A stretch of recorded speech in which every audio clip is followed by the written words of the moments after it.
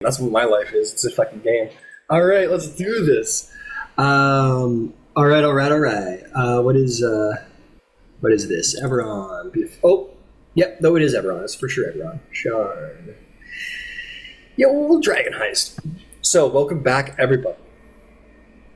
Last session, a couple of things happened worthy of note. First of which is the party infiltrated the Vault of Dragons within the Lantar Crypt, which is the final resting place of Kalen and his father, the counselor who fled Sharn and embezzled the platinum in the first place, contained the secret door into an ancient crypt. And down here, you found the guardian of such gold, a friend of the old counselor, Ozranax. Ozranax appeared to you as a dwarf, who basically said, "Oh, we're going to keep the gold safe, man. But I'm not going to go out and fight for you. But I'll be down here making sure nobody else gets their hands on it." So you went upstairs and confronted every criminal syndicate in Sharn at once. Pretty much. You confronted House Darkanon, you confronted the Boromar clan, and with the help of the Castlelanter crew, were able to wipe through them. It was, surprisingly, the greatest challenge was the hag witch, one of the queens of Droam, who said, the leader of Dask said, it's, you can all leave if you hand it all over. And you guys said, fuck that, and battle proceeded. Unfortunately, her powers of enchantment were great, hard to bear, holding back not only your Castlelanter allies, but even some of you in the heat of combat. In the end, it was decided to get something out of this rather than lose your lives. So she said, I'll take the gold, and in exchange, we will owe you greatly. You'll gain all the benefits that House Dask has to offer. Favor from us will be long time, forever allies, in fact. To which you all said, all right, might as well get out with our lives and something to bear, and, whatever, I guess. And she had Nero alone, bring her into the Vault of Dragons to speak to the Guardian. Upon getting there, she really, really, really liked his staff, and told Nero that the deal between them was off, unless he could get her the staff, or support her at least in getting the staff. In the midst of that, Nero did something that nobody in the world, in Sharn, not Nero's closest family or friends, not the parents that abandoned him in a trash can on the side of the street, not this party, nobody would ever expect Nero to do. He stood his ground, and he took the risky option for the benefit of all. He gave the nod to the dwarf, who emerged in this adult, massive, golden dragon form, and with the great power of its breath weapon, rained flame down upon her two bodyguards and on Sorakatra herself. She survived, but barely, and before she could raise her arm in opposition to do anything, Nero, in again, a bolder move than even that, raised his wand and managed to actually bind her in place, giving Ozranax the opening to deal the final blow, and tore her in half with dragon tooth and flame. And with that, all opposition has been halted. Thanks to Nero, you may all walk away with every gold piece you wish. And the spell on the Castlelanterns surely ended. The final Dask guard was like, yo, I surrender, I'm out of here, bro. And you guys were like, get the fuck out of here. And he's like, okay. And he took off. Sidon Boromar lives. Australfloxen lives. I think there's some immediate speculation that perhaps, as hags are out to do, be like mold that doesn't quite go away. Sorakatra, though dead, may not be entirely dead, but at least not a problem for a while. You kind of have the open free, so we're going to pick up at this point. You guys heard this draconic, just ear-rending, bone-shaking roar from the vault below. And what emerges from beneath, to your surprise, is not Sorokatra pleased with herself, but what you maybe hoped and did not expect at all is Nero with Ozranax, both in good repair, and perhaps bright smiles on their faces. On Ozranax says to the rest of the party, "You should have fucking seen it! I'm fucking blasted that bitch with fire. She's gonna come around and get me. And then Nero, what a fucking champ. Held her in place with his magics. He did just a perfect spell at the perfect time. And now that lady, that wench, she is no problem to all of you. Gold remains secure, lads." And Princess. That Nero? Yeah, surely the bravest and most heroic of your crew. He kind of saved the day at the right time, he did. I'm just leaning up against the wall, smiling at him. Yeah, Katosh will walk up to Nero and he'll like put his hands on Nero's shoulders and he'll just say, "I'm sorry for yelling at you before. This is the Nero that I was waiting to see. It's been in there the whole time. Good job, friend." Yeah, I like to surprise people. Hey, keep doing it. Yeah, and he'll like pat you on the back with his mage hand. I happily accept it. Yeah. Well,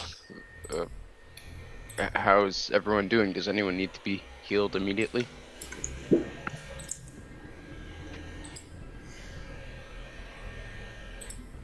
I'm pretty good on health, but I am out of resources.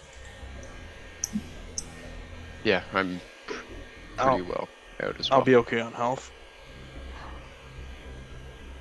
Okay. Then let's look around and see what we can find and get out of here. I can get word out for us. Well, first things first, Ryan, I'm going to search Soulcatcher's body. Oh, search her body? You go to her body and there's not much left other than like flies and like withered like moss and bug. Like she's like disintegrated into like rot and spoil. There's no body to loot. Yeah. You will find, however, there's like maybe 2 items that remain. Oh. Which I need a moment to go get really, really quick. Oh my god. Loading. There we go. Oh my god. Sorry, hang on. Take your time. In the meantime, I'll just say to everyone, if we need, I can try and get a message out. We could make it so we don't have to leave here. We could get someone to come to us to transport. I mean, the Castlelanterns are upstairs. They're people upstairs, you know? Yeah, I suppose you're right. As long as they're able to get all this out of there. Then... I would I'm talking to Kutash, we could use this as leverage, actually. Only we can come down here and get the gold. So, Dokani will only allow us to come down here and get the gold, so, hey, maybe throw us some bags of holding, maybe something like that. That list, keep them and we'll bring up the gold for you. Just to get the... Sorry, not to interrupt. Just to get the information out of the way. There's only one item of relevant note to mention, Nero, there is a single, there's an eye. Amongst all the spoil and rot, there is still her eye, an eye she had on her body, whatever it may have been, a single eye. Its iris is like a bright, bright green. Very probably nice eyes if they were in the socket of somebody. But that is the only thing you see. I wrapped that up in some kind of handkerchief or something. Okay. And you may add to your inventory. What we'll call it here. We'll call it the Eye of Sorokatra. Okay. Custom item, okay. I saw catch. Ozzy says, well, I'm just gonna go back down into my hole now. I feel like a gold bath. Yeah. My work Yeah, here they're is really done. good. They're really good. They're nice. Let me tell you guys, they're pretty good. He gives you a little nod. It was good work, Nero. Good tag. Good doing a little sparring with you, lad. And he heads off. No problem. It feels like anytime, Ozzy, anytime. It's at this point that Cephia, what's his name? Wilton? I'm getting his name, the butler. Wilfred, something? Wilfred, something like that. Wilfred, Cephia, and the remaining cultists come up kind of in a daze, like a little kind of like they're wiping off some mental haze, if you will. And Cephia comes in and goes, "Hey, good job. That was weird. Feeling better? Yeah, I am. I don't know exactly what. I don't know. It seemed like you had it, even when you didn't. Weird. Well, it turns out we did, and that's why he hired us. Well, I didn't hire you, but yeah, good job. Yeah. What can we do to help? Well, and I look to the others. Well, the good news is all the treasure's down there, but it's gonna be a pain in the ass to move. Do you have any of those like bags that like I've seen that can hold a lot of stuff, like bags of carry or something like that? Oh, that's kind of a long route of doing things, don't you think? I mean, if you need it transported, we can make that happen. Okay. He'll look back at just to get his name out there. Oh, go ahead. I've got a vault prepared. Oh, great. Excellent. Well, and then Wilfred Crowley, he says, well, yes, excellent worked. We could easily secure ourselves means of transporting the gold to the Tal'Dorei Bank.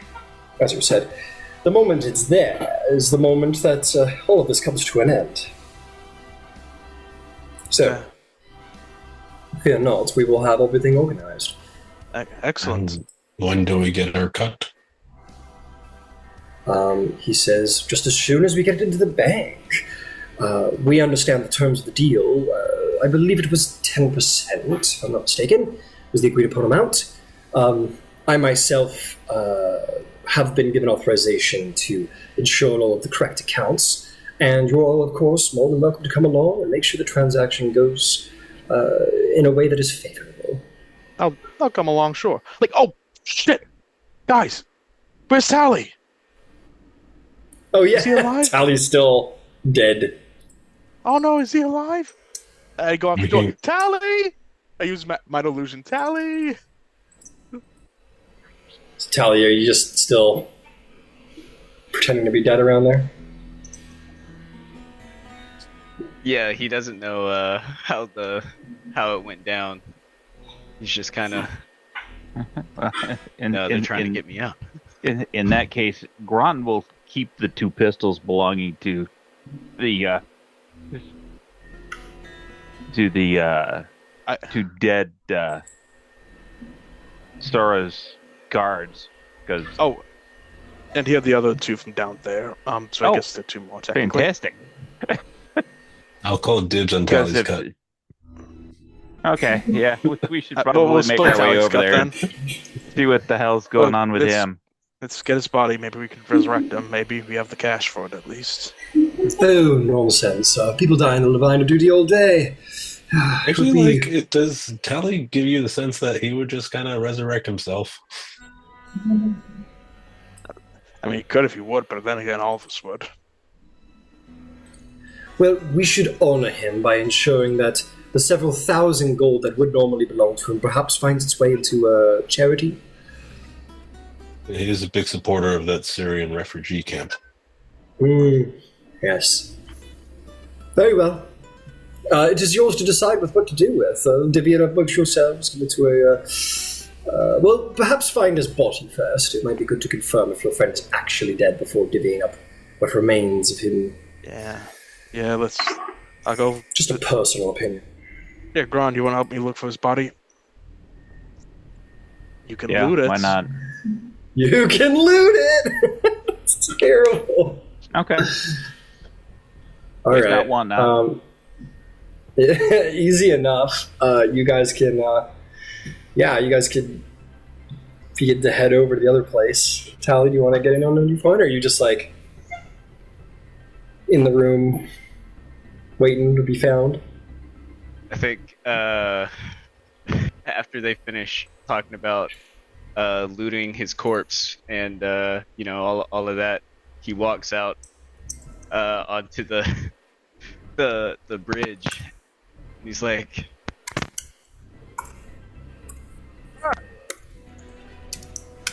well, it's a miracle. Yep. Wait a minute. How do we know you're the real Tally? Not just one of Saddam's goons in disguise. Or the hag in disguise. But by the same token, how do we know that you're the real Nero and not a doppelganger? Oh, very true. I have a way to solve both of these. I have a way to solve both of these issues. I point my pistol and shoot Nero. Oh, wait a minute. Oh, it was him all along. Yeah, it's him. Don't worry, everyone, it was him. It's funny. While we're in this main room, I want to go see the Tarkanan assassins if they're still there. Yeah. They're there. They're really fucking dead. Yeah. Yeah. Speaking of, how's that gonna shake out for you, my friend? They seem to think that you were a member of the family. And yeah, why did they call you brother? Very, very, very sad. Yeah, about the turn of events. And they don't really think that anymore, to be fair. I don't think much of that's anything. That's very true. but there's a question that goes along with that. This is fair, and I am sorry to have been keeping more secrets, and especially to you, Princess Selena, because you made a point of not wanting any more secrets between us, but hopefully you can understand. And I pull down some of my, I don't know, clothing, armor, leather, whatever, to show the aberrant dragon mark on my chest. It's like, this thing kind of brands me as hated in several circles in the city. And the less people that knew about it, the better. Yeah, good idea. Keep it secrets. Yeah. Your secret I know a is thing or safe two with about us. being hated. I know a thing or two about being hated in the city. It can ruin stuff. So don't. So really, do not hide that thing if your life depended on it. Yeah. That probably does. Fuck your truth. But I also made inroads with them because there were times over the past couple of weeks where we really needed any help we can get, and I was trying to get any piece of power and help and gear I could get. So, If it's any consolation, I knew as well. I apologize. I was just trying to help Darwin out. All right. Yes. Was it Kutasha or Benrig? Both. Oh, Ben. Okay. But the good news is that to anyone still alive in House Tarkanan, I am still part of the family. So Yeah, not bad. we can still use that if we want. But from this point forward, I will leave that as a group decision. Well, I think most importantly, we need to get paid. And then Yes. once we get paid, we can figure out what the hell else is going to go on. But Yeah. I'm thinking it would be good to figure out some way to get word out that this shit is done. So perhaps they'll go back to doing something other than hunt us. We'll get it in the newspaper. Yeah. How about we stop at the newspaper right after we stop at the bank? Yes. Well, maybe right now we need to get the money in the bank, and I suppose money we could in the explore bank is. Amen, brother. Tally, did you find anything interesting in the other room? Well, I thought there would be a guardian of sorts. Something was guarded. I'll tell you that much. But yeah, no, nothing. Adamantine trapdoor, probably a gimmick. Yeah. So you only pressed it once, right? Yeah. Of course. Sorry. You know. Was it Katash? Was it you that I heard screaming no? Talenta, please? No? Yeah, I believe so. In between me crying from Sidon, yes, and falling off of the rope. Oh, you pulls out his shredded hands from the Ooh! Oh, yeah. See, when you go down a rope, Oh! you have to like lock your feet over the other in like a. Never mind. I'll show you that later. In regards to Tarkanan, though, now that Smile is dealt with, I have a feeling that House Tarkanan is going to be a very different house. Smile was... Yeah, I mean, with Simile gone, we're gonna have to just wait and see what happens. Yeah, I mean, I'll be able to go back in there and, like, get a read for people, but, I mean, I don't expect everything to be hunky-dory. Have you ever de-radicalized a radicalized group? Doesn't happen overnight. Axe head. They're no longer radicalized. Answer that question. Crawley's like, what was that? Something about axes and de-radicalization? Who we de-radicalized? Long story, Crowley. Oh, by the way, those are those giant urns we found over that way, and maybe we could carry some of the gold out in them. It is of no matter. I assure you the Castlelanterns are more than capable of transporting sizable sums of gold. Safely. Hey, while you're probably tell Oz. While you're at it, and Gron will knock on the big metal door here. I want one of these. He looks at the door. By all means, I'm not going to stop you. We're just here we're just here to assist you in the protection and disposal of any, shall we say, unpleasant guests as achieved, and for the transportation of the gold to the bank safely. Belwarn perks the fuck up when Gron says that, and starts looking at like the masonry around it to see if it's possible. It'll take a while. It will not happen overnight, but it will. It's definitely possible. But we'll have the money to pay people to do it for us. Well, more importantly, I'm thinking we can trade the information that it exists and where and how to get at it.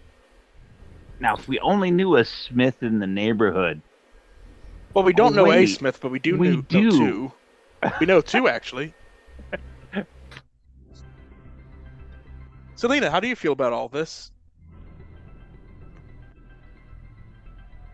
I'm excited to save the children. Yeah, at least the kids will be safe. Let's get the children saved. First step on the choo-choo train. I'm more than happy to cut to that. If you guys want to do a little... Oh, go ahead. No, I was just going to say, in the meantime, I just wanted to look and see if Smile had any, like, notes or anything on them. Notes? Or are they just naked, like their character model suggests? No, they're not. No, they're not naked. They have equipment. I don't think they have any notes on them that are like, yeah, definitely no notes. There might be like one that's like, oh, actually, no, there wouldn't be. Grocery list? No. Yeah, no. I think you would find some vials of poison. You find standard assassin toolkit, grapple hook, rope, short sword, heavy crossbow, bolts, studded leather armor. I'll give you a dope weapon though. What kind of crossbow? I was going to say, I'll call everyone over and I'll just start handing out the respective stuff. So I'll give Tali the assassin's kit, I'll give Gron the poison. Alright. So, yeah, some of these guys are not interesting, some of these guys are very interesting. Yeah. Let me just see what kind they're of a more gear. important Yeah. person. No, it's all good. I'm trying to... They have anything that would definitely be theirs? Do they have anything that would be theirs? Well, I'm just trying to... If I were to try to fabricate a story where Smiles found me and sacrificed their life and gave me this and told me that to tell you that Sedan did this, and here's the proof. I will tell you what. Let's go one thing at a time because I am but one man. So, starting, let's divvy out what Smile has on them, and that would be, let's see here, 4, 7. That's going to be, come on, brain. It's going to be 111 gold pieces. Katosh will grab that. Excellent. Alright, here's the fun part. Let me roll a D100 to see what kind of cool shit they got. Ooh, very good. Very good, dude. Oh, that's cool, but... Yeah, a simile. Not very them, actually. That's kind of them. We can do better.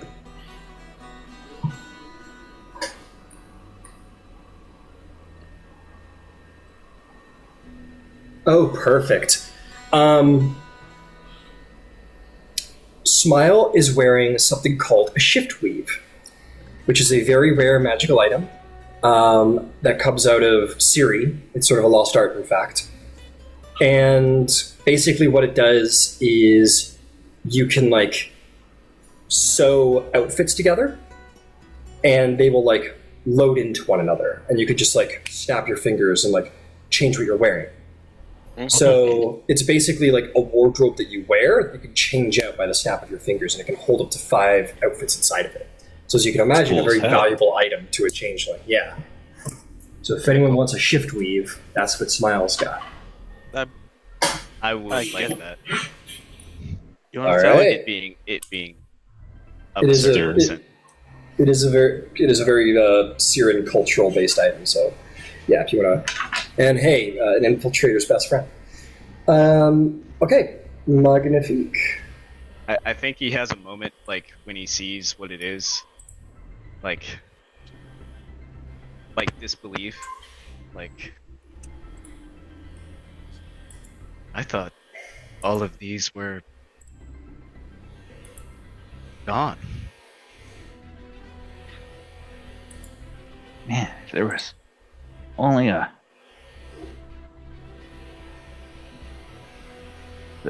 an artificer left who knew how to make it.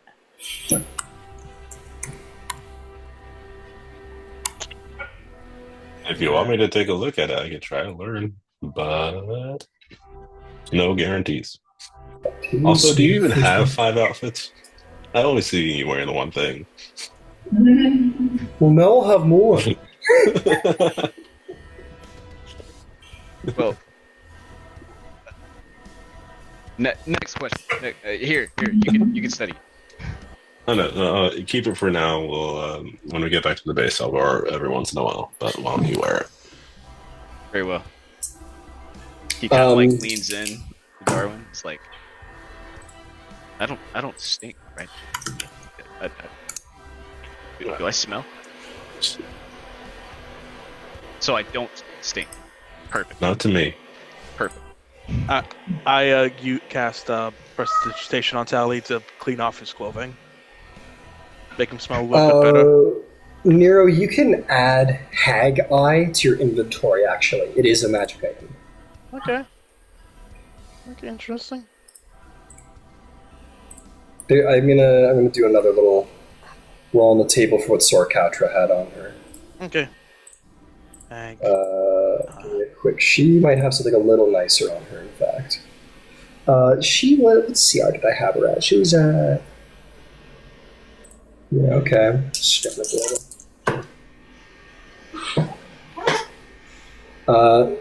She also had. That's kind of fitting. She might have that on her. You also find this vial amongst her stuff, and it has beads of this cloudy gray oil form on the outside of its container and then quickly evaporate. Essentially, you would find out that this is known as the oil of etherealness. Okay. Which you may add to your inventory as well. Just for your sake, Gron, there are 3 vials of a injury-based poison that does 66 poison damage on contact. On injury, of course. Okay.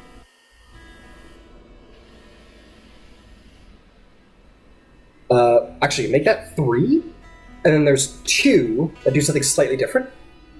The other 2 are 5d6 and poison until the start of your next turn. No saving throw. Do the poison condition. Okay. Not bad.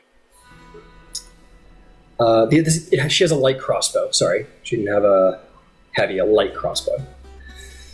Okay, those are the big names that got taken out around here. The rest are definitely smaller cheese, which we could go through. Yeah. I mean, I'm fine just kind of summing it up into one big blob if that's simpler for you, but perhaps the only other thing I would want to do here is explore any rooms that we didn't see, but leaving it up to everybody. Yeah, there's only one room that you guys haven't explored yet, and that would be this guy over here. And I'll tell you a little about that. Let's see here. Vault features. This would be V6. Fuck off. No, I'm not trying to use you. All right, we're almost there. Here we go. This would be an adamantine door to this room. Oh, actually, never mind. Very hard to get through. Does anyone have these tools? Yes. Yeah. Yes. Give it a shot, whoever wants to. Each of you can make an attempt at it. Okay. What kind of roll would it be? Yeah, would that just be sleight of hand? Sleight of hand at advantage if you're proficient.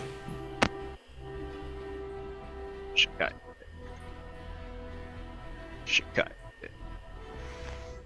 Ooh, I did not roll well. Can I give Darwin guidance? Mm-hmm. Do have inspiration. But how much do I add, Katash? 1d4. Nothing crazy, but it's for free. Yeah. I with guidance, I got 12. 12. Who else? I will burn a inspiration. Alright. Oh! 27. Wow. That's the sound whenever Tally actually unlocks a door.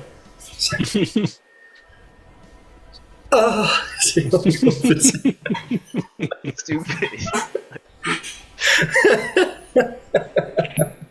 Just the tick, you can't help it.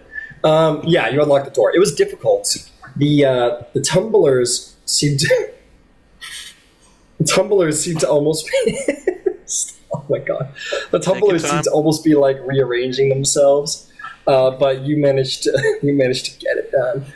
And as you get inside, oh boy.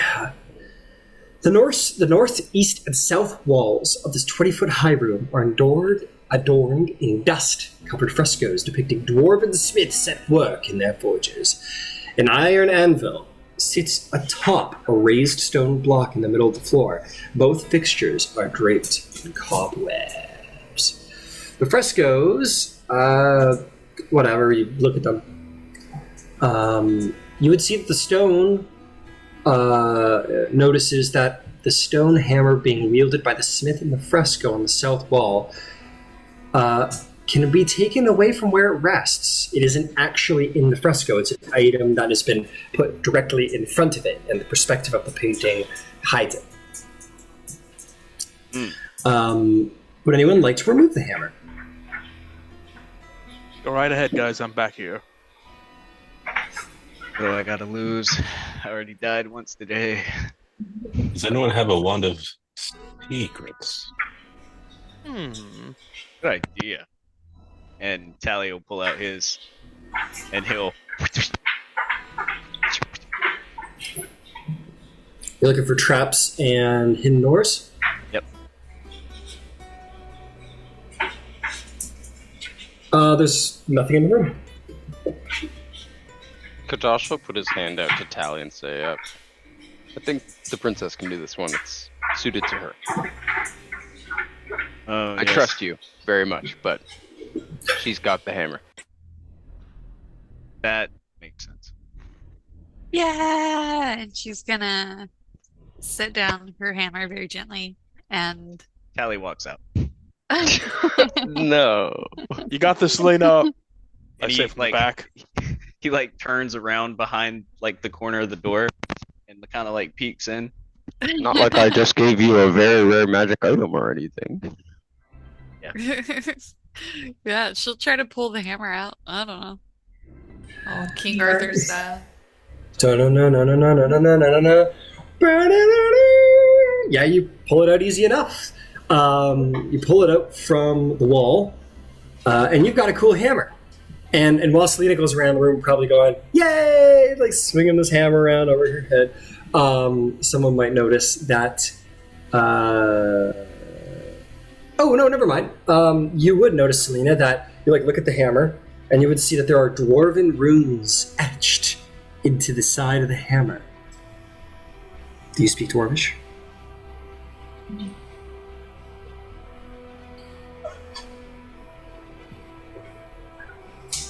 Anybody speak Dwarven?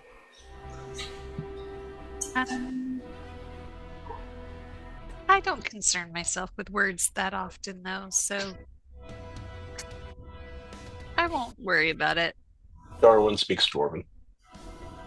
Well, cool. Well, Selena, you could just disregard it and enjoy your cool new hammer if you want.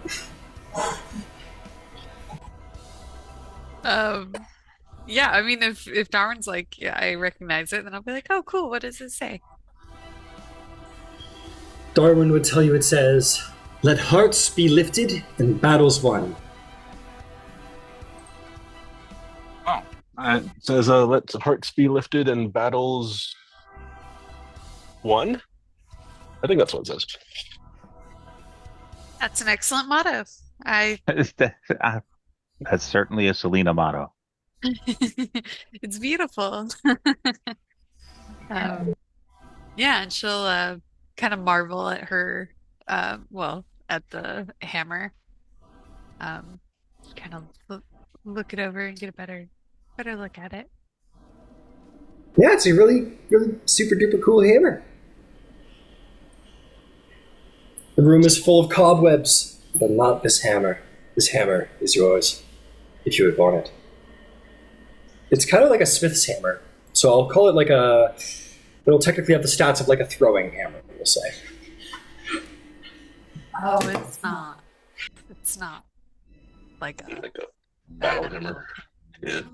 Can I? No, the fresco was depicting a man like using a hammer as like a smith's hammer. I think like a massive war hammer isn't quite the match. I'm sorry. I'll tell you what. We'll see if the dice like you today. How's that? I'll take it out of my hands. Roll me any even-sided dice. If it's even, it's a cool dwarven warhammer. If it's odds, it's like a little smaller. Well, it's probably massive for her. Odds. Okay, we're gonna say that it's a really cool throwing hammer. But Selena, I mean, you've been fucking around with javelins. Now you've got a cool hammer that you can throw. Yeah, it's fine. She'll pick up Peacebringer again. I'm sorry. I cheated on you. It was just for a moment. It's very cool.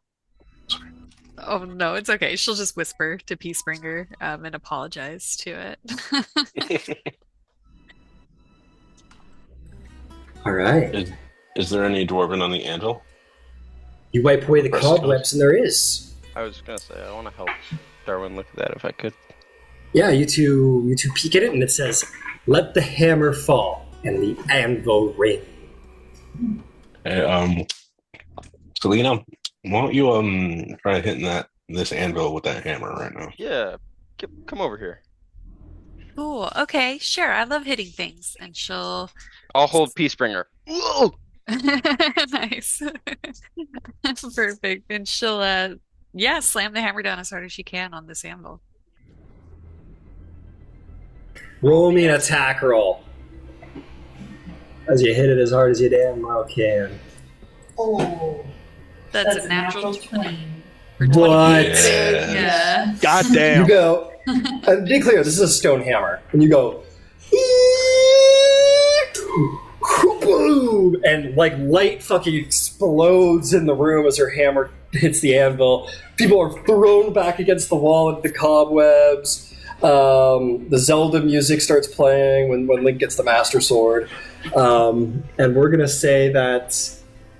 we're going to say that... Selena Dewdrop, your hammer has transformed. Your little stone hammer. Your little stone hammer has turned into something much nicer, much more exceptional. The hammer seems to have turned from stone to adamantine. Oh. You now wield, and sure, it has become a warhammer. You now wield an adamantine warhammer capable of smashing through even the most solid stone. It is an indestructible dwarven hammer. Wow. She'll hold it. That was pretty cool. Sorry in a full stage whisper, Gron is going to say, and she's only going to cheat on you again. It was like, sign those divorce papers. Yeah. I don't know. Peacebringer, what does it take to dual wield 2 hammers? You are in 2014, right? Yeah. If you took the 2014 dual wielder feat, you could technically dual wield warhammers as a fucking fairy. But do they have the two-handed condition? No, it's a versatile weapon. It's a versatile weapon. Technically, they're not considered heavy or two-handed, so... Yeah. You gotta get the feat that gets away the dual-wielding description of it needs to have the light property. And then you should which is the dual wielder feat. Yeah. If you take the dual wielder feat, you could technically dual wield 2 warhammers. 8th level. level 8, level 8. That would be pretty sick. Little baby doing more. Yeah. Ding, ding, ding, ding. Ryan, what have you done?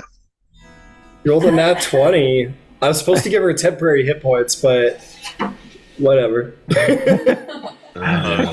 That's fun. Actually, better. I see it as, little tiny fairy doing fairy dances, but with the two hammers at the end and just flailing just around and around and around. Yeah, just the Jack and Daxter like spin kick and like Banjo Kazooie, whatever fucking spinny attacks.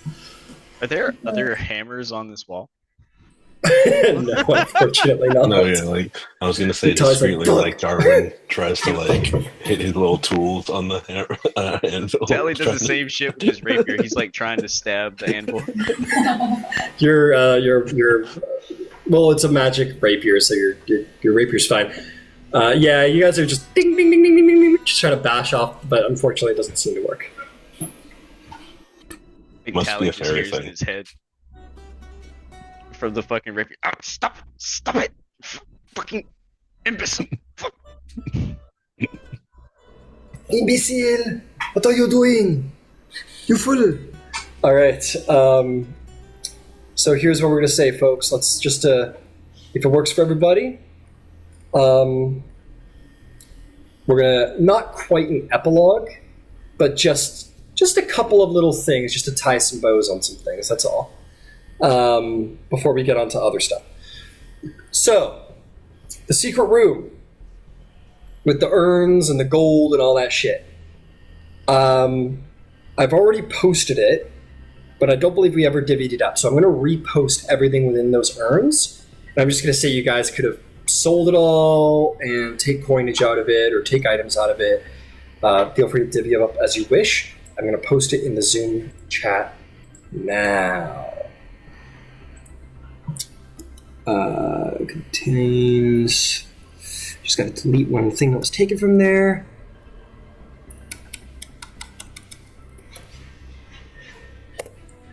Okay, those are what was within the urns. The Dark Six cultists will be more than happy to help you move everything.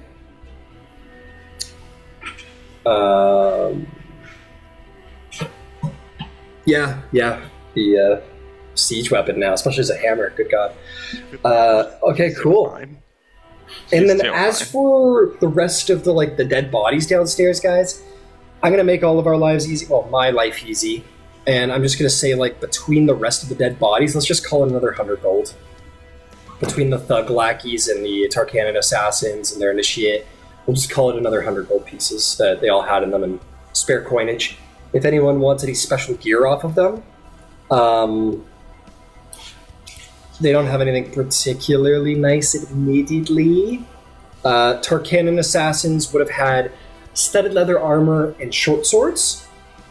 The initiate would have just had leather armor and maybe a dagger, and that's it. I guess How we can much take does that up. Yeah, how much does that studded leather go for resale value? 45, I believe, so halved to 22.5, I believe. You can look it out.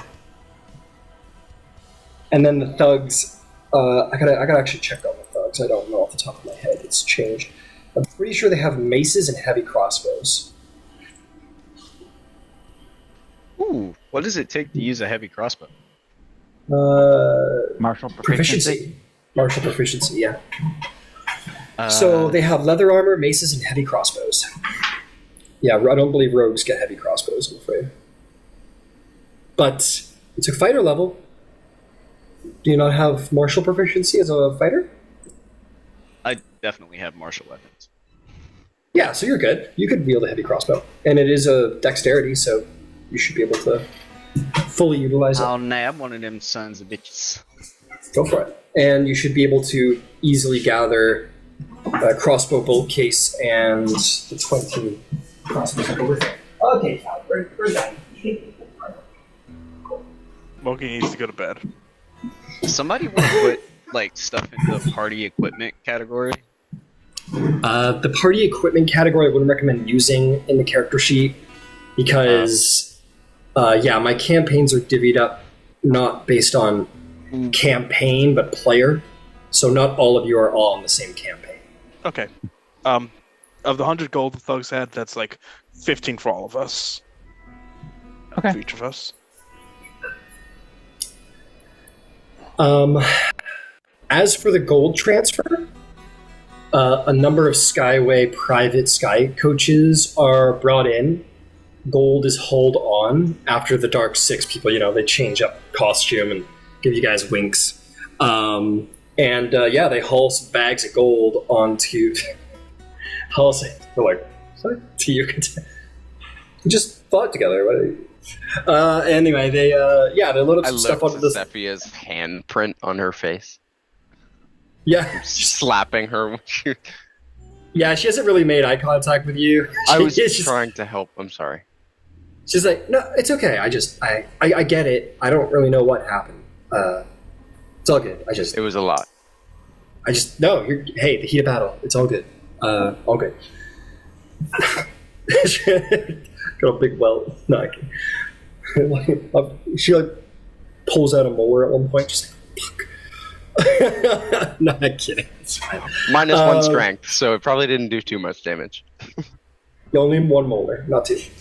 No, I just gave you shit. So they haul everything on. You guys are loaded up onto the sky coaches along with the rest of the Castlelanter fellows. They travel all the way to Upper Central. And Crowley, with all of you there to hear, would say, we would like to make a significant donation to the Castlelanter Bank. Here are the Castellanter, and starts handing over the same devices that you got, Gron. So it says, these are the keys to the Castellanter vault. My name is on the accounts. This should be 500,000 platinum. And they're all like, the banker's like, oh, right away, Mr. Crowley. He says, and I would like 50,000 of those gold pieces, 10%, transferred into a private account, which is in my associate's name over here. I will allow you to work out the details between you.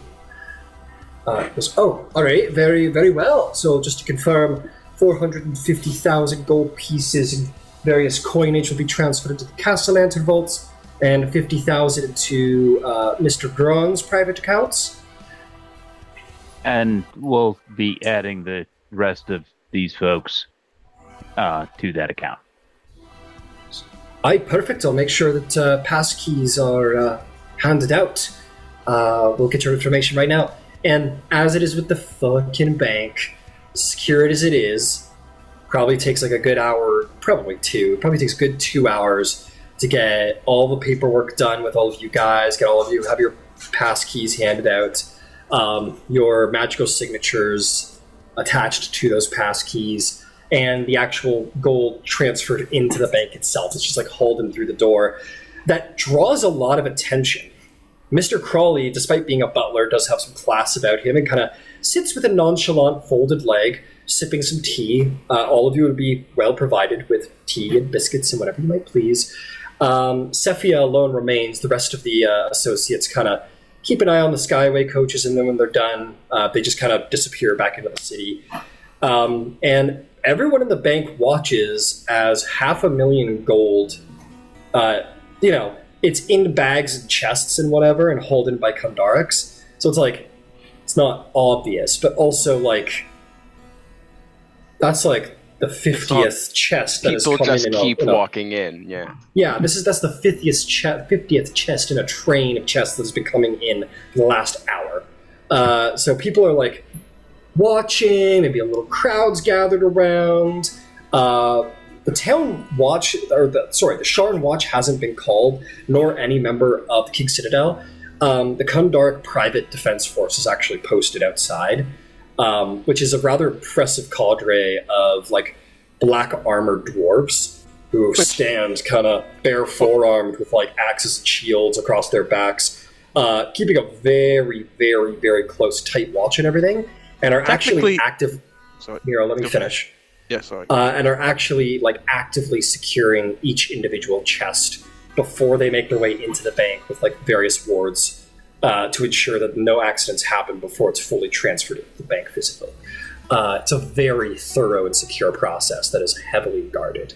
Disgustingly powerful observers. Yes. Sitting there. Absolutely. All right, sorry, Nero. Go ahead. Technically, who are not officially associated with House Kandaric, because that would technically violate the Treaty of the Cloth Edicts and blah blah blah blah blah. Sure. Sorry, that's other Eberron game. Sorry. No worries. But anyway, after about 2 hours, the Kandaric banker you're working with says, "Well, congratulations to your associates of the Castlelanterns, and congratulations to you, Aurora Concordant. All of the funds have been accurately tracked. Platinum Watch, sorry, wrong campaign. And congratulations to you, Platinum Watch. I can confirm that all of your pass keys have been authenticated, and your funds have been physically transferred into their vaults, safe and sound. They are secure. Is there anything else the House of Kandaric can do for you today?" I think we're good for the moment. I'll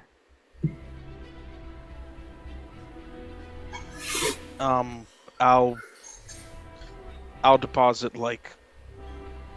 You know what? Yeah, never mind. I'm good right now. Very well, sirs. And madam, princess, excuse me, as I'm seeing here. Very well. Have yourselves a lovely day. And Kandaric is happy to be of service. And with that, you guys can all depart into the streets. Mr. Crawley is going to say, well, congratulations on the additional funds you have gained. I have no doubt that the Lord and Lady Castlelantar will reach out to you very, very soon. And may I say, between us, this little train of funds was witnessed by quite a few people. Word will spread very quickly that, if not already after the incident down below, that this whole debacle over the missing gold is finally at its end. I suspect you should have minimal interest from the syndicates and no shortage of either respect or private ire. But the Castlelanterns... but have yourselves a lovely day. As I said, the Castlelanterns will be in contact soon. Oh, and one last thing. And I hand him back the Castellanter stuffed unicorn from the kid. Yes. Yes. The young miss would be most happy to have Pom Pom returned. Thank you very much. Thanks a lot, Pom Pom. Pom Pom goes, "You got it!" Holy shit, it talks! Of course, only the best for the Castellanter children. Really? Sorry, we're going to actually need that back. No. He takes it. He's like, finally, we can be alone, Mr. Crawley and Pom Pom. But with that, you guys, congratulations. What do you guys want to do now? Your money is secured. The gang war should wind down. Yeah, you want to go home and sleep? Actually, I want to go home and talk to the Smiths. Very fair. I'm just going to close the door because my cat's all involved. There. Okay. Yeah, you guys can head back. Head home. You guys, maybe if it's only been like 2, maybe 3 days since you've been back to the station, but I imagine it's probably felt like a fucking lifetime. But in the course of the bank transfer, a familiar sky coach comes around, and you hear from the back, "Oh, how we doing today? What the hell are you all doing here? You ready to get going home? I was told to come find you." A sight for sore eyes. Actually, and just a question for the party. Nero, didn't you have some people watching the rest? Yeah. Is that a threat at all? Shouldn't be. We're still paying them. I paid them. Cash is king. Understood. Sorry, just had that thought. Yeah, you guys fly back. Guys, well, get yourselves on here. It's good to see you all again. And Dover will fly you down, and after a short 15-minute sky coach ride, Can he can he spin around the block? goes, whatever you say, Mr. Tally. And he will, he'll take you guys on a little like around Central, and you can kind of fly around Central and kind of look down from the sky and enjoy the sights. I so good. When we fly kind of past Platinum's Rest, what does the Platinum's Rest look like? Does it look like a little too quiet, a little deserted, On fire? big ass cannon fire holes in the walls? Nothing like that. From the sky, everything looks to be in order. No cannon holes, no smoke, no flame, no damage, no unusual traffic. Place looks as it's always looked. Alright. That should be enough. Can we have flu for 1 hour? Just a short rest. Yeah, of course. Hey, I work for you, fellas. And he'll just kind of like fly around the city, and then the credits start rolling as like you guys are on the sky coach. It's all the Final Fantasy, like all the characters hanging out at the end, the wind in their hair. It's like having these extra long medium shots of like each character, and then it travels over, just them hanging out. Victory, the sun's going down. And then you start smashing the start button to get through the fucking credits. Yeah, basically, It's exactly like Aaron, the end of exactly. Ocean's 11. Yeah, exactly. Or You guys GTA are all when like, you complete a heist. yeah, you're just like on the boat, like just chilling there. Yeah, you haven't done it. And after about an hour, a short rest is had. He's like, "Are you everything going all right? You Better not than quite you could ready to ever get home imagine. there, eh, fellas? Better than you could ever imagine. You say so, fellas. All right, we've arrived." Sky coach touches down on the landing pad, and step off. Feeling generous? I give oh crap, what's his name again? Dover Lyranda. Come Dover- on, I've been flying you all Dover- over this Dover fucking Dilla, city. Dover de Lyrandor. I tip No, him just 32. Lyranda. I ain't got no mark. I'm just a violet. I give Dover 32 copper pieces. It's Wow. You basically hand him pennies, like a bag of pennies. okay, He goes, fine. Like That's three gold that's great. and 3 Nero. gold pieces. Hey, there, now we're talking. Okay, thank you very much. He just turned up his nose at a year's salary, Nero, and you rewarded him. I'm so look. I get A year's we'll be using salary, them a lot 15 more. copper? That's not even a day's worth of work, man. In change, in chart. You ever see those videos where like the petty people like go to the bank to like do their taxes and it's wheelbarrows of pennies? Yeah. That's yeah. Sorry about that. I mean, it's not that bad, but it's funny. We'll be your customers for a very long time. Because I get a feeling, yeah, it's going to be a long and prosperous relationship. Anyway, enjoy being home, fellas.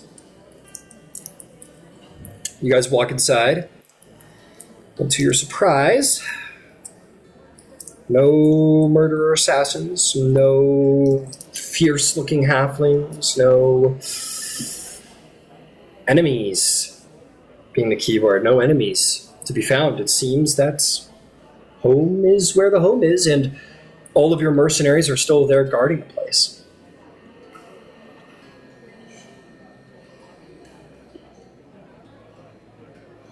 Oh, shit. How long has it been since we've been paid for? Just now. Yeah, long just enough. now. Just now. 2 minutes ago. 2 minutes ago. No, shit. Well, fuck. I guess You guys, I can throw a battle at you guys. You guys, No. if you're disappointed, I'm down to. No. We're good. I'm down to plan out, or I'm also down to roleplay. I guess the preferred thing would be to roleplay planning out, but I don't know if people are in the mood for that. So I'll just roleplay this.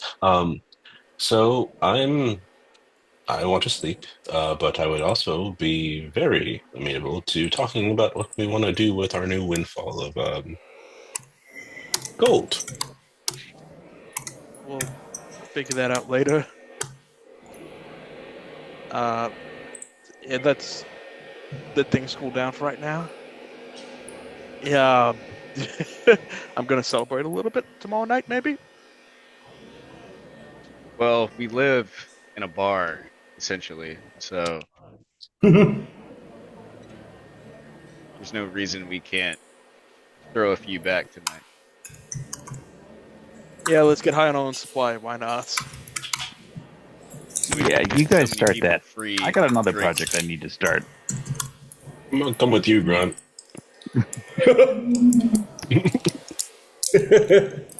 Well, keep up. I ain't done with you yet, son.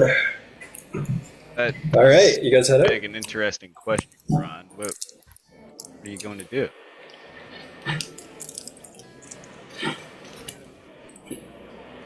You need any If help? those doors were what I think they were, I want to go talk to the Smiths and make the arrangement to get that harvested.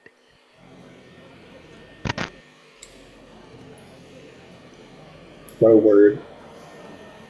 You thinking about putting them outside the platinum dress?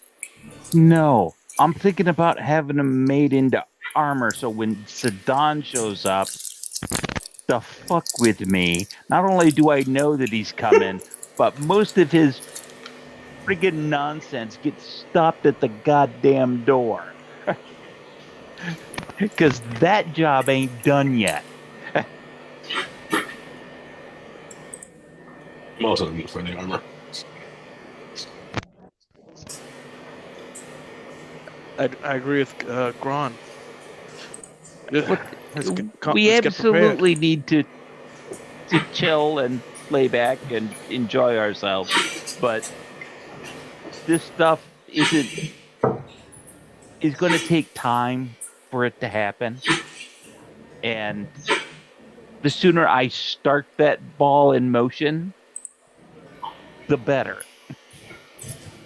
I like that. I like that. All right. Well, just because we don't have the money on us right now, Gron, that doesn't necessarily mean that we're out of harm's way. So, I'm aware. That's why it's all local. You know, act global, shop local. Mm-hmm. Some investments. Nero says investments like he has any idea what an investment is. It's a word people throw around when they want to make more money. Exactly. Yeah, you go to business, you talk investments, and yeah, they give you money, something like that. Give them money, they give you more money over time, something like You that. should go to the Kandaric Bank and say you want to invest. They probably actually go well, honestly. Now that I think of it. Yeah, maybe that's a good idea. Who knows?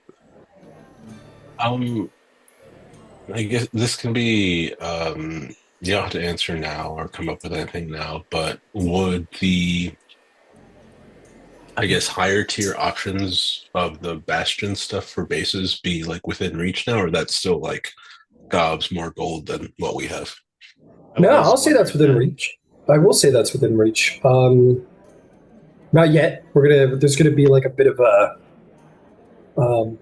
a time jump, a little epilogue, if you will. And during that time, yeah, you guys may make your Bastion options between the week options. But yeah, well, we can review that in time. Cool. So I want to play out the rest of today. So let's do that. Gron and Darwin, sounds like you guys have a little misadventure to go on. Yep. Yeah, you make your way down. To the Steam and Steel, I believe is the name of it.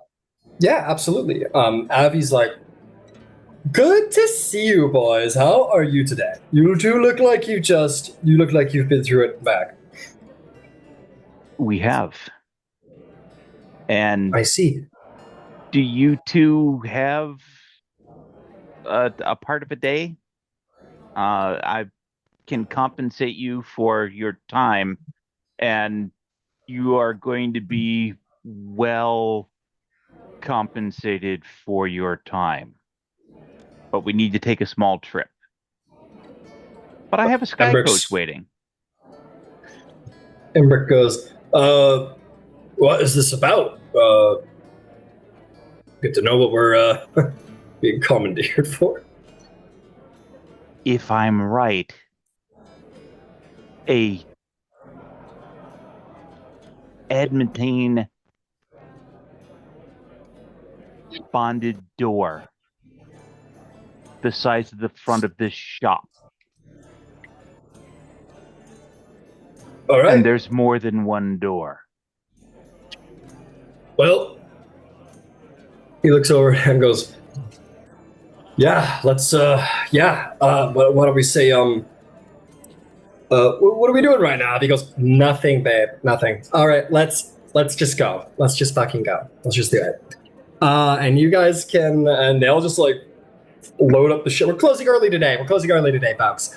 And someone's like, oh, but you said you get my horseshoes done today. He's like, we're closing for today. All right, come back tomorrow. And whoever was waiting on the horseshoes, I will hand them 10 gold. Go find someone else to make your horseshoes. Okay. Yes, sir. Walks down. Horseshoes. I'm buying a whole horse. And he's gonna walk away. You two, you can hop on a little. Dover says, "Oh, I got some guests. All right." And you guys get got on it, and fast forward to. Why are we going to the graveyard? This is a little. We're not grave robbing right now. And then eventually you get down there, and you got these big old doors. And Embrick is like, "Oh yeah, that's in there. Yeah, that's in there. Wow, that's nice. That's really nice." Would you say it's worth digging out or breaking out there? Oh, maybe not the front doors. It feels a little unkind to the Lantar crypt here.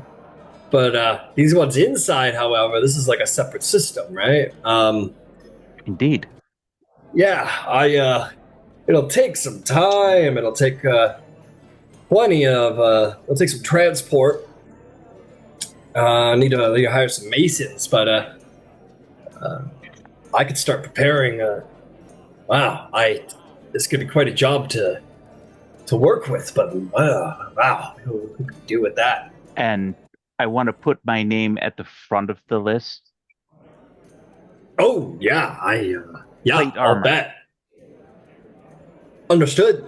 Dink, dink, dink. Yeah, he's like looking at the. It's gonna take a minute extracting this heavy ass door. That's perfectly understood. All right, I'll see what I could do. You'll see a shield too. Well, I'll tell you what. It's gonna take a while to get even one of these doors dislodged from the wall, but it's doable. Give me it's gonna take a couple months probably. These things were built to last. But get the right masons down here, chip it away, transport, and melting down solid adamantium. I mean, the heat required is crazy. I'd probably have to install some new material inside of my forge, but it can be done. Give me a couple of months, but I can get you what I can make it work. Shield and a suit of plate armor, and then we take the rest. Absolutely. All right. Yeah. I'd like access to some of the material as well for my own purposes. Like how much? Not, I would say the equivalent of a suit of armor. Make a performance check. You guys are, you know, starting to dip into their. Yeah, you're negotiating. You're negotiating. 12. 12.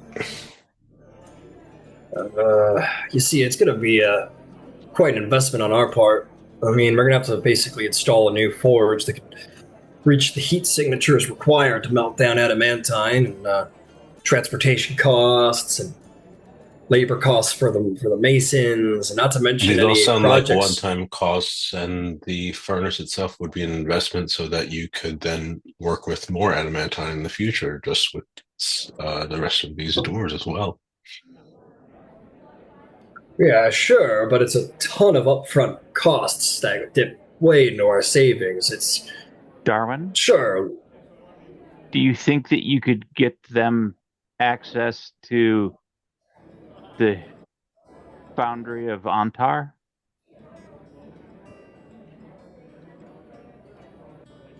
I actually don't know if I know what that is.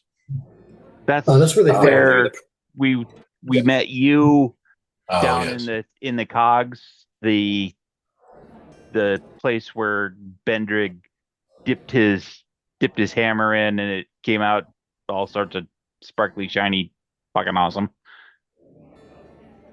I don't think the priest there would be very appreciative, and I don't think he's the biggest fan of me. He was always closest to Benrig. Huh. Besides, I can't. I'm only a man. I can't survive in the cogs for too long. It's a lot of heat. Well. But I could provide. What if we were to provide some investment ourselves? Or, as this would just be for me, I could provide investment. Tell you what. Let's do it this way. You found it. We're putting forth the front. We're fronting the money for it. Why don't we say you could have the adamantine suit. We'll make you a suit of armor, or not for a suit of armor like you want. But we'll charge you for it. That seems fair. I'm down for that. All right, then that works fine. Enough adamantine to create an actual suit of armor. Let me do my book here for a moment.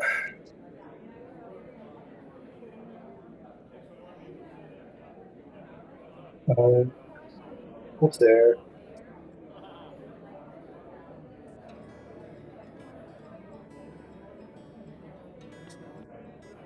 All right. Well, we're generally on the same page. Let's get this adamantine extracted. We'll deal with prices on the way. But it seems like we got a pretty firm deal. Everything, we get the salvage, we upfront the cost for a new forge, transportation, masons. Give it a couple months. We'll make you your suit of armor. We'll make you your shield, and your materials. We'll just charge you for it, and we'll call it a secondary exchange. Tired of me. All right. You'll slap your hand in agreement and shake your hands, both of you. Says, well, all right, leave it to us. We know some people at the Masons Guilds, and we'll get this thing extracted. Pleasure. Can we give you a lift back? I really appreciate that. Thank you. Yeah, you guys take up the lift back. And it'll take a couple of months because these things are not built to easily be taken down or melted down or anything of the like. But nonetheless, it will be done eventually. Cool. Well, Gron and Darwin spend the rest of the day kind of resolving that with Smiths. Is there anything the four of you would like to do in the immediate aftermath?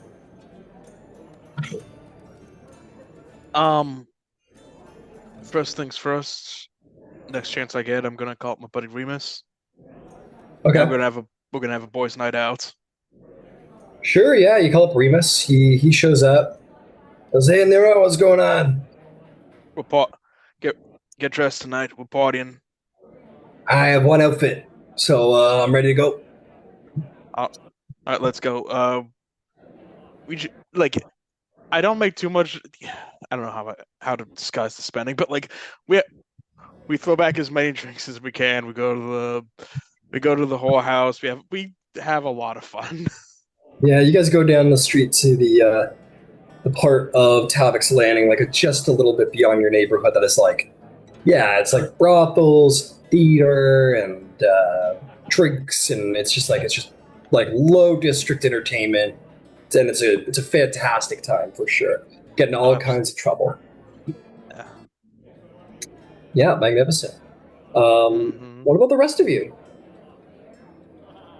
I did have one thing, but it's like a message, and then it might take some time.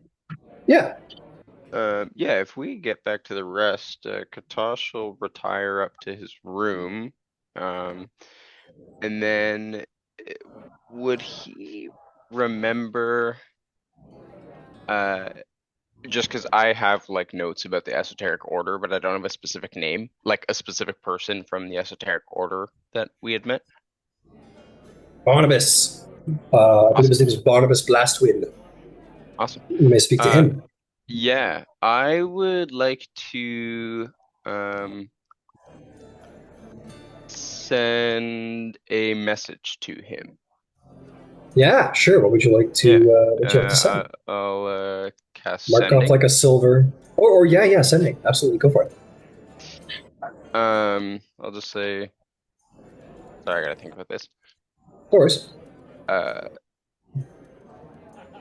This is Katosh, new member of Platinum Watch. I would like to purchase magical wares from your order. May you meet at the rest. I think that's under 25 still. Yeah, you're good. He'll say, good to hear from you. I'll be sure to send someone around. And so he will. Yeah, and I'll end my message with a thank you to him. But yeah. No problem, he will. And people will be sent in maybe like a day or two. Yeah, no worries at all. And then I'll just go to bed because I'm tired as hell.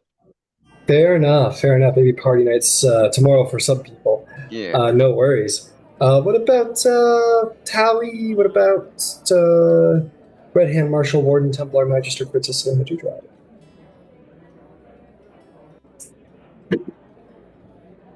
I don't really have anything, so probably go to bed. Just another day in the life for Selena Dewdrop. We found some money, whatever that is. Yeah, that's cool. Yeah, you get some sleep, no problem. What about Tally?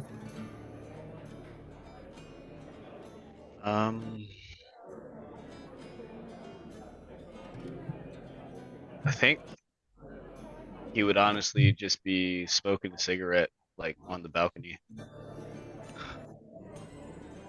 just looking out over the city. Fair enough. A certain direction. The quiet is never so quiet anymore. There's always a little, seemingly like the right edge of hearing words can be found in the quiet. Words that are like listening to words underwater. You're just beyond the ability to understand entirely, but almost the tone, general understanding can be found. And you hear the voices of the lost, the voices of the fallen, the voices of the forgotten. And beyond the mountain range that you look directly at, many, many hundreds of miles away, lies where these voices fell. You look for a place of despair, and the spirits of despair is what you will find around you.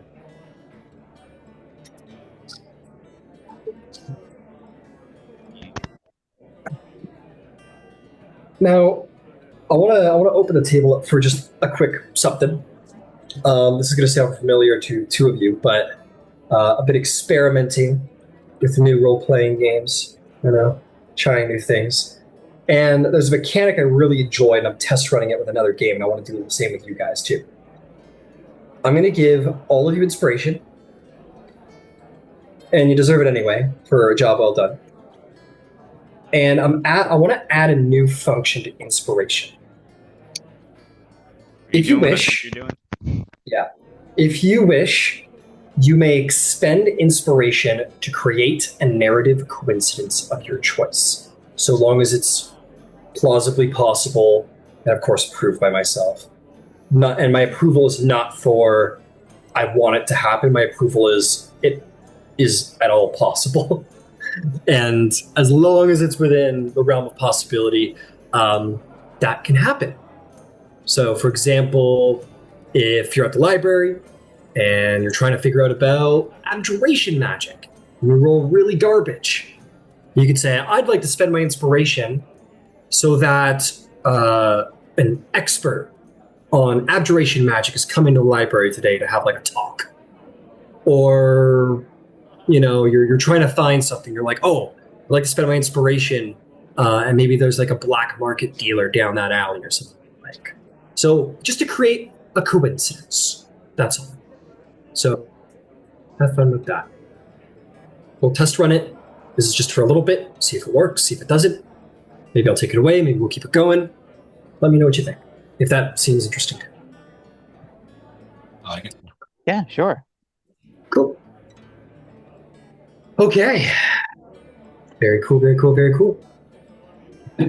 Everybody. One last thing. Yep. I'm sorry, one last thing. No, you're good. You're good. Like I would stop by a tattoo shop. Okay, very nice. Because I will get imprinted on my the top of my right hand a symbol of a platinum eye. That's cool. That's cool. Dope.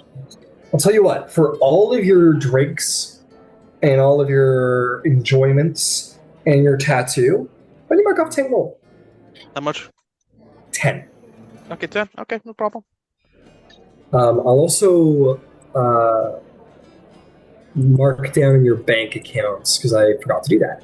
50K into Ron's, or I'll say party vault is 50K. Is there anything else that was put in the bank? It was just the 50K, if I'm not mistaken. It's just the 50K, yeah. We divvied out the other as cash on hand. Magnificent. Okay. And since Nero did the math onto it, all I did is I just took that 50K. Nero said it was like 8,333. I just changed the key fob value to that,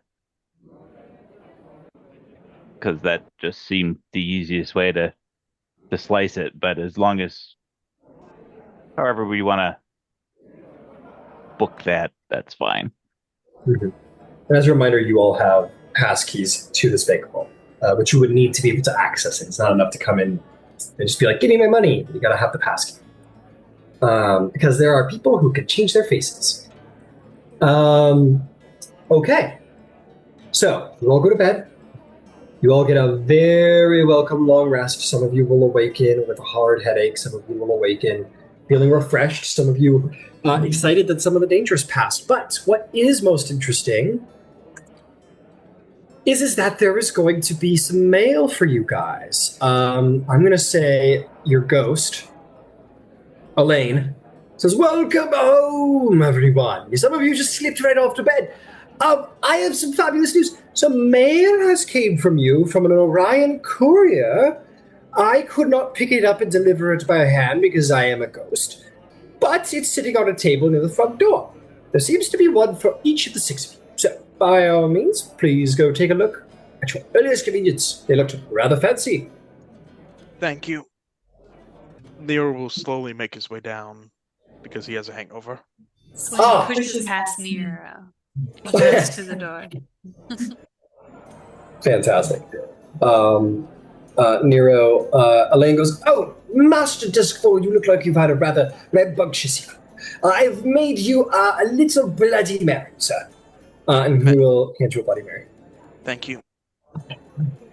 Selena, you fly through the hallways, zip over to the little side table by the elevator door, and you will find 6 very fancy envelopes. And in very beautiful cursive is wrote, "You are welcome." And like with a ... And you want to open up yours? There's a name addressed to each of you. Yeah. You open up yours. You pull up this card, and on the front it says ...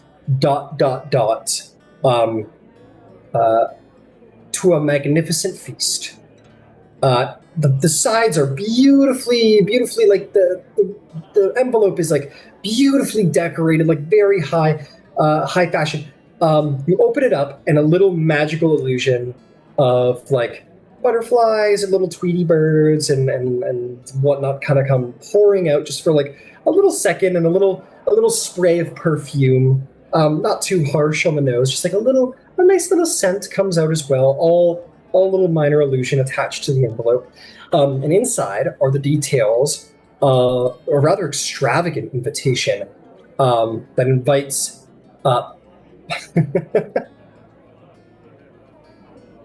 Red Hand Marshal, Warden Templar, Magister Princess Selena Dewdrop of the Aurora Concordant is most welcome. Platinum Watch. To fucking Platinum Watch, thank you, Nira. God damn it! Is most welcome to. Hang on. Oh. I want to be very official about it.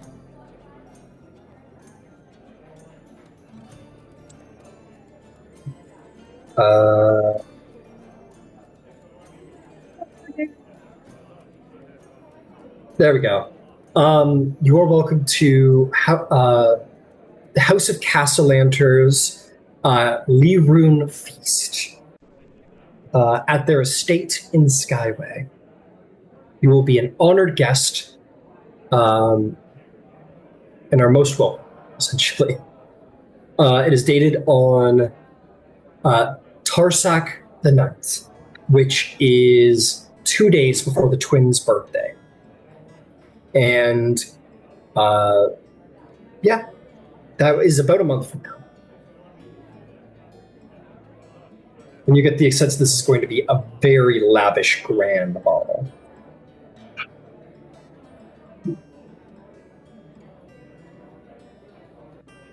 Well, fuck me, I gotta get dressed for it. And there is one indeed for each of you. Saying like, Talenta Jones, honored guest, you are most welcome. Katash, Budar, you are invited to House Castlelanterns Lyroon Feast on the 9th of... I got the month wrong. It's not called Tarsaka. That's the wrong calendar, but whatever. You are all 4 invited into about a month from now, this magnificent feast at Skyway, and you will be guests of honor.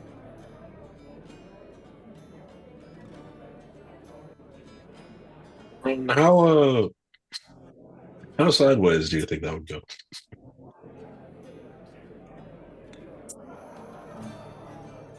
Should we not be around, or is it okay if we're around? To walk.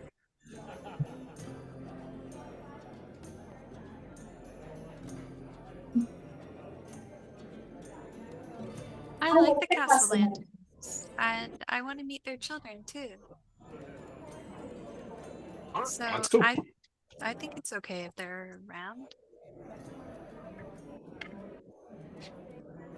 Let's do it then. It's a whole month away though. I don't like waiting. And she'll like toss her invitation over her shoulder.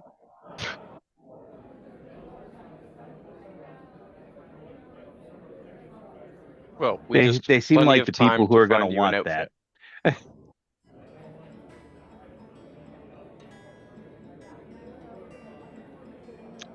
Yeah, I'll just like catch her invitation with the mage hand, tuck it into my bag.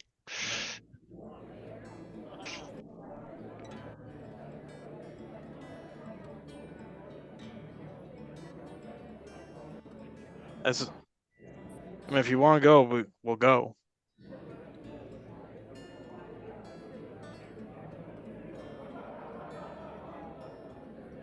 Great, I'm looking forward to it then. But that's a whole month away. What are we gonna do now? I mean, we have a business to run, I guess. Boring. Well, there is still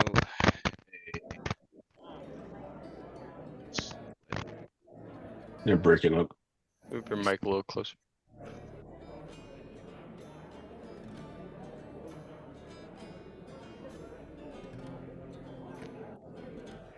there is an assassin on the loose, allegedly.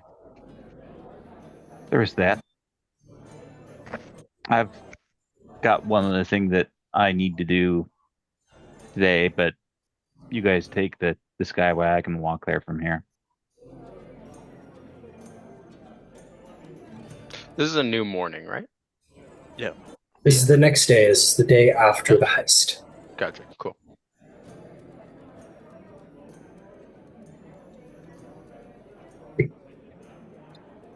Okay, so essentially, I'm going to give you guys a month to, have a little downtime, decide what you want to do with yourselves before the grand feast is held. You have golds, so maybe some of you want to go magic item hunting, some of you might want to go just fucking party your ass off, some of you want to I don't know. It's entirely up to you what you all want to do. But you guys, I'm going to give you guys a month to figure yourselves out. You guys should be... Oh, and you know what? I'll give you a level. I mean, we're mid-session, but fuck it. 6th level? Yeah, 6th level. We're already 6th level. Yeah. Yeah, you Tally's did that not at the end sixth of last level. session. Are we on? Okay, cool. Either my computer isn't showing. Yeah, make sure everybody's at 6th level. Cool, beautiful. Yeah.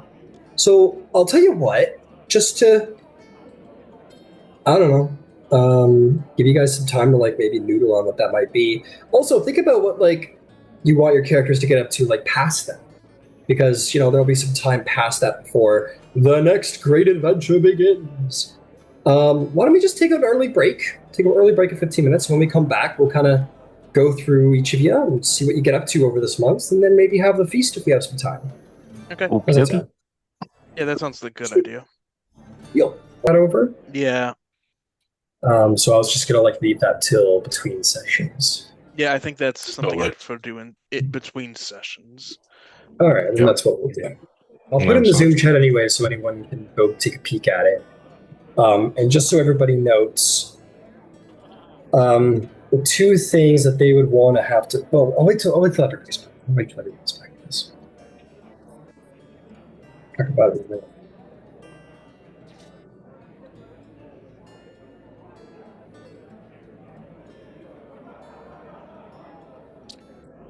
Gosh, how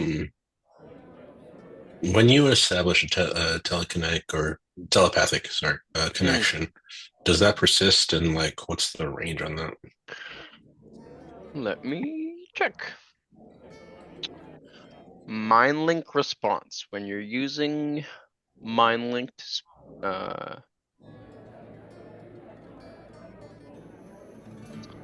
when you're using mind link to speak telepathically to a creature, you use your action to give that creature the ability to speak telepathically with you for 1 hour or until you end it. To use this ability, the creature must be able to see you and be within 60 feet for me. It's 10 times your level, so I can do it within 60 feet of me. And then so I can't talk to you from inside a building. Unfortunately, no. I'd have to come in with you. And I am just as shitty at lying as you are. Right? You all are super eloquent. I just want you to know. Bastards are a great idea, but we'll sort those out between sessions because it's kind of a bit of content to go through. But but to make it all very easy, I've posted a link in the Zoom chat. I'd only have 2 things to ask of the party, or of each individual party member, which you could send me later, decide upon later. The first of which is, where would you like your bastion to be had? Because nothing in the book says that you all have to be attached together. You could all live in different parts of Sharn. It's okay. The second, so would you like to be by yourself in Lower Dura? Would you like to be by yourself or connected to a friend over somewhere else? Or would you like to all be in one place together in Tal'Dorei Landing? Like, basically rebuild your place. So basically decide where you want your bastion, if you want your bastion attached to anybody. The second is that there are a list of special facilities.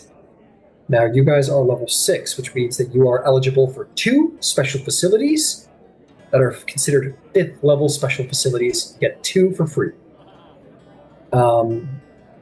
So just look through the basic facility and special facility section. I'm more than happy to help out anybody. If you want it to be simple, I can build it for you. If you want to get complicated and you really want to have your own idea about your own aesthetic and pay some money out to make it exactly how you like it, you can do that too.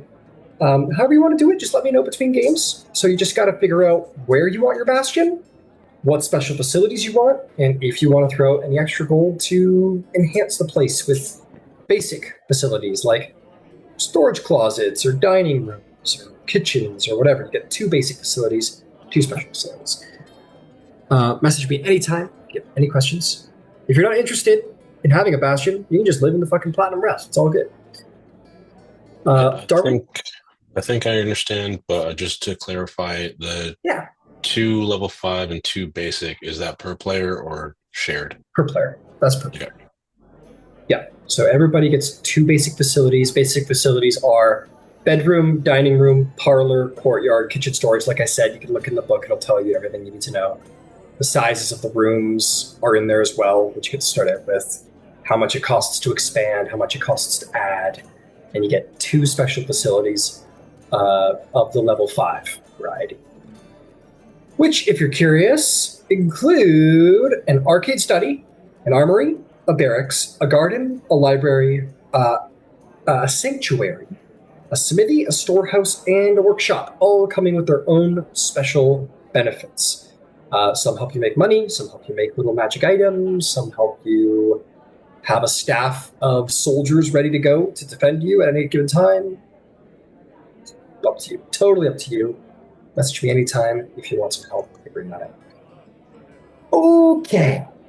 Gron is correct. There will be a spreadsheet in your future, Ryan. I believe it. I believe it. I believe it. Okay. Now, you guys have about a month before things take off. Before the next feast. You can do whatever you want. I do have a couple of little minor events as word begins to spread about the gold you've acquired. But you guys may decide what it is you want to do with your time now that you're all so successful and rich.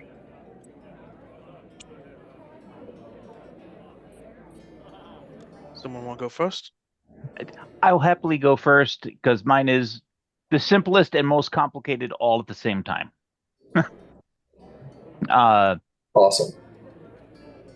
Gron will start with a trip to the Church of the Silver Flame. Beautiful. Where he will have the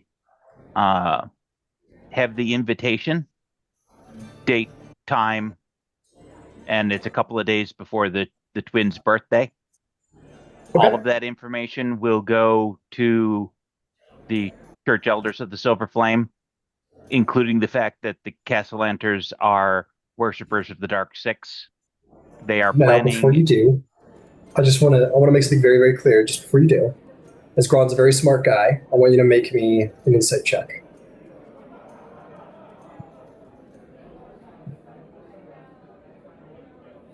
Ten.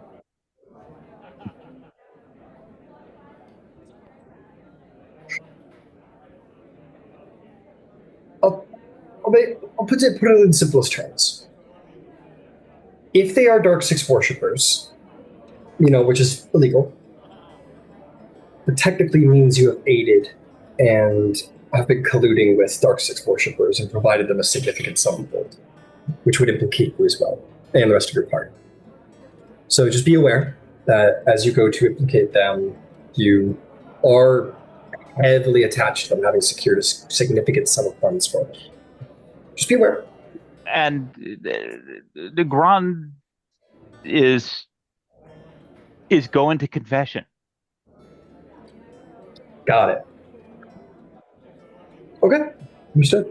And he will lay out the why, the wherefore, the how to, okay. the entire thing. Do you implicate your allies as well? Absolutely not. Okay. All right, if you're sure. I am absolutely sure.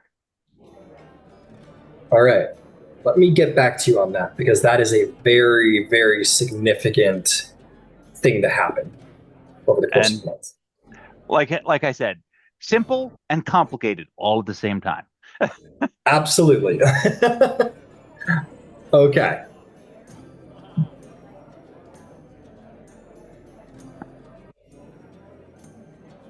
I'll deal with this in my own time. But we're going to swap around to somebody else. Well, actually, we're going to swap over to something else entirely. We'll say while Gron's out, maybe up early the next morning. For the rest of the 5 of you, let's see here. Oh my god.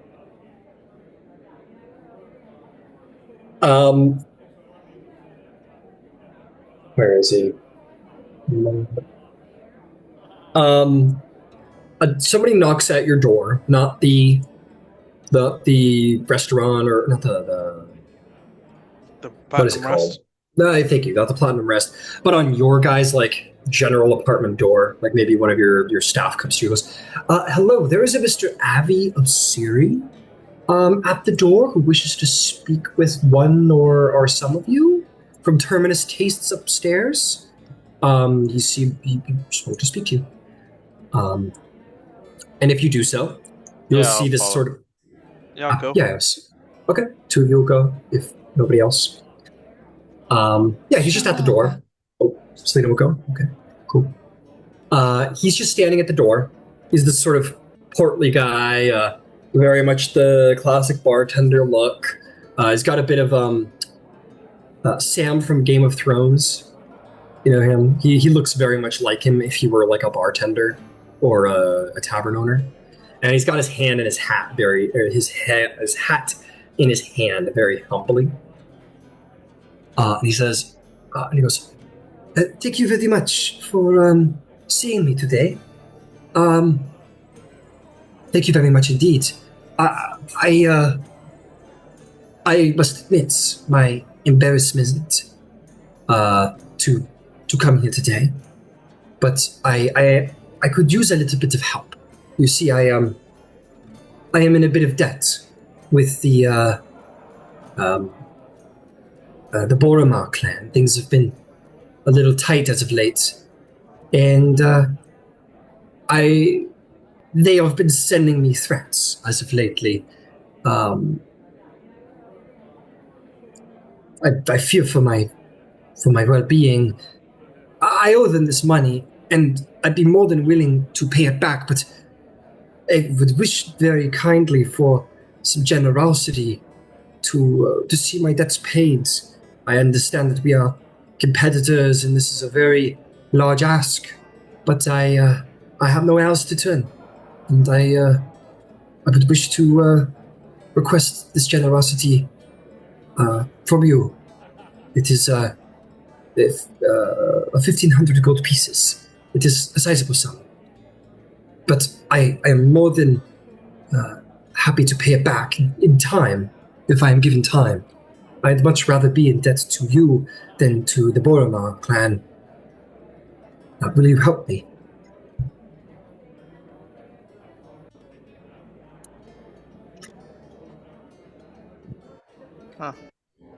Ryan, how much do we know about this guy, like, before he came with us? Like, I know he's a neighbor and competitor, but, like, how much have we known about him? I mean, you've never been in there. Doesn't sound like Nero. He runs this much smaller tavern and inn upstairs. It is licensed by House Galanda, as is yours. Much more modest than what you do. Can I just make an insight check on it? Yeah. Just as he's talking, yeah. Is it 15? 15. Let's see here. Passive insight of 17. Yeah. So if that helps. Sorry, what was the flat roll or the active roll was a 15. 15? Yeah. Yeah. You get this, like, you don't get that into debt without making some stupid decisions. So he loaned money from the Boromar clan, which is a fucking dumb thing to do. Yeah, so he's already in a pretty shitty spot there. He's in a shitty spot and he put himself there. And, like, now he's coming to you, hat in hand. Like, you're sure he's probably been like, those Platinum Watch bastards. I know they, right? Like the competitor, right? Talking shit about the guys next door. He probably thinks he's completely innocent. Is very obviously preying on your generosity or hoping upon your generosity. Like, he's not an evil dude. He's a stupid dude who's asking for you to dig him out of his own hole. Yeah. I'll just ask him. So, say you do pay off this debt, are you confident that Boromar will not come asking more? They won't demand a tithe of business? I can't imagine why. If the debt was paid, I don't see why they would come after me again. I'll certainly be done with dealing with them. Paid it, you may become a target. Oh, I see. Well, you have my assurance. I would never speak of this transaction. If this generosity was paid, it would be closest kept secrets. I would never betray such a trust.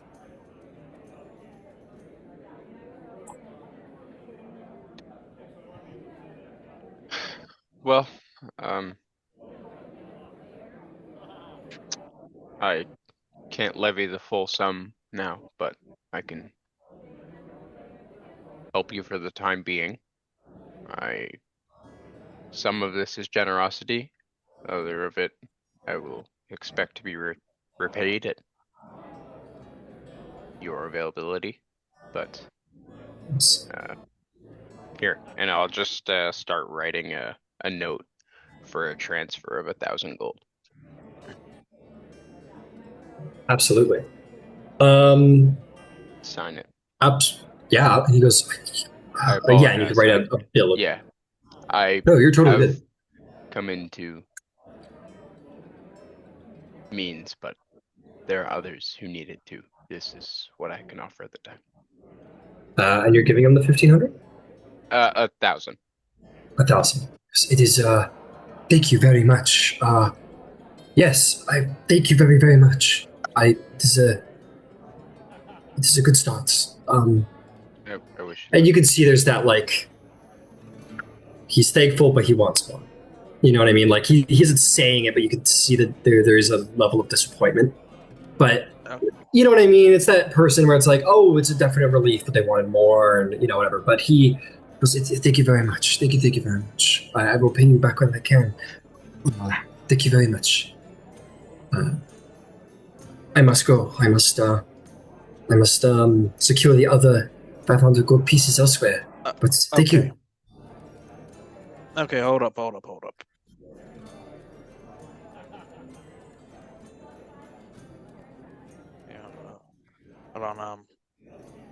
How much do you need again? I need 1,500. He said, yeah, and he's going to say, he says, well, Mr. Brudar provided 1,000, so I only need 500 more. Let me check. 500 you need? Yes. Okay, I want 700 back, and I'll also offer him 500. Thank you very much. Yes, I will gladly pay that. That you're both too kind. Thank you. And before the end of the year, I will do all I can. Yes, thank you very much.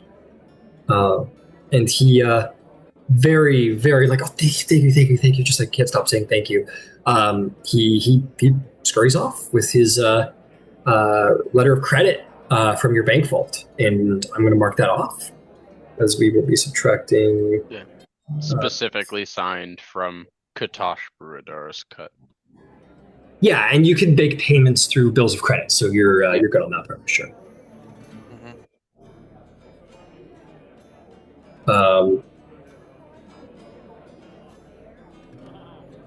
Excellent. Said.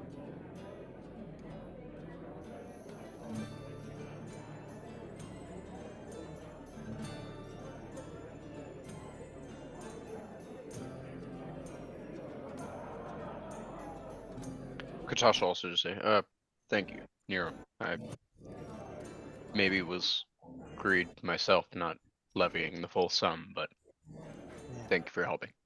At least we get 700, at least get 200 back in profit before the year's up. But hey, this is called investing, right? I would say that is investing, Nero. Great job. Okay. Moving up in the world.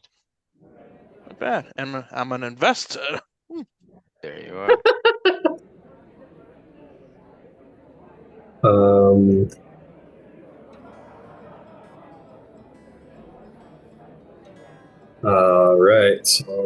All right.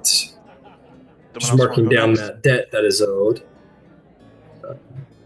Owed to party from adversary.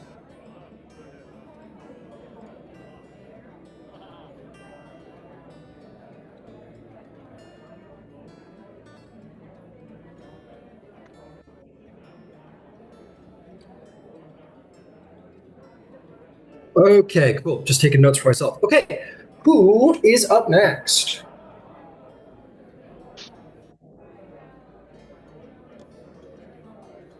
Go for it. Yeah, whoever wants to take it away. All right. I will first get a sack from behind the bar, some kind of bag, and infuse it into a bag of holding. Okay. Then I am going to try and contact, or I should be able to go back to where I know the Tarcannons are, yeah? Yeah, you could head back to their base if you want. Yeah, I'd like to check in with the Artificer and our shared project. Are you skeevy son of a bitch? Absolutely. With the blood of House Tarcannon still fresh upon your metal hands. I took a bath. Okay, deal. Yeah, you head back to the House Tarcannon lair, and you are going to go find that guy who has a name that I am getting. A memorable one, even. Oh, one that I will maybe forget again. Let's see. Where did we find him? He was over in... okay, there he is. Okay. Juggling here, you know. Here we go. You go find Thorvin. Thorvin Twinbeard. And he goes, Darwin, welcome back! Welcome back, my friend. Welcome back. It is good that you are here, my lad. It's good that you're here. Would you like? Should we do the work together that we talked about? I've procured everything. Blueprints, I think, are just about ready. We just take a couple of days together, and maybe we might be able to complete this project of mine, or ours. Sounds great. All right, let's Don't get to even work. need to leave the lab. Absolutely, brother. All right, let's get to it. I'll tell you what. Make me a Tinker's Tools check. Let's call it a what's skill? Probably Arcana. Arcana at advantage because you're proficient. All right.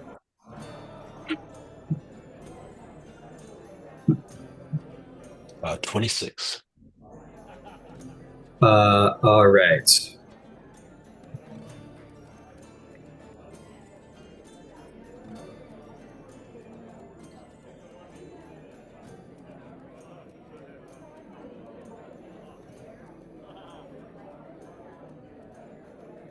Sorry.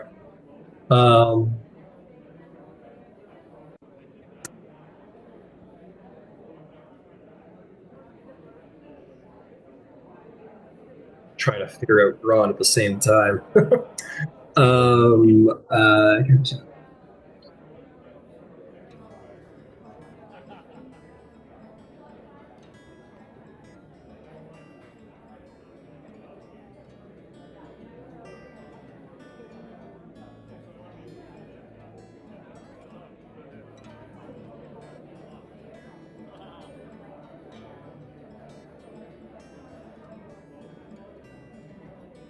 Okay, sorry. What'd you get? 26. All right, you guys were building like a it was essentially like a mech pack, right? Yep. Yeah. Okay. Between the two of you, you work together, and basically using this technology that transmits latent, dragon marked power into this like chassis battery to create like power, essentially. And after a while, he manages to strap it onto. It's a prototype, so he straps it onto like a suit, like a breastplate, right? And then you infuse it into your body, and you try it on. This will probably take we'll say it takes like a week to figure it all out. But in the end, you put it on, and he's like, oh, "Give it a shot." You've been blown up at least twice now. He goes, this time we definitely figured out the wild magic surges. Absolutely. Give it a go. And you transfer your, basically what would be your first level spell slot out of the mark. Transfer it into the pack. And that latent magic does get stored into the power pack. And he goes, astonishing, truly astonishing, incredible. It worked. Now let's try something. And he'll connect like something, because the idea is that basically it creates raw power to power a secondary something. So I will say he says he basically screws in like a wand into like the top of your battery pack, and he goes, well, go on, give it a whirl. Yeah. And we'll say it's like a wand of like whatever, like a wand of silence or something like that. That's out of charges. Yeah, or sunlight or something like that. Yeah, and it turns on, transferring the power from the pack into the wand. And he goes, Eureka!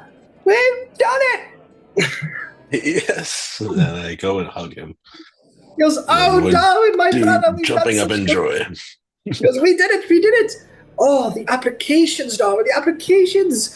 It so far now can only hold one spell, but I mean, it's easy enough to expand it to hold multiple charges to a degree. If you give me some time with it, or if you want to come back yourself, we could easily get it fixed up so that it can hold up to 3 charges. and then we can figure out the fun part, which is what accessories or mechanisms we wish to attach to it. Heck yeah. Fuck yeah. Fuck yeah! And I'll tell you what. This is an item I need to build behind the scenes for you in the homebrew. But me and you can message, and maybe you tell me like what your. We'll tell me this right here. Is there any like initial ideas of things you would wish to have like powered by this little battery pack of yours? I mean, right now, I was just planning on having it as like a flavor thing, so that like I would coil it and it would power my like arcane firearm or something, and that's like the justification of the empowerment. But if you're allowing something extra, you could do that if you want your start to be like it can supplement. Like it could be basically like a spell slot storing device. That could be a great first step. Yeah. Okay. Yeah. I'll take like an extra spell slot and I can like cast. Okay. Yeah. Yeah. Right now it's just like this little thing that sits on your back. Like it's not huge, but he can like start to expand it so it's like a proper. And then we can continue to expand on it, like what kind of accessories you want to attach to it and power it. Yeah. Cool. Awesome. But yeah, Thank you so work much. on that together. But for now, easy enough. We'll say that he attaches like this arcane coil to like your arm, like off of your back, like on your forearm, and like actually connects into your Warforged arm like tube, or like a basically like an ammo slot or like an electric wire or something. And yeah, it can like charge up your arcane gun that does all of your magic spells, and will basically function as a supplement for your magical assaults. I want to share my notes on the runes that I took from the Wizard's Tower, especially the magnetic spell that like picked up the armor, because I feel that might help with building stronger containment vessels and stuff like that. Having some like magnetic, I don't know. Yeah. I see. You want to attach a magnetic mechanism to your back. I was more thinking about as like you know how in a fusion reactor we use powerful magnetic fields to keep the plasma from hitting the actual walls. I was trying to think of like using that of using magnetic powered principles from this rune, applying it for eventually expanding the like battery.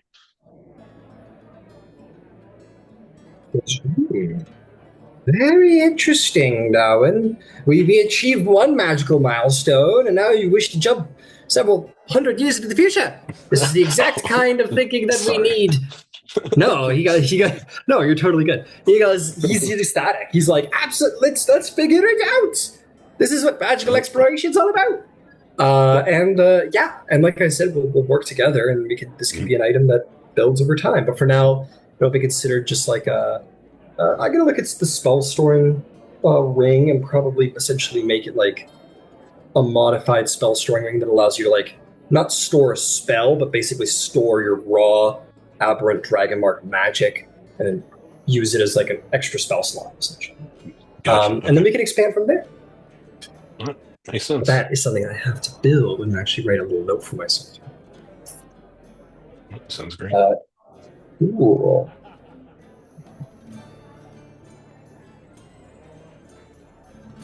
Cool. Is there anything else that Darwin would like to get up to this month? I believe that was mainly it. All right, beautiful. So we'll say that takes about the month to like figure that out and get the arcane coil adjusted and all of that. Fantastic, magnificent. Okay, the next little event that is coming your way from me to you is the following.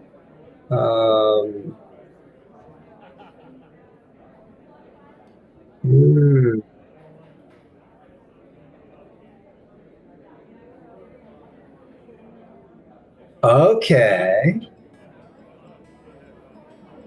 Actually, this one's for you, Nero. Very specific. Oh boy.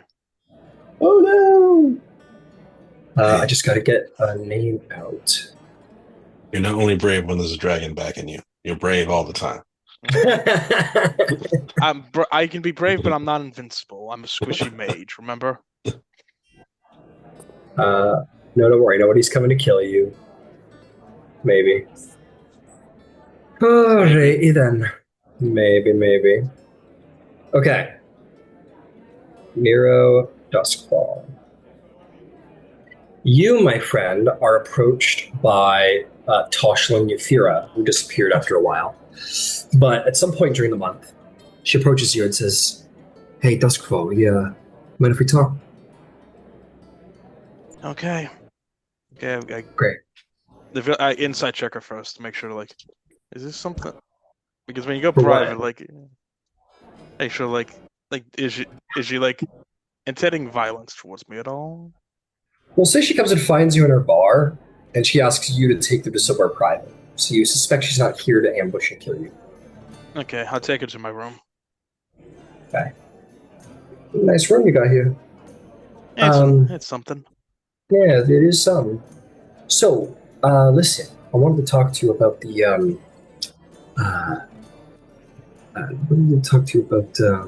my crew, the guys within Boromar, High Raptors.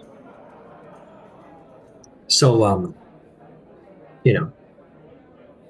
things haven't been going so great, Sidon Boromar's been shoring up.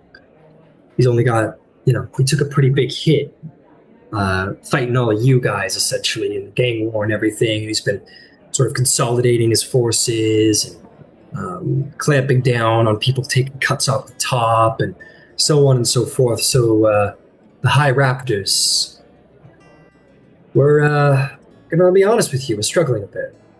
We're trying to find a good angle to get him out, but we can't do it alone. I know you came into all that money, right? Listen, you want the fight to get Boromar off the throne to keep going? Could use some support. Recent allocations, legal issues. I'll be honest, Nero, we could use 5K.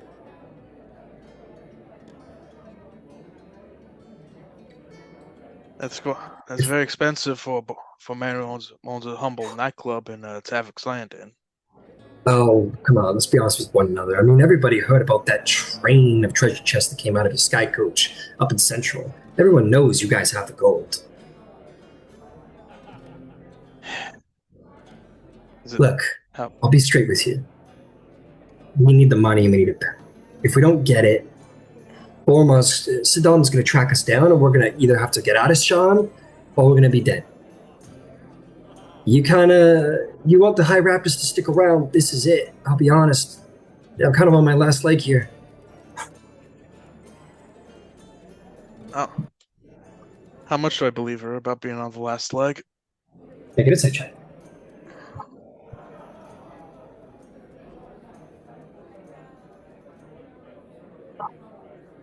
Eight. She's resourceful. She's probably fine. She's probably just... Maybe she needs some, but 5K? I mean, you don't know much about this kind of thing, but, like, she's capable. She's probably fine.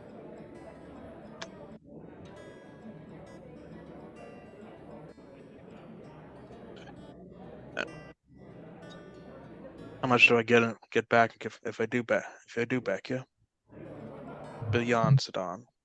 I can tell you what, if we get Sidon out, we manage to, if we manage to get back on top and we start making coin and we get in control of the Boromar clan, we're glad you paid you back. But I'll be honest, I don't know if I will be able to.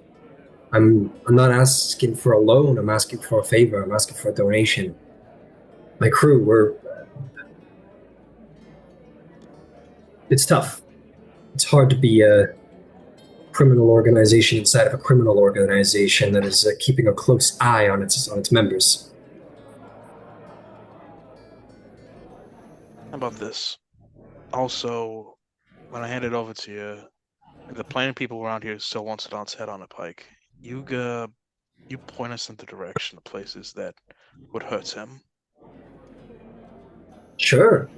You want to actively try and kick his ass? I'll try, but we're trying to just keep our heads above water here. Like, we're not making any big moves right now. With 5K, it's to keep the lights on. Keep the lights on. Keep the movement going. Keep our people interested and supplied. Grease palms. Make sure that we're not. We have a leg to stand on to actually hide away from. Money keeps things going. We'll do what we can, but like I said, we're kind of keeping our heads down while Sadan is looking inward instead of outward. Okay.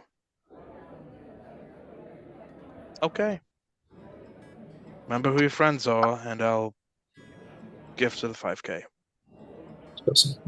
I know who my friends are, and that's why I'm here. I really appreciate it. It's going to a good cause, Sadan Bormar's son of a bitch.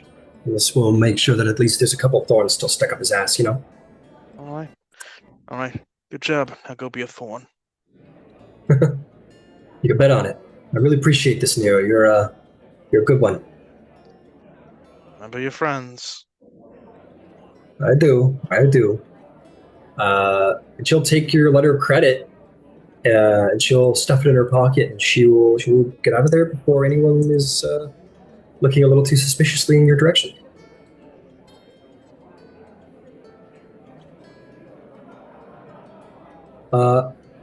Okay. Is there? Who do we want to go on to next?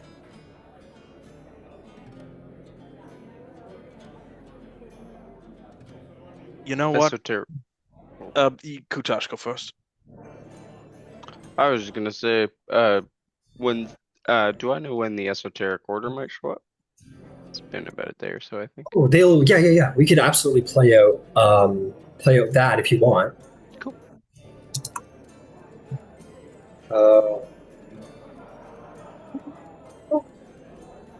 Okay. And whoever wants to be involved in that most certainly can. So if anybody wants to I would tell people that someone with special items is coming. But Katash has first dibs.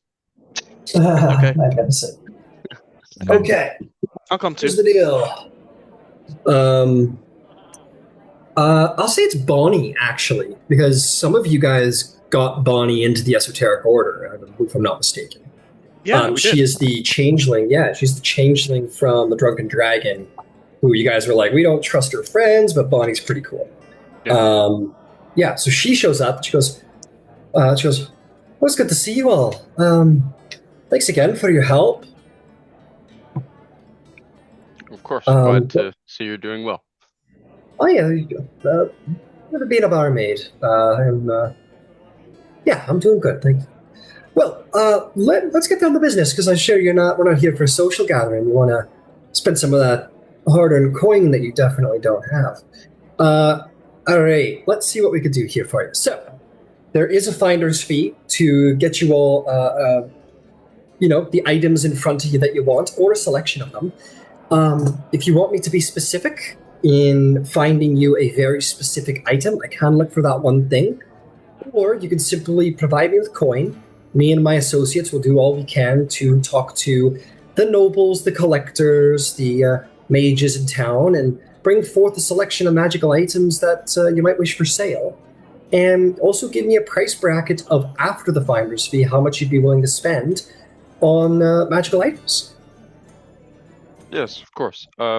Might I ask what the finder's fee would be, or whether it would be a percentile based? Oh, of course. I'll sell you me. No, it'll be 100 gold piece for the finder's fee. If you wish to provide additional 100 gold piece after that, it will make my job easier. Up to 1,000, no more than 1,000. But I'll say it in character, whatever. Each 1,000 gold represents a +1 bonus to my check to be able to go out and, grease the wheels and speak pretty words and make people, provide some things they don't need any longer. But the 100 gold is more than enough.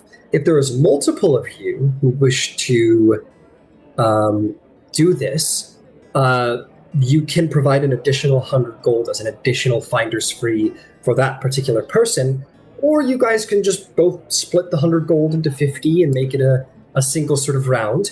Every 100 gold represents one person who's out seeking, but that can only be per one client, unfortunately. So the example there is Katosh. You could provide me 100 gold pieces, and I'll go out looking.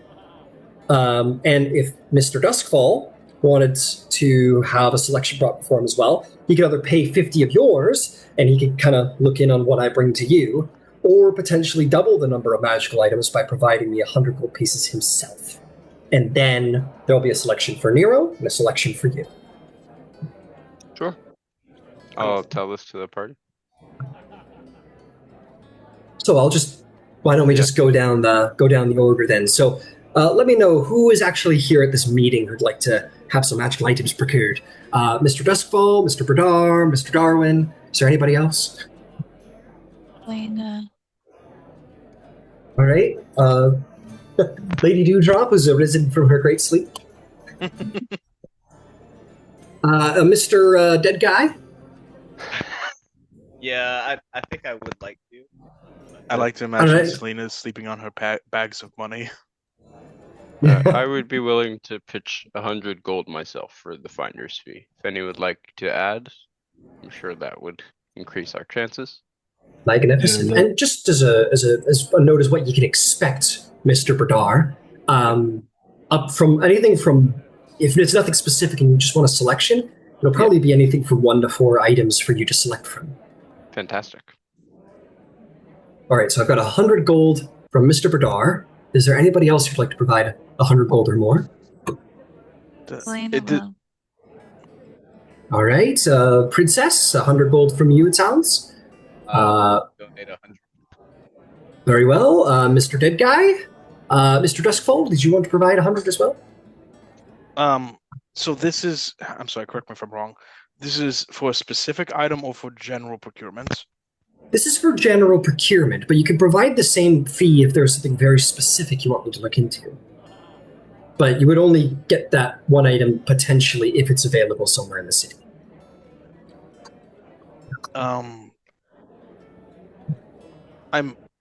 So it costs more to have a specific item? Technically. It is entirely possible that I'll show up with one item for your 100 expenditure, even if it's non-specific. So your chances are higher to have a larger selection in front of you, but it might not be what you want. So asking for a very, very specific item, like, say, a bag of holding, that I can find for you. But I would ask for a bag of holding for this particular service. There are some more simpler magic items that can be found out and around. I'm going to go look for the really rare stuff. Thank you. Okay, so he nods and curtsies way too deep. Yeah, absolutely. She'll kind of barmaid curtsy at you. She's not very elegant. Okay, let's say. Okay, let's go. Why not? Let's go.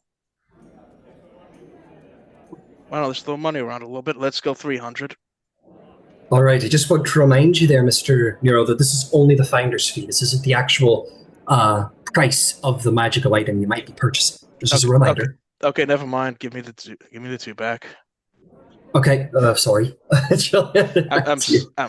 sorry. I didn't understand. It's okay. It's a lot of information coming your way. Just want to make sure everyone's getting what they want. Mr. Darwin, is there anything that would you like to put forth? I will also throw in 100 to the general fund. All right. So between you all, 1, 2, 3, 4, 5. You're going to get at least 5 items between you, but chances are it'll be a great deal more than this. It might be 10, it might be 40 items between all of you. That probably not 40, actually. It's probably going to be more likely somewhere between 20 and 30 items between all of you to select from. If that is all, I could go out hunting and see what I can find for you. Could I pay another amount to get at a specific item? Unfortunately, not as one payment per client, I'm afraid to say. But after I bring you the items, you may then purchase another round if you want. Okay. Okay, sure. Very well. Yes, Can I- Princess? Yeah, can I request a specific item? Yes, of course. Your 100 gold expenditure would be going to specifically find the item you're looking for. Well, how do I know that I'll be able to afford it if you find it? I can give you a price idea of what it is you'll be expecting to pay. I was going to get into that secondly, actually, about how much how much is in everybody's budget. So I'm not going to go find something that's going to cost a small kingdom, and it's not what you want. Well, I'm interested in a cloak of displacement. All right, let me look through my book here. She's gonna pull out a massive tome, and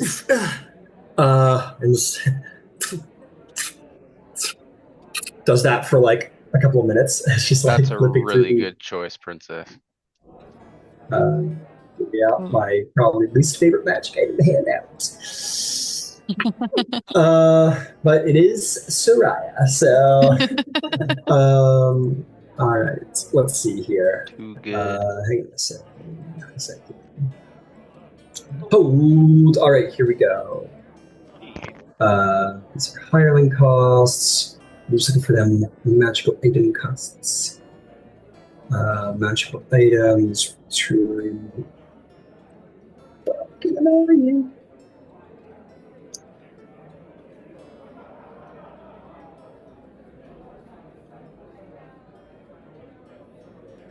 Okay. Thank you kindly for your patience. You're looking for a cloak of displacement. I finally found the place in the ledger with its price attached to it. Cloak.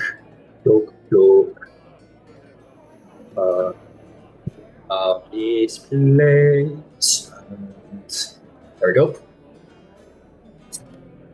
If I'm able to find a cloak of displacement, and if there's a pretty good chance I'll be able to find one, those will have to go for about 4,000 gold pieces. Excellent. Everyone's like, ooh! It's like, perfect. What is money? She goes, all right, excellent. It sounds, all right, fantastic. So, Selena is looking for a cloak of, Princess is looking for a cloak of displacement. 4,000 gold sounds good for her. And now I'm going to go around with each of you and see where the budget lies, so I'm not going too far ahead of myself. So everything goes down in increments of like you put a 0 on it, goes up the rarity scale. So rare items are 4,000. Uncommon items typically go for around 400.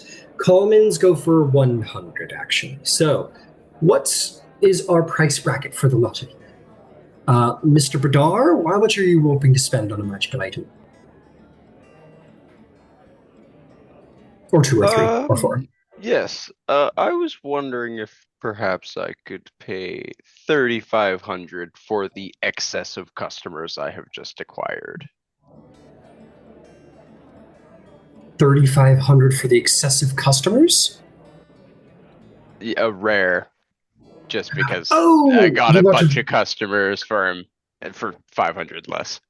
Fair enough. So Mr. Bradar is looking for rare items. Fantastic. I will see what I can find. All right. What about Mr. Dead Guy? Are you looking for rares at around 4,000 or uncommons around 400? Circle the block. All right. Mr. Darwin, what about for you? You are muted, sir. I'd say go ahead and let me know what rares are possible. Yeah. What rares are possible? You want me to list off all the rare Rares, items? please. Oh, you're okay. I apologize. Excellent. I'll find you some rare items. Absolutely. Okay, that's the princess. Mr. Duskfall, what about you? Are you looking for anything in the uncommon region or the rare region? Which one's 400? That would be the uncommon region, sir. The 400 then. Alrighty then.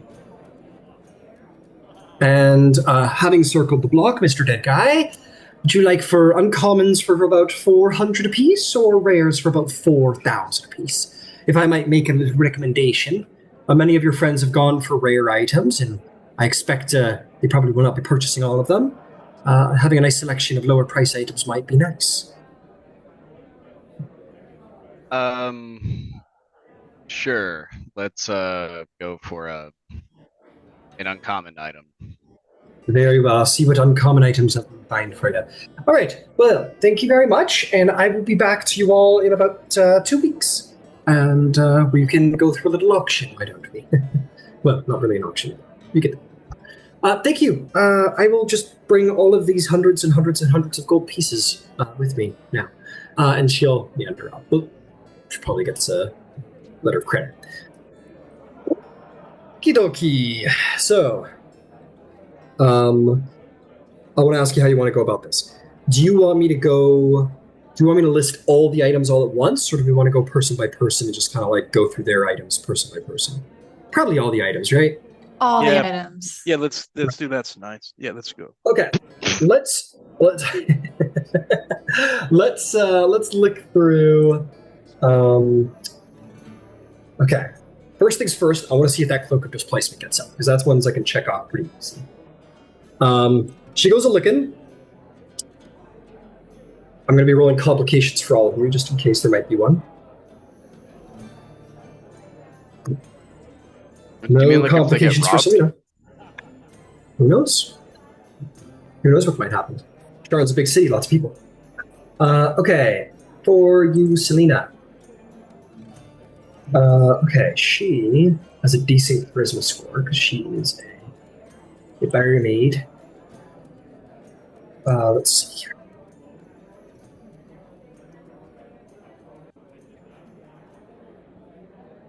Or actually, no, she's a dog. Yeah, they're pretty charismatic, those doppelgangers. Okay.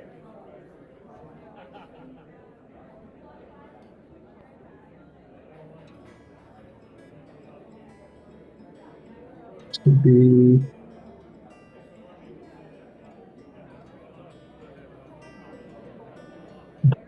Go check something.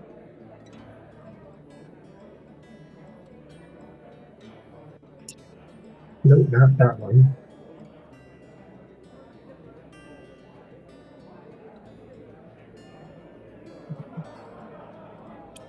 There we go.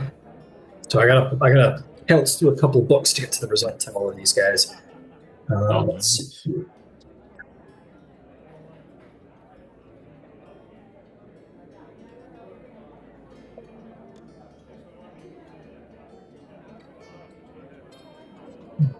Oh.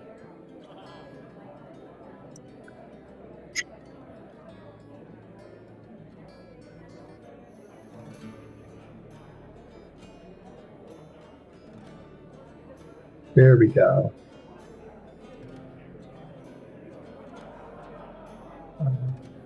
Treasure, what are these magic items?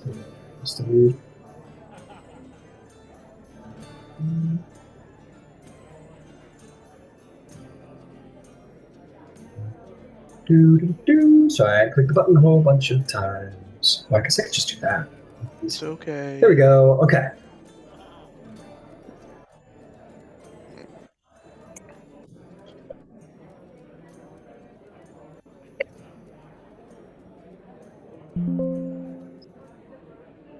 There we go.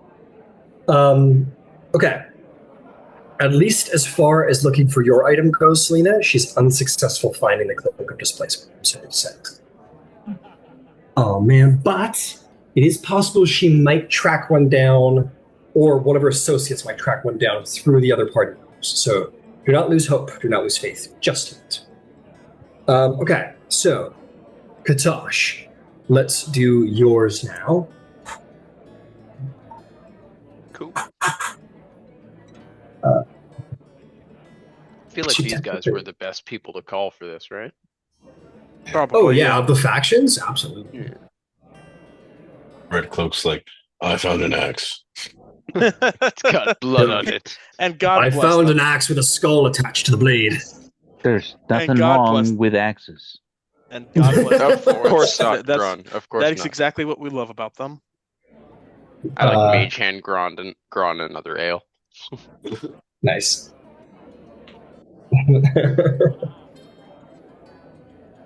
Okay. Got some good news, Katosh. They're going to find some decent items, I think, for you. They roll pretty good. And there's going to be 3 of them, which I'm going to start listing in the Zoom chat for you guys to just peruse, but we'll play out the scene in the actual auction in a minute. So, because it's yours, I will allow you to be the one to roll the D100s. So roll me 3 D100s, please, and we will see what items you get. All of us, or Katosh? Nope, just Katosh. You'll get a chance to do so as well, Nero. Okay. That is sorry. No worries. Oh.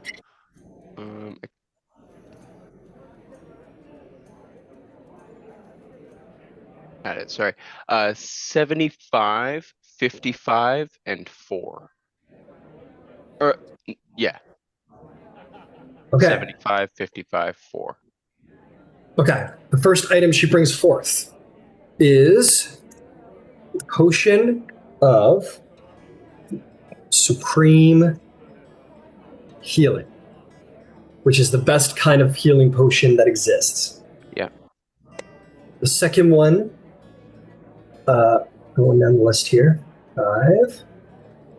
Ooh, this is going to be a little probably out of your tax. I'm going to say re-roll for 55. Okay. Because that is above what you asked for. That's all right. Actually, re-roll for both 55 and 75. Okay. 73. Okay. Oh wait, that's a D20. Sorry. No worries. 73 and 47. 47. You know what? Actually, everything on this list is very rare. So I'm simply just going to go down one list. No problem. To things that are more within your bracket. Okay, so I'm gonna use your original rolls then. So we're gonna cancel the Supreme Healing one because that's well beyond price that anybody asked for. Yeah, no worries. I was like, oh god. Yeah, no worries. That was my apologies. So this is a potion. So she finds a potion of superior superior healing. Excuse me, which is a step down, which would be considered a rare item, so it will be cheaper. So that's number 1. Cool. Number 2 is 55, which is a potion of heroism. Heroism, which basically cancels fear and provides temporary hit points. Okay. Oh, sorry. While drinking the potion, you gain 10 temporary hit points for 1 hour. For the same duration, you're under the effects of Bless. No concentration required, which is pretty easy. Okay, and as for your 75, which is a much better number, Elixir of Health.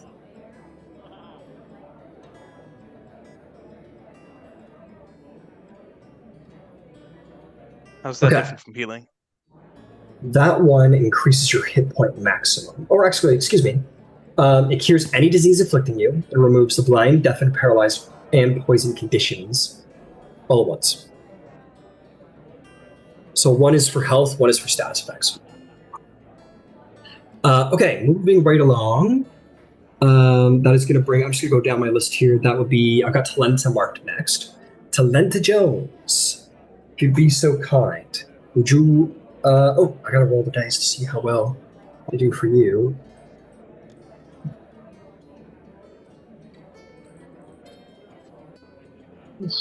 Ooh, they're going to have 4 items for you, sir. I would like you to roll me 4 D100s.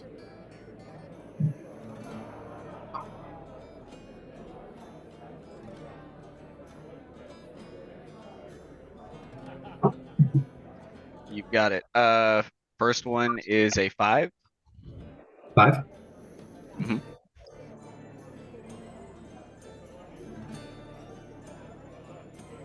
Second one is a 98. Ooh, that's going to be good. Third is 15. And fourth is 63. Okay, the 5 was a greater potion of healing. Okay. The 15 is another potion of greater healing. Another great potion of healing. Yeah, that's what 15 is, yeah. I marked it down in the Zoom chat. 63, we're getting a little bit better. I gotta figure that out, but it's a 3rd level spell scroll. Ooh. Cool.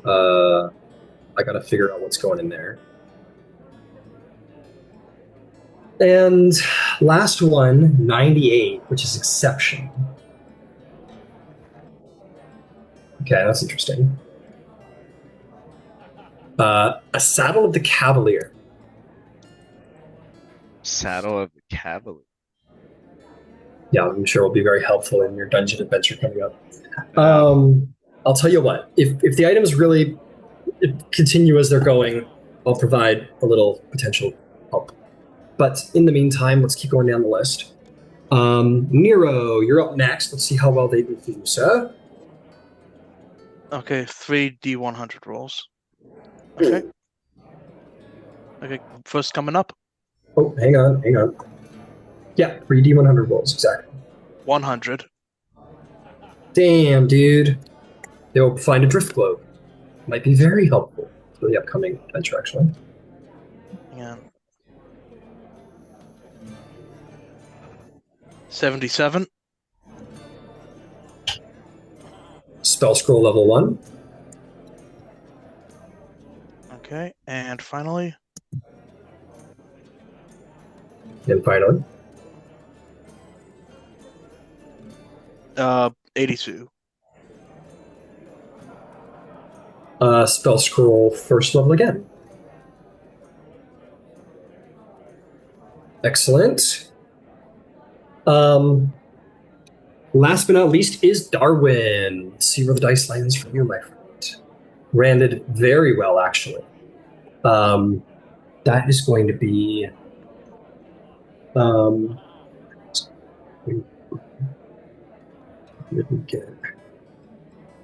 going to get... Ooh, this is really good. You're going to get 4 items. I want you to roll me 4 D100.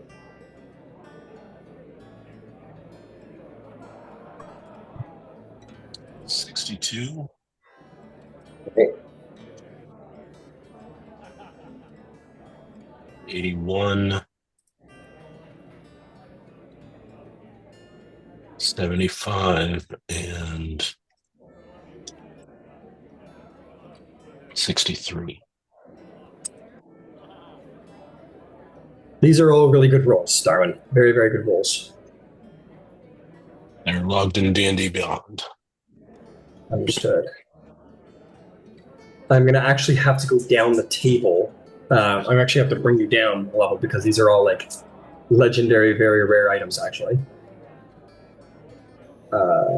These are all very rare as well. And you asked for rare items.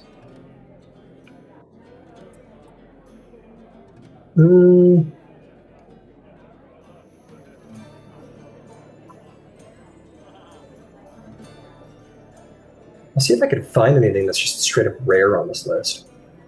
Okay, we got one that I think you'll actually find very cool. I'm going to try and be cool about it. They bring to you a portable hole as one of them. I'm trying to go through to see if there's any rare options for these 2 lists before I descend 2 lists down. I think the answer is going to be no.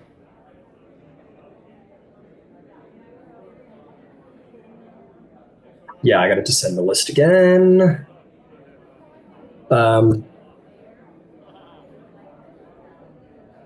Okay, let's see here. We'll cross out your lowest. God. There's a potion of mind reading.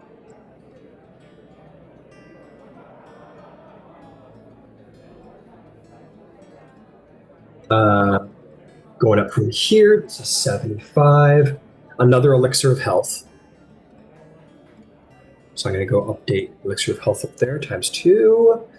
And the last item that will be on our list is potion of fire giant strength. Now, this is our final result.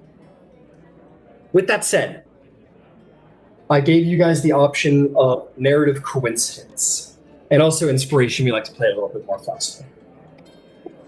If you'd like, I will allow you guys to spend your inspirations for a reroll. Done. Oh, I'll say a reroll on one, like the whole set. Reroll on one. So, okay, starting with Katosh, what is one of the items you'd like reroll? What is your item you want to reroll? The elixir of health. All right. Elixir of health back down to just one elixir of health. I'll go reroll off of that. Or roll me another D100.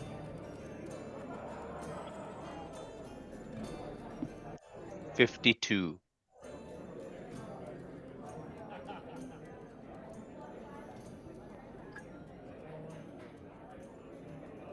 I'll tell you what. I'm not gonna. If you're spending your inspiration, I'm not gonna make you roll poorly. I'm gonna give you good stuff for spent inspiration on top of all the money. You, Katosh, are presented with a potential item known as the Chime of Opening. We will get into what all this means later. Yeah. Miro, you put your hand up. Which item would you like to be rerolled? One of those spell scrolls. Which one did you get? Which one? Two level 1s. All right, so one of the level 1s is going away, no problem. I want you to just roll me a 100. Let me go see. Nope, I'm just going to give you something actually decent off of your chart, which is a bag of holding. Oh.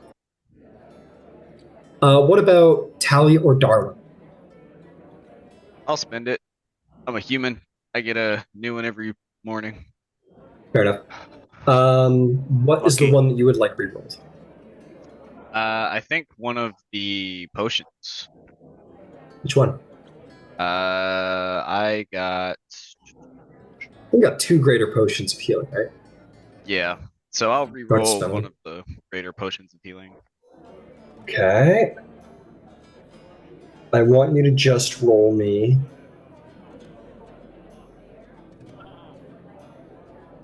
Yeah, roll me D100. D100, you've got 76. You are presented with the Cloak of the Manta Ray. Cloak of the what?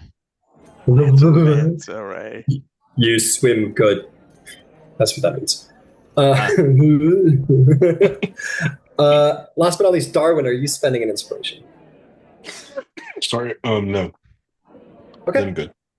Go. Selena went looking for a specific item. Selena, I will allow you to spend your inspiration to allow me to re-roll my check to see if we find your item. Yeah, let's do it. Alrighty, beautiful. I'm gonna make sure I'm getting all this down.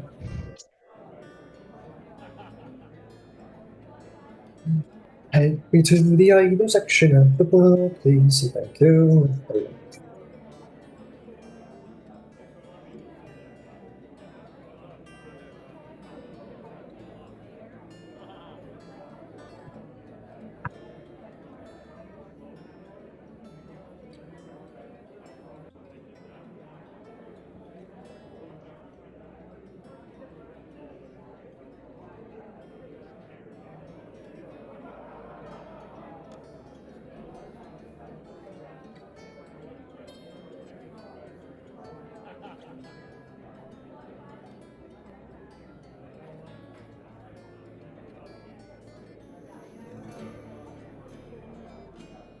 Pretty good.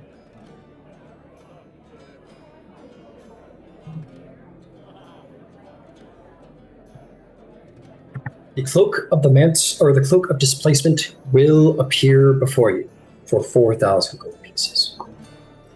Oh, amazing. I gotta go to the bank, but yeah. You can write a bill of credit. It's all good. Okay, guys. So here's how we're going to do this.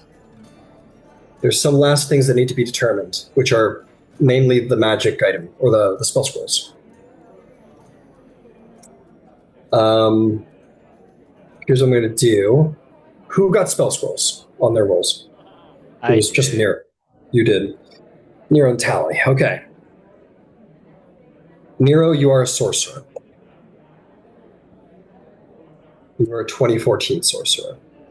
What level spell? First? Yep, first. Here's how we're going to determine what spell it is. Roll me any even-sided dice. Okay. Any even-sided. Okay. Any D20. even-sided dice. Let me know if it's even or odds. Just him, odds or for both 7. Just him. Yeah, just him for now. 7. Okay, that's not a bad thing. Now roll me a d20. Okay. 18.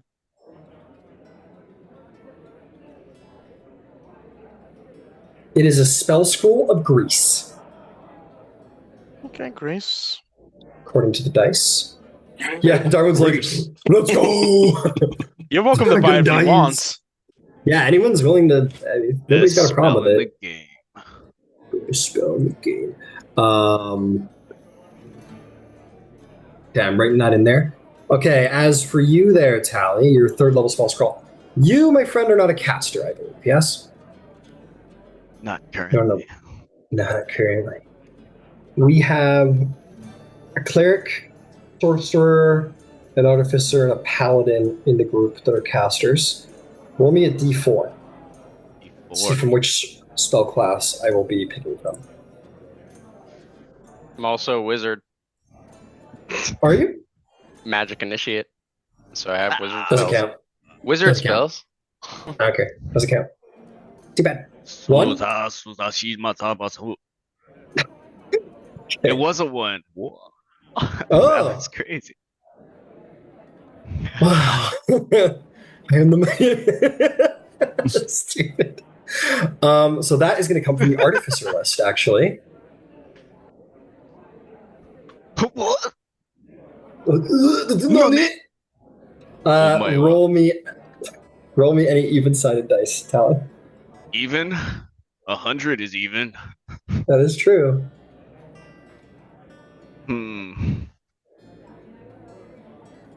I'll roll a D2. Roll a Okay. D10. I'm feeling squirrely. It literally does not matter. That rolled so fucking long for a D10. A 1. All right, now roll me a d20. A D20. That's right. A Look at the hat D20. trick. 3 ones in a row.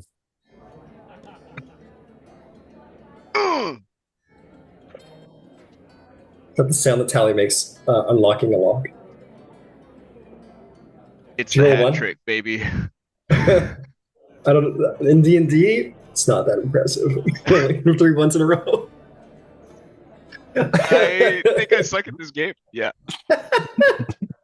Well, if there's ever a game's time hard. to roll it, it's here. This is a spell scroll of a Shardalon's Stride.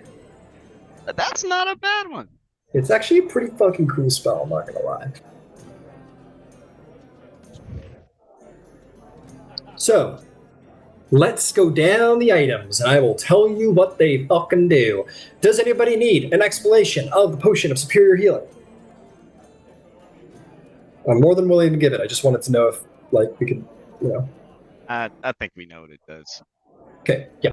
Lots of healing. It's like 64 plus 6. I'm pretty sure that's what it goes. Actually, I probably should look these all up because you're going to all ask for prices, and I'm going to have to know them. This is my job. I'm gonna copy and paste this chat.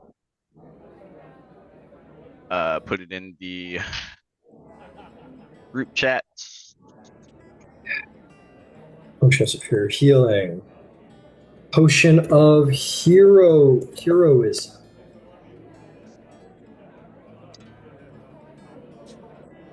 Oh no! Don't turn off my computer. That's the wrong button. Sorry, this takes so fucking long. I didn't build this system. As a reminder, Potion of Heroism is plus 10 temporary hit points and the Bless spell for 1 hour upon yourself. I'm going to keep.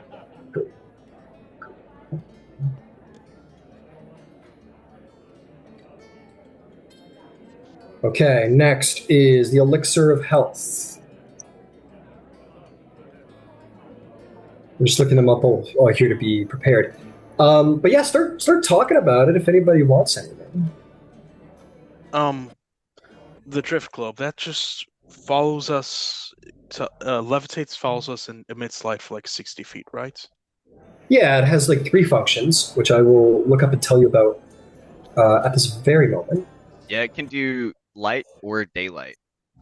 So that could be potentially useful for any undead encounters or the vampiric types. Yeah. Yeah, he's exactly right.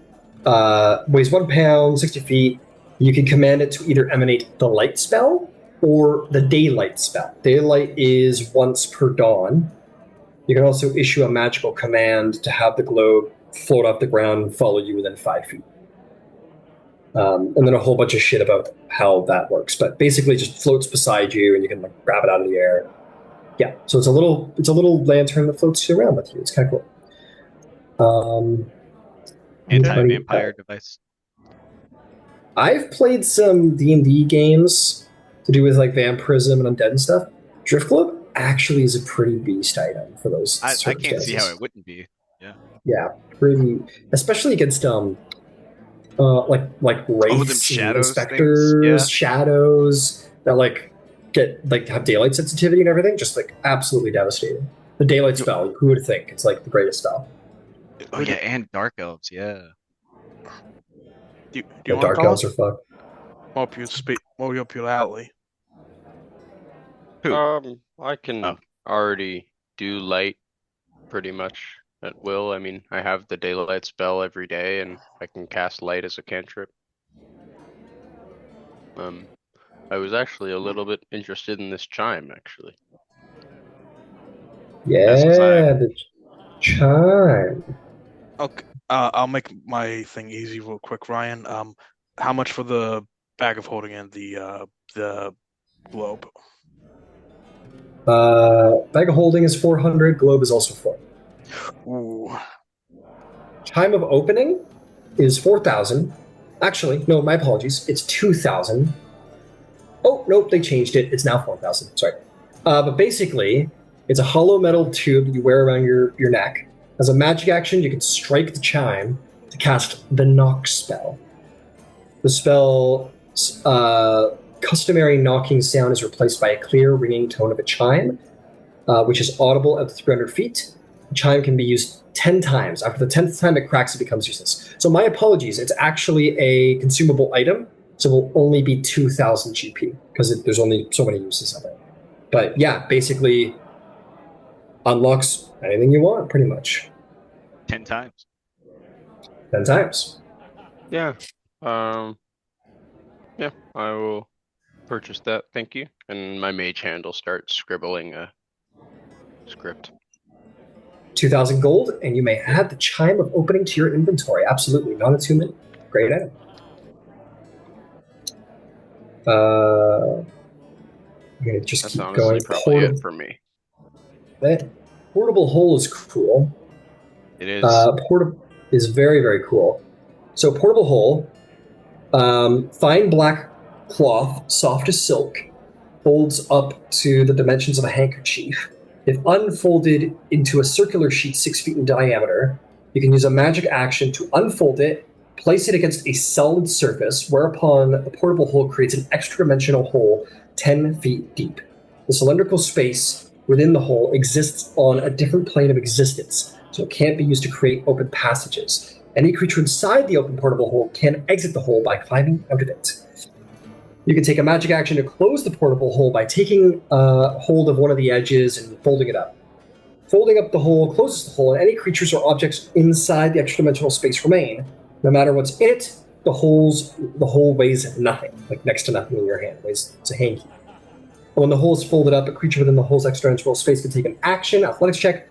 On a successful check, the creature forces its way out to appear within 5 feet of the portable hole. A closed portable hole holds enough air for 1 hour of breathing, divided by the number of creatures inside. And then there's also all of the stuff about if you put it inside of another extra-dimensional space, the world explodes and you lose D&D. Or win, depending on how you view it. So a very good storage device. Just depends on what you're storing. Now, does a portable hole have more room than a bag of holding? It depends on how. Oh, sorry. Well, one is weight, I thought. The bag of holding has a weight and technically volume restriction. Weight is 500 pounds. Volume is 64 cubic feet, which is a 4x4x4 cube. This is a 10-foot tall cylinder that has a radius of 3 feet, so 6 feet across, and I don't think there's a weight restriction. Yeah, I mean, he said it weighs next to nothing. It sounds better than a bag of holding. Well, it's a rare item, so it ought to be. That's fair. It is the best way to think about it is it's like a kind of 10x5. Like if we're going by like the grid dimensions, it's kind of a 10x5. It's more than that though, because it's 6 feet and it's a diameter. And you can place people in that. You can place whatever you want in that. And there's no weight restrictions, but the bag of holding definitely has space and weight restrictions. Yeah. And also, you can pierce a bag of holding and it can destroy the bag of holding. Oh yeah, there's nothing to pierce in the portable hole. It's a hanky, man. Fucking hanky. How about we get both? Darwin can make a portable hole bag of holding arrow, where if it hits something, it breaks a little peg and then puts them in on each other, and then it destroys whatever we shoot. Maybe that's best for later on. Later down the road. I'm gonna keep the portable hole. I've got consumable bags of holdings if I really wanted to do with that kind of shenanigans. But it's one of those things I might only do once, or else Ryan's gonna do it to us multiple times. Yeah. Oh yeah. Oh yeah. Hey, if you open the case, I get to open the case, right? That seems fair. So be careful. So maybe don't. I guess I'll get the portable hole. I'm definitely gonna be like the utility, like what do you call it? Donkey? Tool monkey.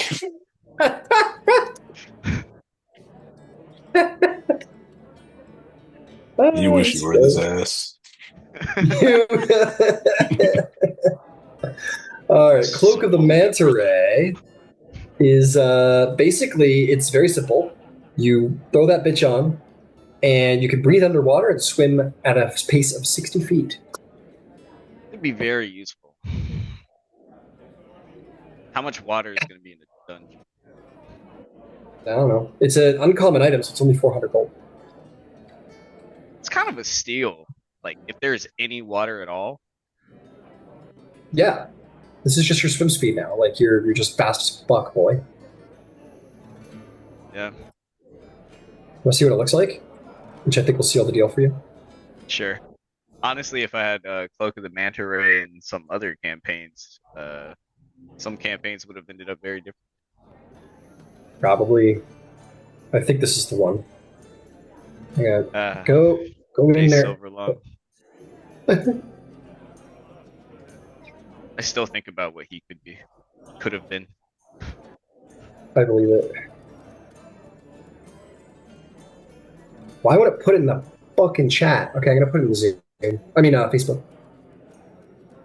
There we go. That's what it looks like. It looks pretty dope. It's cool. It's like a grayish blue, like a deep gray navy blue with like gold trim. That's sick. Mhm. You also got a little tail. Doesn't that also No mean? one- Sorry. Doesn't that also mean that I could, having a swimming speed, I could fucking action dash, bonus action dash, and go fucking fast as fuck 180 underwater. feet underwater. Yeah, it'd be like gassy speed. Yeah. Oh, oh, Underwater, how dare you grace me with such words? and we don't know how often that happens. Yeah. Hey, Gron found the blueprint. Nice. How you said it's 400? This is 400. Yes. Yeah, I'll buy it. Is my mic sounding okay? Yeah. Or is Yep. there like a delay? I don't know. Sounds good to me. 400 GP for the Manta cloak.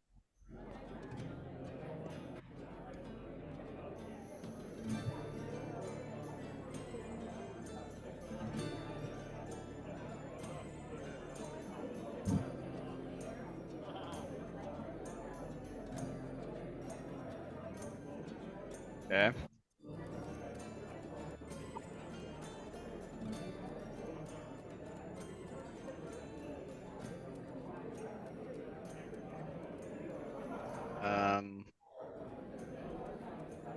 Is there anything else pressing?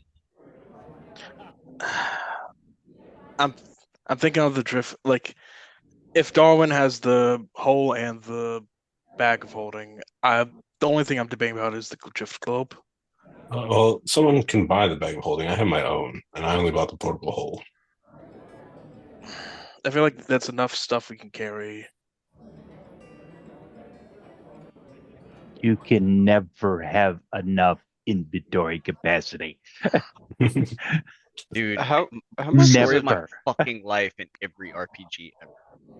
Ever. Sorry, how much is the drift globe slash bag of holding each one? 400. 400 each. They're pretty cheap. Okay. Really glad I looked for uncommon items because they're kind of best bang for the buck right Yeah, Not my fault. You don't like my hole. I'll buy the globe. now. I love your whole. Who gets the globe? Ew. I'll buy it if nobody else wants it, because it does seem pretty good. I'll But get if the you bag of holding. in a gun, like Yeah, exactly. That knock is going to be super useful. 10 times, I could just imagine you holding on to that last use at the end of the fucking campaign. It's gonna be some. No. I'm gonna see if I can. unbelievable I'm gonna see if I can replicate that kind of item as soon as I can via infusions. So, Yeah, just so I'll write give it another to you. note for 400. Or, dude, do a fucking you can make spell scrolls. Just make a spell scroll of not. We can buy them up at Civis. But Yeah. yeah, Ryan, I'll buy the bag of holding for 400. I think I have What? to know the spell in order to write the scroll. Yes, probably. Especially off of your own spell list, I'm pretty sure. Yeah. Yeah, a wizard can't. Yeah, That could be a like a fireball wizard. spell. Yeah, a wizard can't like create a bless spell. Like, yeah. I'm pretty sure you have to like not only have the spell prepared, but you have to be able to like cast the spell slot to be held inside of the scroll. Yeah, yes, a wizard prepares these stuff ahead of time. Like, So like technically the process is say, yeah, a wizard wants to put fireball on a scroll. He does the time, he pays the price, and then he casts a third level fireball that is held inside of the scroll. And that is how spell scrolls work. Have we bought that elixir of health yet? Elixir of health, by the way, potions are half price because they're consumables. All consumable items, spell scrolls, potions are half price. So it's a rare item, so it goes for 2k. Holy shit. Shit I'm looking at. That shit has it at 105. Well, your shit's fucking wrong. It's D&D Beyond! D&D Beyond's wrong, I'll tell you about it. That's fair. See the DMG. Oh.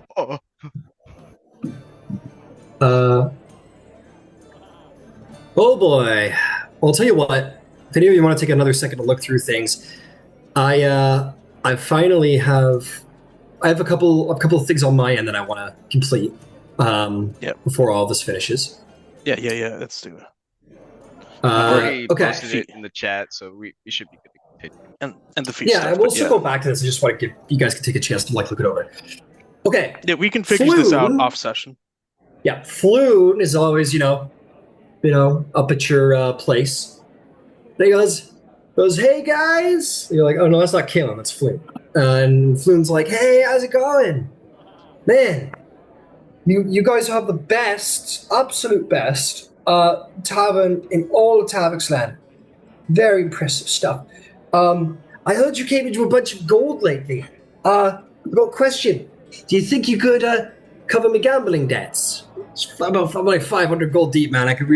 I'm telling you, I'm up though. I'm up. I'm gonna. If I got that gold, I'll tell you what. I can get back that debt and then some. I'll do you one better. I have an opportunity. If you invest 200 gold with me, you could probably quadruple that within the year. Oh, I don't have 200 gold, man.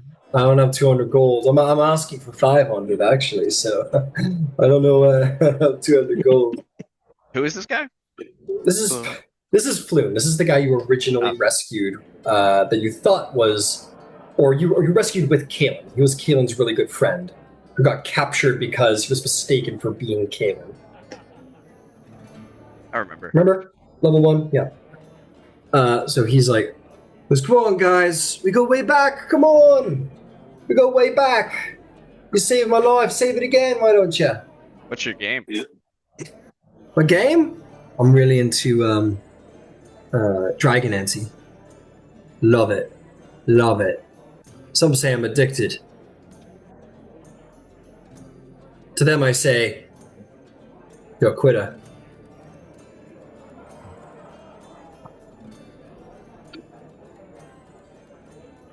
Come on, why are you thinking so hard? Everyone knows you got heaps of gold laying around. That's what the room is. Go to my room. All right. Who was that? Darwin, he's a friend of ours. Selena, what do you think? Sorry, he wants what? Oh, come on, Selena. You remember me. It's me, Floon Blagmar. You saved me at level 1. I'm a buddy of Kalen's. I look exactly like him. I've known you for months. What does he want?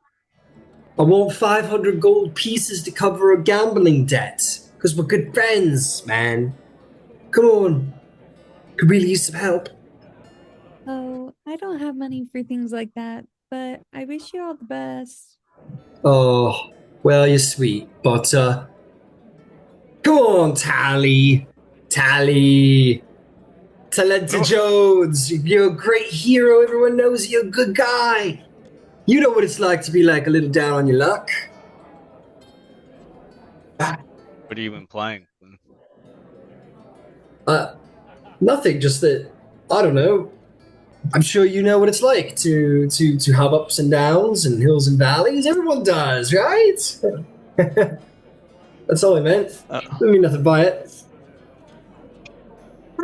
What do I remember about his house, his abode? You've never been to his house.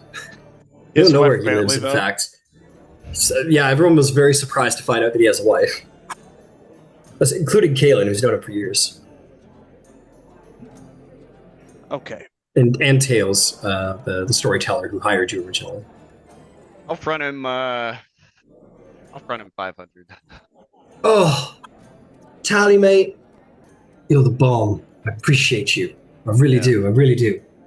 You don't know how much you're saving me right now. I expect my investment with interest. Oh, I'll do everything I can. I promise. I'm telling you, I'm up. I'm going to be on a upswing here. I promise. Thank you. You saved my life, man. I'm gonna shake your hand. And he'll run off. Fun fact behind the scenes. You probably just saved him from dying. Actually, I have the rest of here. If the characters refuse to give Floon the gold, he vanishes without a trace. 10 days later, never to be heard from again. Oh shit! You just saved his life. Tally, you did. He owes you everything. He does. He doesn't know how much he owes you. God damn it. Tails, the storyteller, like a revolving door comes up to you guys. He goes, hello, it's me. You're all such busy bees, running around the city and such. You remember me, right? Tails the bard. I hired you for your very first job. Indeed. Oh yeah, you're the guy from the Drunken Dragon. Yeah. Come on, man. Yeah. Anyway, listen. I've got an amazing opportunity for you all. I know that you came into a little bit of wealth lately. I've got a little opportunity for you. So, as you may have known, I've been traveling all over Corvair collecting information and expeditions for my future book. All sorts of things. Information regarding, let's see here, monsters, creatures, tales of undeath out of Karnath, and strange aberrations coming out of the Mournlands, and the wild folk out in out of the forests up north. And I'm making a book. I was hoping, if you'd be so kind, to fund an expedition so I might complete my book. And if it was to be completed, I truly believe that this is going to be my masterwork, and I will put you inside in a special mention for the creation of it.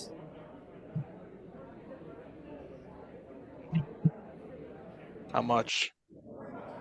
Well, that's the thing. You see, I actually met up with these salvagers who are intend to take a salvage trip inside of the Mournlands, and it's there that I want to learn of the most exotic creatures that nobody else has heard of. Well, the Mourning is a very new aberration. The equipment, the gear, the crew, the transportation, all the things, it's rather pricey. It will go for about 5,000 gold pieces as the cost of the expedition. But you can't put a price on the future of knowledge. Stories of the dark, dangerous, terrible things inside the Mournlands, and all of the other things that I have seen across the lands will also be entered into the book as well. But What sort of if return I could get are in the we Mourning... talking about? Sorry? What sort of return are we talking about? If we Well, choose? you will... Well, here's the return. First thing is, of course, the special mention, which is, excellent. But anyway, second, you are helping out the person who started you on your adventuring career, which I very much appreciate. And third, and most importantly, is that you will be funding the future of monster acquisition of knowledge. Because of this, I will be able to go into the Mournland, study the aberrations, a magical phenomenon, strange creature that have appeared there that have existed nowhere on the face of Corvair before, and I will be able to provide that information to the world at large, including you. And maybe, just maybe, the world will come a little bit closer to understanding what exactly is going on with the Mournland. You'll be funding the future of science, of expedition, of understanding. I'll save you a trip. There's nothing in the Mournland. Well, I respect your opinion, but on the contrary, I have heard a great deal of news that all manner of strange creatures that have never been seen before have come pouring out of the Mournlands and attacking nearby villages. Nearby villages of Karnath report living spells coming out of there and harassing people.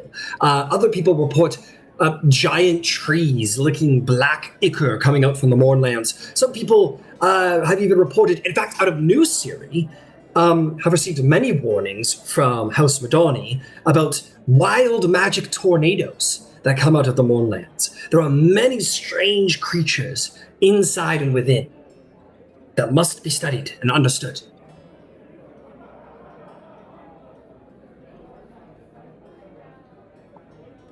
Allow me to rephrase myself.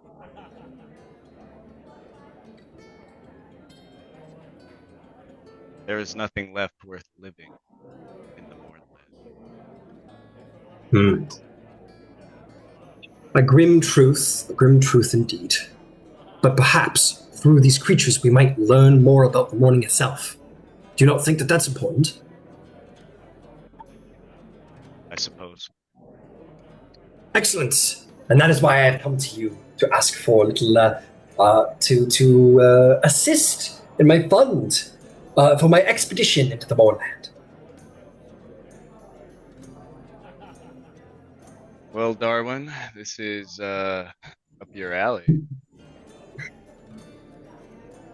I was wondering if I was here because I did say I went to my room earlier. Yeah, that's true. I call out Darwin. Darwin! What? Our friend Tails here, he wants to fund and participate in an expedition into the Mournlands for the benefit of knowledge and learning about these strange creatures and happenings that are coming out. How do you expect to get out of there alive? There are scavenger crews who have gained an expertise in entering within, finding the relics of old, and exfiltrating.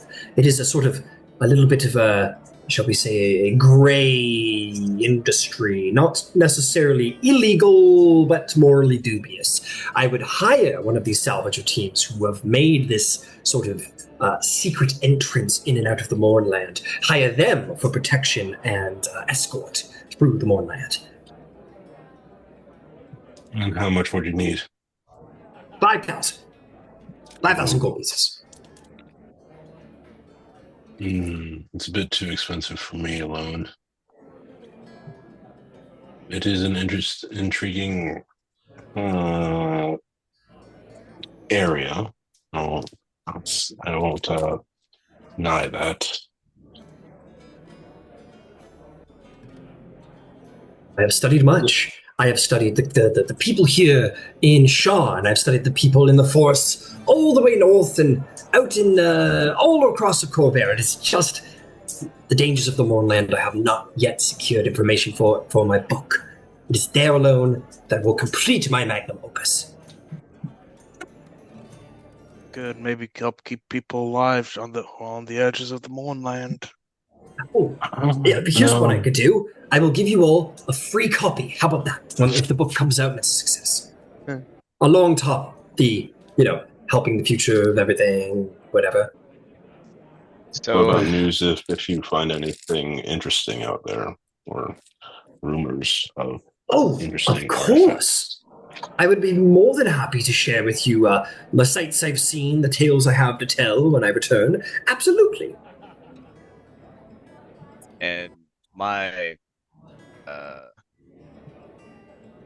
this confirmation, we can't expect any percentage of proceeds, I imagine. We're probably just paying for his passage. Yeah, it's for the passage and the expedition, not for the book itself. Very well. Darwin, would you like to go halvesies on this? I'll go halvesies. Oh, glorious. Yeah, you are so kind. And as I've said, you will have a copy of the book once it is done. I want my picture on the inside jacket. I could be on the back cover jacket. Understood. In fact, I would be willing to put both of your, since it's the two of you funding it, not only shall there be a special mention, but maybe the three of us can have a portraiture made together. And it could be inside the jacket together. How's that? That works. Yeah, whatever. My caveat is I would very much like to know of any Sharn artifacts or items of note that you find out I would be more than happy, as I said, to tell you of all the strange things in my adventures that I see within. I will tell you what I find. Yeah. Make I'm note not of there everything. personally. Oh, go ahead, sorry. Make note of everything. I have special interests in the area too. Most certainly. I'll be happy to share with you the results of my expedition through my book. Magnificent. Do we get advanced copies? Yes, of course. All right. You two, thank you so much. You don't know how much this is going to help the people of Corvair and Eberron abroad. Thank you very much. And he will, happily accept 5K from you guys. Now, before I have my last penny pincher to come out and find you, you know what? Let's get that one out of the way, actually, because I have a really big something that needs to get done before we wrap up the session. I'm taking over here a little bit. Okay, what was I eating? Okay, I need to go over to... Yeah, I don't give a fuck about this anymore. I need to go into Eberron.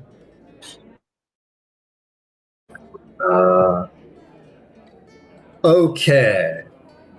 Here we go. Oops. Okay, here we go. Okay, you guys are actually invited to the home. The whole party, in fact, is invited to the home of Councillor Soric Censor, who is the representative of Middle Central, which is a very prestigious position on the Council of Sharn. Okay. Let's go. Let's clean up, get going. Yeah, you guys get cleaned up. You guys go have lunch there. You're welcomed in. It is a very nice house. And you're welcomed in by this very elderly statesman who is famed for being a very brilliant speaker, like a public speaker and orator. And he says, welcome to my home. Welcome to my home, lads and lasses. Very good to see you all. Very good to see you all. Please, come in, come in. And, you know, he'll speak to you very kindly of a lot of good works. Talk to you about the city, about your adventures, and all of these things. But eventually, it comes down to it. He says, "Well, I will be honest with you. The reason why I summon you here today is because I wish to offer you an opportunity. As a councillor of the city, I have certain abilities, powers to aid you with. I would like to see if we could make a deal amongst us. I have the ability to grant special favors and marks of prestige within the city that might help you move about with, as you know, remarkable citizens. I could get into more details about this. And in exchange, all I would ask for is an interest-free loan that I would be willing to sign in contract to repay you within the year. In exchange, as I have said, I would make good on my promise and pay you back and grant you some special favors. There are many options that I have the power to grant. So, let me ask you. I have a couple of things that I can offer. The first of which is a letter of recommendation from the Council of Sharn, which would grant you a great deal of ability to move about the city and go where you want and do what you want, and also clear up any misunderstandings that may come up with the Sharn Guard, if you understand. I could offer you medals that would be very fashionable, but also celebrate you for acts of heroism. You did bring this gang war to a close pretty much single-handedly. I think that's worthy of a public acknowledgement and medal to understand that you are people that defend the peace of the city. There might be similar benefits there and would be acknowledged and celebrated perhaps within the city itself. And also, I think this is perhaps one of my more interesting offers that I could provide you with is The ability perhaps to settle land in the central districts? Very, very prestigious and hard to come by lands. But I'm sure with the money that you have, you're wishing to invest in somewhere special to set up shop. And where better than Central District itself? I could pull strings and make that happen for you if you wish. And there's other things I could do. Special favors at your request, special rights for politics and whatnot. As I've said, I can help you set up your various strongholds or bastions around the city. I can provide you with titles, training even. What is it that your heart desires? I would be interested to hear what such an interest-free loan would be worth to you. My request would be for 10,000 gold pieces. But, as I said, you would gain a return within the year and a remarkable benefit from the Council of Sharn itself. Question. Yes, of course, sir. Why does the Council of Sharn need 10,000 gold from us? Well, money always makes the world go round. It always takes a burden off of people, and to Middle Central as well. There are many debts that are incurred in the cost of building up the world, and many projects can be achieved with coin. I am sure it is of no surprise to you that substantial amounts of coin can very well help progress within the city. You spend 10,000 gold with me, I put it into the infrastructure of Middle Central, money flows in, and you are repaid within the year. And more than that, you walk out of it benefiting, and that is the important part. If I may ask, how long have you been a counselor? A great question. Let me look at the wiki. Sure, the answer's there.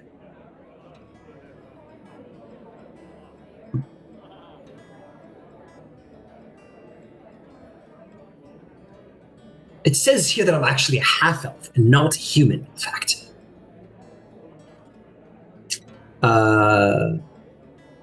It's blocking my whole screen. There we go. He's an older guy. I've been in office, actually, for a couple of 20 years now. Oh. Do I believe what he says, Ryan? Sure, go ahead. Maybe you can make me a... Are you talking about the whole situation, or just, like, how long he's been in office? His promises to us and his explanation for why he suddenly needs this gold. We're going to say check. Okay, anybody else wants to make it with me? Nope. I've already got my answer. 17. 17. He's obviously not going into detail. But, you know, everything other than that seems on the up and up. This is kind of expanding outside of insight, but he does have a reputation for being invested in the economy and the wealth gap between upper and middle central, which is like, you know, very charitable to the upper 3 and 2% of the population and not the 1%. So I'm sure to the nobles he seems very charitable. But he's just definitely trying to close the wealth gap between upper and middle central is what seems to be his big thing. So he's very much invested in wealthy upper class. But he is well known to be a good orator and is very invested in the economy and the wealth gap. That is what you know of him by reputation. As for what he's talked to you here, he's a good talker. He hasn't gone into great details, giving you a lot of fluff about like what he would actually spend it on. But you do get the sense he has every intention of paying it back. And of course, giving you the benefits he requires. Gron will put the letter of credit down in front of him. Mm-hmm. A pardon. A pardon? 7 grand. I don't need it repaid. You'll give 7 grand for a pardon, is what you're saying. You're offering favors for coin? Yes. That's the favor I need. Well, my price is 10,000. I can help out with that. Well, very excellent then. Yes, Not to sure. anyone who's willing to invest, I'm willing to extend various rewards. Gran will sign a letter of credit for $7,000. Right. Not sure So- what I would want yet, but it's important to go. But I imagine a favor could be called in the future. We can simply call it a favor between me and you, or a reward when the time comes, Mr. Duskfall. But thank you very much, and you two can be assured that your prices, your funds will be returned to you within the year, on my honor. And I'd be more than happy to sign a contract with you. Oh, okay, sure. $3,000. He'll snap his fingers, and actually, a member of House Civis and a member of House Kandark will walk in with a contract drawn up that is already stamped and sealed by the two houses. The two sign it. They're in front of you as witnesses. The gentleman will, this counselor will sign it on his part, and it does say on behalf of blank blank, your names are signed, Nero and Gron, will give 10,000 gold pieces to this counselor to be a non-interest loan to be repaid within the year. And he signs it, and he hands it over to you two. You sign it. You sign it. He says, excellent. He nods to the two. He basically handshakes are made. He'll shake Gron's hand, Nero's hand, the Kandarik, the Civis, and everybody else shakes hands a whole bunch. And he says, very well, the deed is done. What is it exactly that I am alleviating you of from legally? Aiding and abetting the worship of the Dark Six.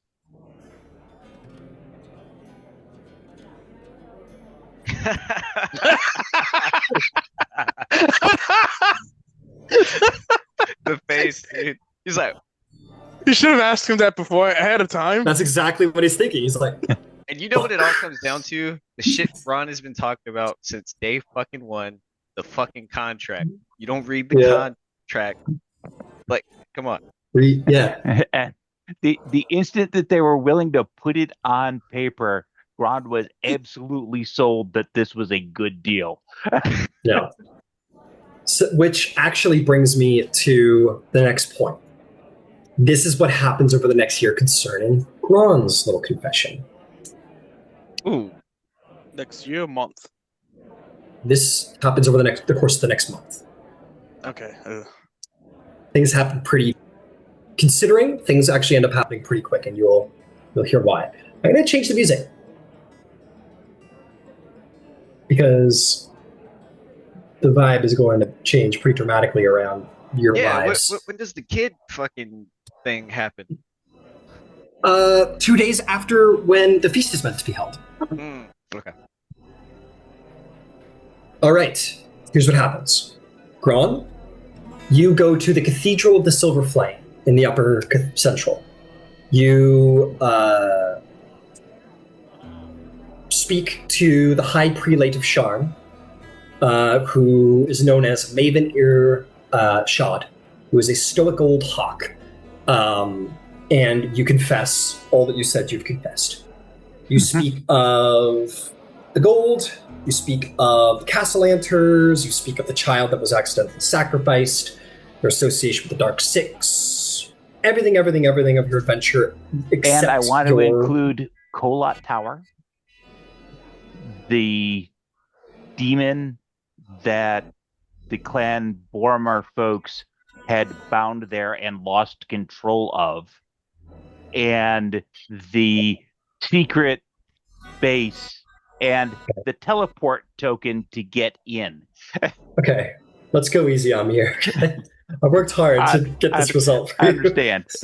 Let's say that slipped your mind in the hustle and bustle of everything. You're in enough hot water as it is, I promise. Oh boy. Happy you didn't mention us. Yeah, I'm sure it won't get back to you guys at all. Yeah. So, Find out. Ooh, I know what's gonna happen. Oh, shit.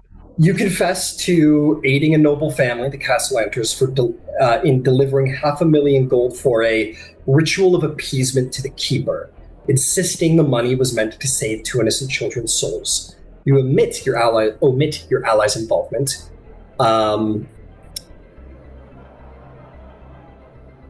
Everything is heard from you, and the prelate, well, let's just say Gron disappears for a little bit. Gron, you're like, Gron's out doing something. Gron vanishes for the next couple of days.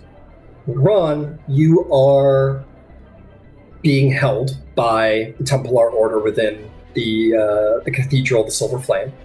You are just kind of left there. If you ask for a priest, like they feed you, and if you ask for a priest, they'll hear any other confessions you have. I'm just going to say, as far as the Boromar stuff goes, you confess that as well. As it is the way with the Boromar clan, like, you know, they've got good lawyers, there's no way to corroborate it, like, go to Kola Tower, like, yeah, come on in, officer, take a look around if you want. They don't find anything, and that's kind of the way of the Boromar clan. That's easier resolved than I thought it might be. But as for everything else, you five, as Gron has disappeared, a couple days after he's disappeared, day 2, he kind of left and vanished. You're going to notice there is this veiled sovereign host priestess who's been hanging around your bar a little bit here and there. Comes and goes. There's nothing suspicious, you know, whatever. Comes and goes. And eventually, your door is basically kicked in. And paladins and Templars of the Church of the Silver Flame come in. If you guys or your guards put up a fight, there is violence. They come in substantial, overwhelming force. They come in with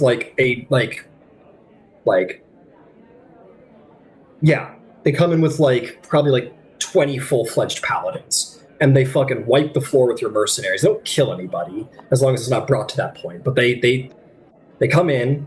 At first, very kindly. They come through the door, a whole bunch of them. They're like, we would like you to come with us. We have some questions we need you to answer. And then if you say no, they're like, no, you're coming with us. And if it evolves, it evolves. But the essence of the matter is, they take you. Go ahead. Now that Nero has money, he knows that you're supposed to call a lawyer on this situation, and he calls a lawyer. You ask for a lawyer, and they do not bring you a lawyer. The Church of the Silver Flame. They very zealously kind of take you out of your own home, and they ship you off to the Cathedral of the Silver Flame. And you are put before this sovereign host woman who has come and gone, who is now dressed in inquisitorial silver flame robes.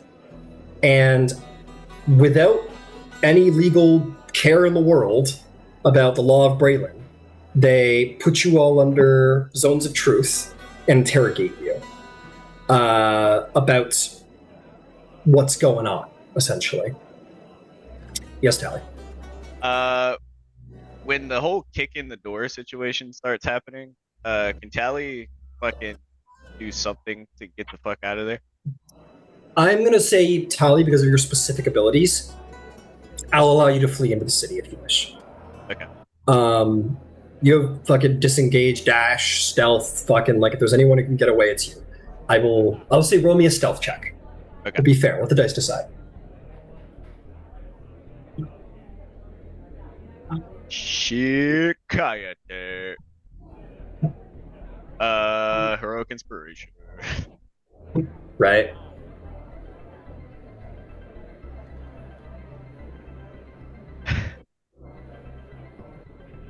What'd you get? I forgot about Lucky. 15. 15. Yeah, I'm going to say that's not enough, I'm sorry to say. They are not as fast as you, but they certainly have spells to compel you to give them a chance to catch up, like the command spell, for just as a singular example, first level. So you're brought in as well. The Silver Flame interrogators are ruthless and terrifyingly thorough. They ask you every detail, every day, since your party formed, every interaction to do with the Castlelanterns, everything you know about their house, their children, their homes, like terrifyingly thorough, like strangely thorough. From the color of the Lady Castellantar's fingernails, to the names of her 3 children, to the paintings on the walls, to the items you saw on the drawers, to your own adventures. If there's anything that is not quite right, they come back in. No violence is done to you during this interrogation, but it is... They give us the third degree. They give you the 3rd degree. It is very ruthless. It is very terrifyingly thorough. They ask you many times, over and over again, if you are worshippers of the Dark Six. I am not a worshipper of the Dark Six. Well, and they won't ask you that specifically. Be like, okay. They'll be like, have you ever thought about, where your soul goes? Have you ever thought about the Keeper? Tell me what you know about the Keeper. And they will just go into that detail, like basically trying to implicate you as best they can. Let's see here. It becomes apparent that they have seized Castlelanter Manor under the pretext of purification and containment. They have interrogated everyone with what is associated with the transaction, from the entire house staff, Castlelanterns. They interrogate the children, Zone of Truths, whatever. They freeze all Castellanter assets. They freeze all Platinum Watch assets. As far as you know, your tavern's been completely shut down. Not able to get in. They tell you that Flamekeep in Thrain has been alerted.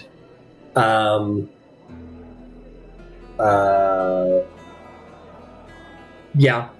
I'm just going to tell you the whole thing like as a story beat. Like, you don't, but some of it is above table. Like, you guys are locked in cells. The Castlelanterns go fully desperate. They plead ignorance, claim the ritual is misrepresented to them, or worse. They may even try to bribe the Inquisitors with Dragon Shards bonds, social influence, and you can imagine that probably doesn't go very well for them.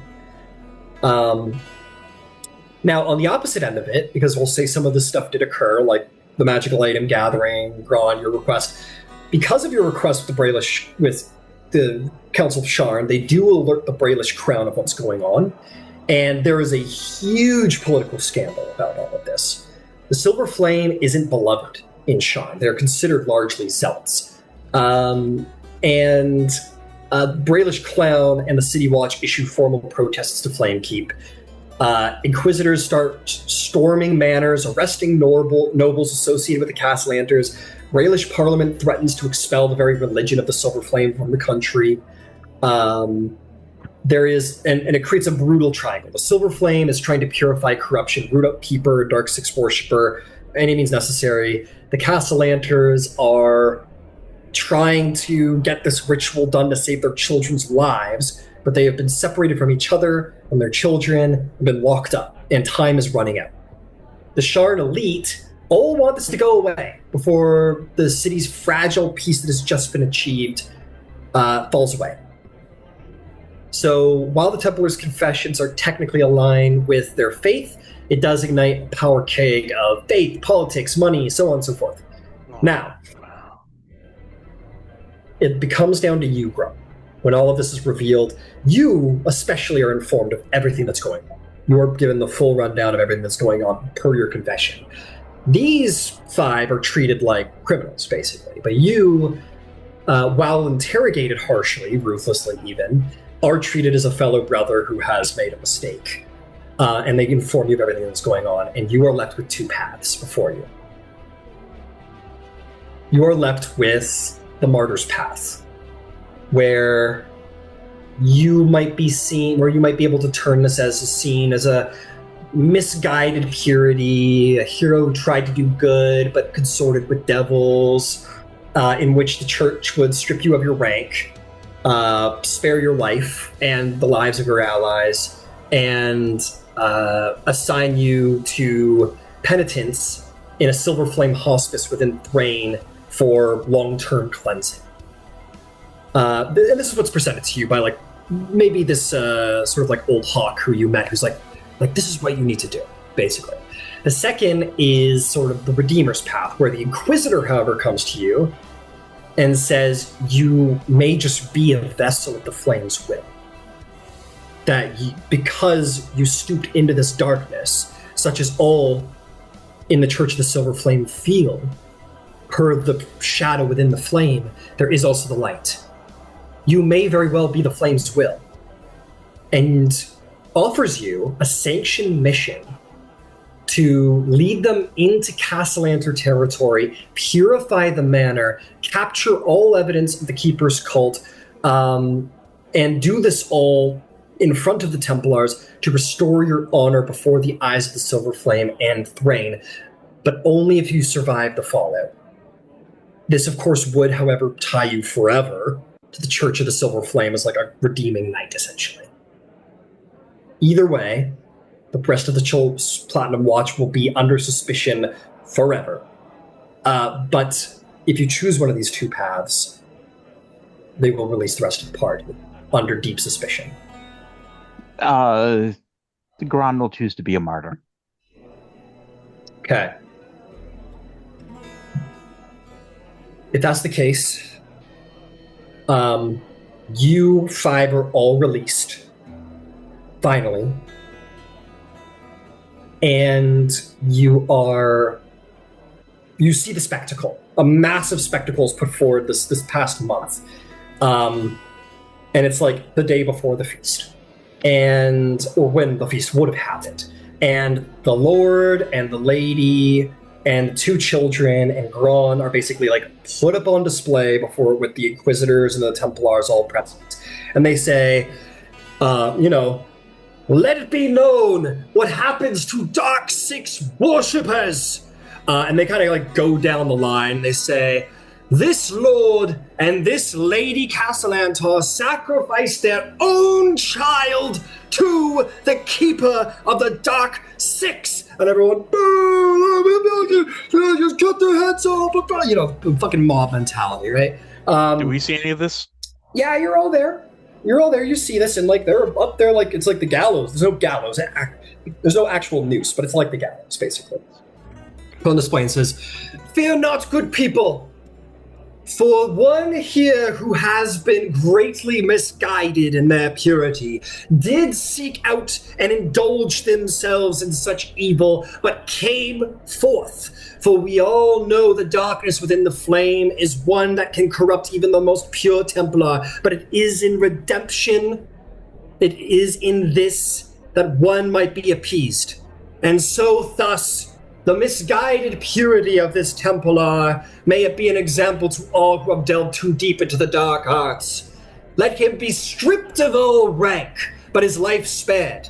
Let him be taken from this city of corruption, and let him be put in the hospice of the silver flames of Thrain, that he might know the cleansing of his soul for the black taint that is dripped upon it." And everyone's sort of, ooh, and shit's being thrown at Gron. It's horrific to see for the five of you. The people turn on Gron. The Templars hold them back. This is, but fear not. For his confession, the truly awful and the evil will be damned for all time. We take back to Thrain now for holy consecution. This Lord Castlelantar and Lady Castlelantar will be seen to the justice of the Silver Flame. Everyone, woo! And as for their children who would have no doubt been brought into these dark practices, these dark arts, fear not. What darkness has been poured upon their souls, for what Evil has been reaped upon their lives, will be taken from them, for they will be brought to Thrain, and they will see the holy silver light for what it is. They will be raised in our church to know darkness from the good, to know the shadow from the light of the silver flame. And everyone applauds. They are hauled off. The children are, before everybody, basically, like, ripped from their parents, screaming and crying, and the parents are screaming. It's horrific to watch.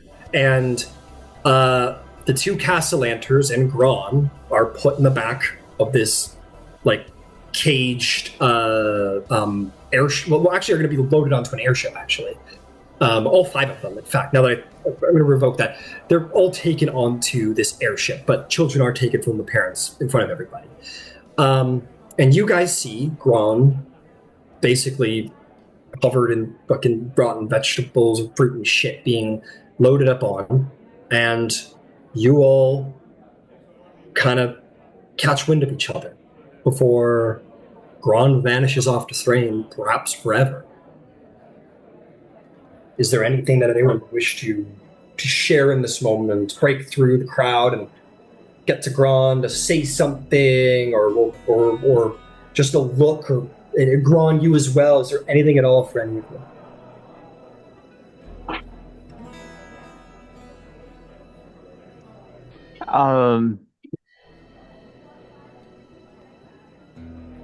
If I have the ability to do so, Gron will have stashed his kit in the vault with a note to the Platinum Watch saying, "I apologize for you having to get involved. I needed to do the right thing, and the easiest path is my own condemnation. Use what I have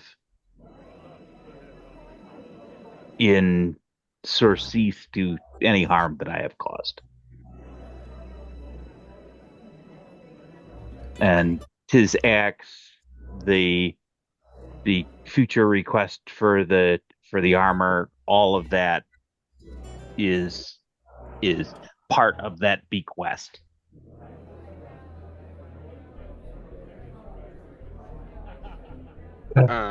If I could, I think just from the crowd, Katosh will look and see Darwin. Or not Darwin, sorry, Gron. Katosh's eyes will just kind of flash white, and he'll just connect his mind to Gron. He'll just say, "Brother, you've protected us this whole time. You surely there's another way. You don't need to die on this sword." I'm not going to die. I'm going to do penance. It is necessary. But understand that. Hopefully, the children will be brought up safe, which was what everyone's goal was. The parents will have an opportunity to perhaps find a better path, and I will do what I can to amend my deeds. I wish you all the best. Yeah, Katosh, just one last time in your mind, he'll just say, well, I will remind them every day of what they've done and what you've done for them. Thank you, brother. And his mage hand, Katosh's mage hand, will like pull off his ring of warmth, just fly it over, slide it on Gron's hand. Yep. Yeah. I will, as a puppet there, because I don't want to like take everything off the table, right? you guys would have been released before this. Gron's getting loaded on. You guys have fought really hard to get to where you're getting. To have this gold, to have this prestige, and Braylon and Sharn and whatnot. There is worth putting out there that all this time you have built yourselves into perhaps the greatest group of heist-based thieves in the city. There is a choice. You guys could either allow this to happen, or you could try and save Gron. There are consequences to actions, however. If you were to save Gron, we would not be doing the Dungeon of the Mad Mage. If you were to save Gron, you would be on the run. You would be wanted by the Church of the Silver Flame. You probably would very wisely probably want to leave Sharn directly after. And the party might evade. At best case scenario, you get Gron and you get the fuck out of the city. And rebuild somewhere else with the money that you have. Or the money you have in your pocket since all of your assets have been frozen. And we're chased to eternity. And you're chased by the Church of the Silver Flame forever. And potentially the Nith guys. Yeah. Braylon, or you're basically gonna be considered outlaws. And then we could say that that's the epilogue. That's you guys are on the run, and you've saved your buddy, and you're on the run. And then we can proceed with Dungeon of the Mad Mage with maybe a new party. Or maybe this is what happens. And Gron's sacrifice, his martyrdom, essentially, allows you all to reap the benefits and enjoy what you've got, but also see to it that some Dark Six worshippers are put away. Nero has an opinion. Yeah. He has a very clear opinion. I will tell you what. It's late. I would love a decision by tomorrow. Because if you guys decide to fucking heist Gron, I need to prepare. If you don't, that will be other very, very different large preparation as the new campaign comes in. The last thing I'm gonna say, hang on there, Nero. I'll tell you what. Do we want to let's decide right now? Let's vote now. Let's vote now. Let's vote now. This is definitely a quick action thing. There's not a lot of time for discussion. So where does people sit? Nero votes no. Let Gron go. He wants to go drown? Fine. Why should we have to go drown with him? His decision. And what about the other four of you?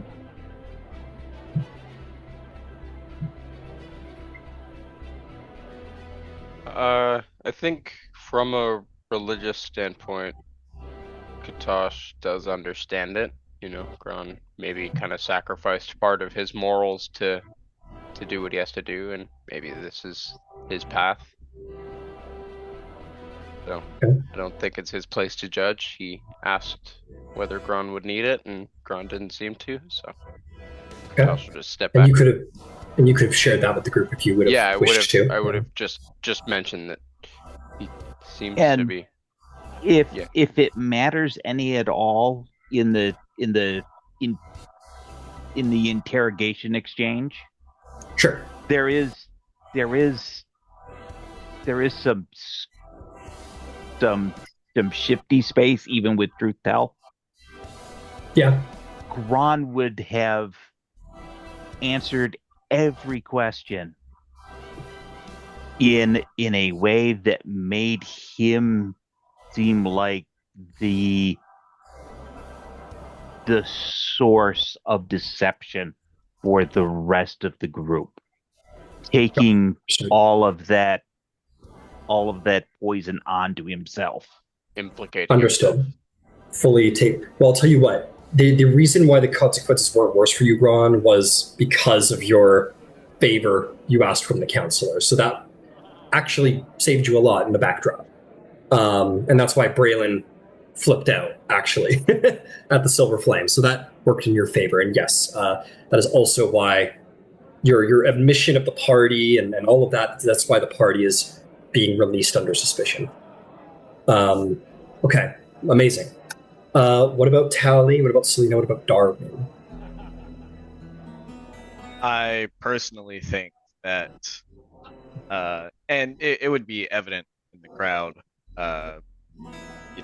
Gron being a professional and Tally also being a professional.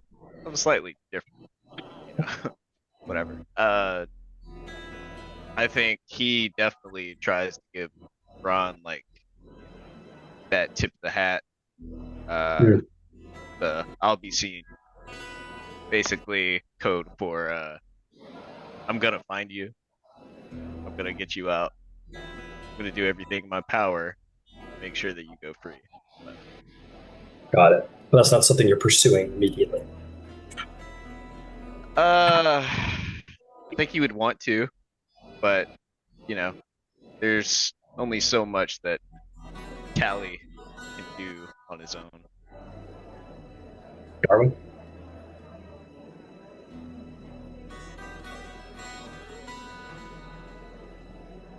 Yeah, I mean, I feel hamstrung by my ability to really do anything to stop this on my own. Listen, y'all. Katasha's fingers are crackling with fire. If y'all want to pop off, I'll send a fireball right now. Blow up the airship. Or rewind when he's at the gallows. You just blind everybody, and then he's just gone. All right. It sounds like we're gonna let fate be what it is, Darwin. What is on the astral plane? What's on the astral plane? Is that what you just asked? What is it, Like, Katash? You tell me everything that's on the astral plane right now. What is it, Katash? No, I mean, I'm just like, would I be condemning Gron to a worse fate if I like try to get him out If you of this? shot him into the void of the astral plane? Yeah, dude. Yeah. Okay. Significantly Then worse, never I would say. Significantly worse. Yeah. Who's that space marine? That's what Gron would become.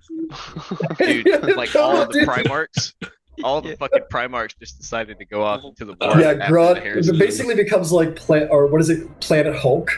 It's like a whole planet, like a Planet Hulk arc. For the record, it's also everyone in his immediate vicinity. That's true. Ooh. All right, I'm sorry, Gron. Don't be. Yeah, and with that, Katash just slides the ring of warmth onto his finger. Safe travels, friend. That's the case. Then play out Fallout. Sharn becomes a very tense place where Braylon and the Silver Flame are deeply at odds, but the Silver Flame has grown greatly more zealous in hunting down and rooting out Dark Six worshippers in Sharn. So there is this sort of quiet Cold War siege of the Silver Flame agents upon the Dark Six worshippers of Sharn that comes with a lot of tension with Braylon. Yeah, Castlelanterns are fucked.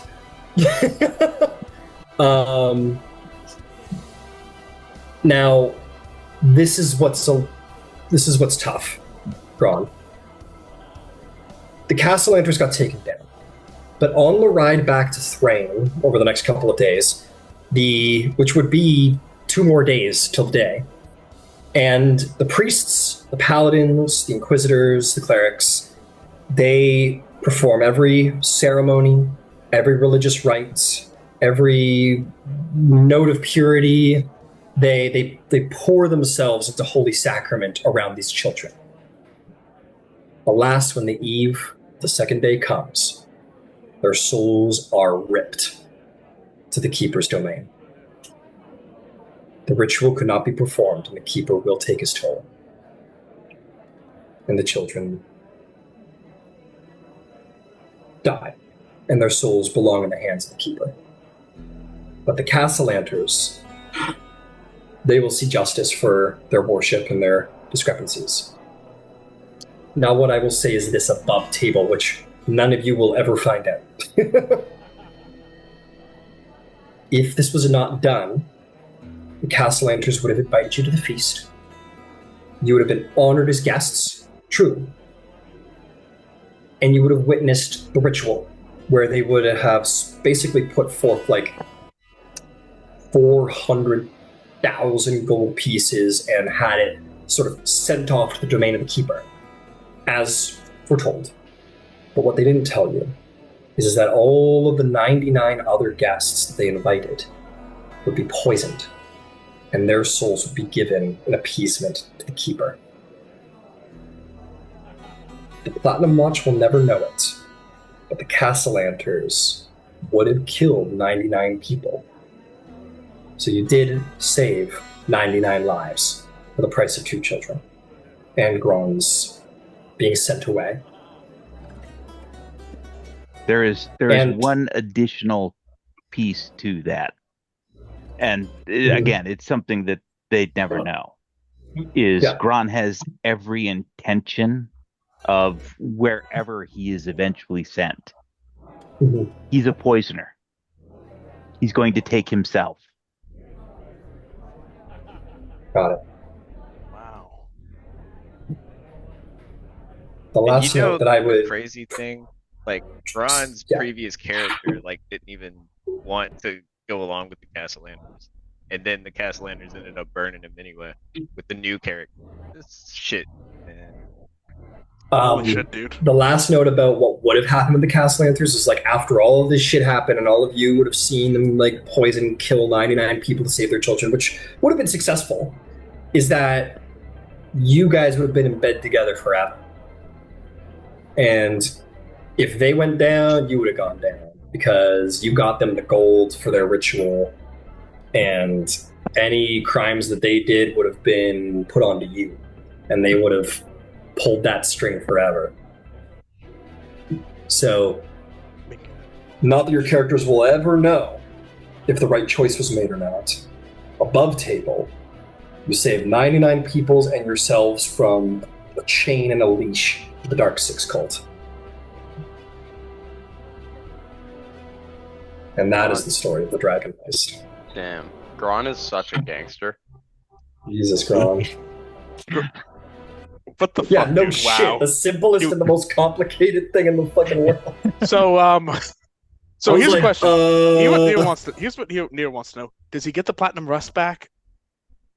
The assets of your bank accounts and the platinum rest and all of your shit is unfrozen, and you get to enjoy the fruits of your labors. You piece of shit, Nero. Fuck you. That's so disgusting. I'm the piece of shit. Piece of fucking shit. My friend just got sent to death for it. You're talking about, oh my god, my fucking assets. Shut the fuck up, dickhead. I just want to know. Oh my like, hey man, God. look, to be fair. Yeah, I know it's my sad to hear friend about just Gron. got sent It's sad away to hear for about the- to get killed for his life's fucked. Hey, is my money okay? Hey, To be fair, let's be honest. Gron and Nero were not friends. No, That's fair. that is and, Yeah, and Neo's like It makes Neo, sense. when Neo was sitting in that goddamn jail cell being interrogated by having the Silver Flame Templars yelling at him, he was thinking, I knew I never liked that fucking guy. God damn it. Obviously a curveball, but do you have any idea what you might go for class-wise? I'm still gonna look at a tanky build, because that's what the group needs. I like Yeah. that. Nice. Take your time with that. Hey Yeah, man, take your time. build a fucking Diversify. dungeoneer, dude. Because like we're gonna basically open up, and it's gonna be like this new crazy Sharn dungeon is opened up, and And you're also everybody starting at level 6 too. Which is good. starting at level 6, and every person who thinks themselves a half decent adventurer is gonna be hopping into that hole. So hey, it makes sense that a proper dungeoneer might show up. That could be. I cannot wait to find out how this plays out in the all fucking Eberron Cold War game. Yo, I said it too late and I messaged this in the chat, but can you imagine if I just mage-handed Gron the Chime of Opening? they would have probably Dude, confiscated. So he could have they just would have. they would would've- have seen him going out, and there's no way. But I was like, he dude, would can swallow you that imagine? shit. Well, the Castlelanterns are considered to be, and also as a side note, the two of them were like archmages. Like the Lord was a little bit more powerful, but he could do like 9th level shit. Ooh. And Amelia, the wife, could do like up to like 6th or 7th. Like the two of them were powerful, and the Inquisitor was ready for that. So he's I one-shotted her. No, not the not Lady Castlelantern. Oh. You pawned You hit worker. Growlhunt. One of- the Growlhunt Yeah, my lady. bad. The worker, One of- my bad. Yeah, That was they're mistaken. one of their lesser. No, it was remember it was Growlhunt, the guys who like thought they wanted to get in on the game and they got themselves fucked up because they got in over their heads. Yeah. That was who. It was the my Growlhunt fault. villa. My fault. I was No, it's all mistaking good. females. No, it's all good. The two of them were powerful, and the Inquisitor was they would be ready for it. So they were like, we're containing like ultimate cult leader masterminds of the Dark Six, and they are, because they were the head of the Dark Six worship in Sharn, which is wild. So Yeah, and for all that happened, Gron, you did cut the head off the snake on cult worship in Sharn, which is pretty And cool. as somebody who is deeply devoted to his word, the contract, that is a good end for Yeah. Gron. I am amazed that most nerds turned out to be such a religious devotee. And I gotta say, like, I didn't actually play into it in game, but I can't help but imagine that Sidon Boromar made a greased some palms to make sure Gron got That's what I was shipped thinking. off to. Yeah. It's not apparent, and I didn't calculate for it. Because But especially after his confession was like, Gron's been the biggest fucking thorn in his goddamn side. Oh no, I'm sure he was like, "Hey, Council of Sharn, here's as much money as you fucking want. Get him out of my city." it was- I'm sure on the boy. sly, Sidon Boromar sealed the fate somehow. But here's the thing: Neo's pissed at I'm gonna Gron for kill that multiple fucking dude. reasons. Like he doesn't know about the murder stuff and everything, but the 99 murders and whatnot. 99 nobody murders, will but let him know Gron's about not that. one of them. 99 murders, incredible. 99 murders. But yeah, he now has a leader of Drome angry at him. He has Sidon Boromar angry at him, and now he has every surviving member of the cult of the Dark Six probably angry at him by proxy. Dude, no, you're wrong. You're wrong. For all we know, Gron was like in some like monk monastery, like praying to the silver flame, and fucking Sorakel busted in and was like, "Hey, baby," you know. Did we ever learn that Gron's dead? I heard you got locked up. You know what I mean? Come back to Drome. I don't I usually go for I jail don't birds, think but- that you'd ever find out. No. Because Well, I can still find out because I still have the Stone of Galore. Legend lore. That's true. The Stone of that's Galore. Yeah, Stone of Galore could help. But yeah, you better believe that wherever Gron went, there would be no paper trail as far as Thrain's concerned. Wow. And that's Eric, just letting you know, I would be able to fill a tanky role if you do want to do something else, but I would not be able to like replace the sheer amount of control that you had. So it's up to you. I mean, if you want to do it, and I'll figure out. Eric, you're burning through characters. But they've going, dude, burn bright. They're They great burn characters. What do you mean? Both of his Look at characters what have it literally takes. saved our party, our entire party. Yeah, but Yeah. and here's the thing about the one last thing about the Dark Six 99 motor thing. They would have had a leash on us, but we would have a leash on them at the same time. Yeah, but Yeah, they'd be but the one they're walking the dog. Arch magi. Yeah, they're absolutely the ones walking the dog. It's mutually assured destruction, but I mean, We're the Yeah. good For them. people who are implicated in the bad thing, aka. yeah, whereas they're the bad people in the bad thing. I mean, at face value, helping the Castlelanterns was the moral decision, I think. Yeah. Well, Out of the options we explored. It's and like as far as playing the Castlelanterns went, I don't they weren't always that fucking evil. Like Yeah. even when you knew them, but I think there was a certain point where they were like, the allure of knowledge and the allure of power, where they were like, yeah, we're just gonna do this thing, we're gonna save our children. And they met you guys, right? They're like, we're just gonna do this, like, we're gonna read through everything, we're gonna cover all our bases, and they did. And they're like, we gotta kill these fucking 9 people. We'll pick the most fucking scum 1%, whatever, like, whatever we gotta do. And they met you guys, and things really started going their way. And they're like, you know what, things are going really our way. And then slowly but surely it's like, like we could really like and then like you brought them the fucking stone of galore out of from under Sidon Boromar, and they're like, and the Tarkonans. why would we ever get rid of this asset? You know what I mean? Like, why would we ever let them walk away? Like, they're good. So we wouldn't have died. We would have just seen all 99 people die and then been like, oh shit, we're alive now. We're in it together. Like, that's what it would have been.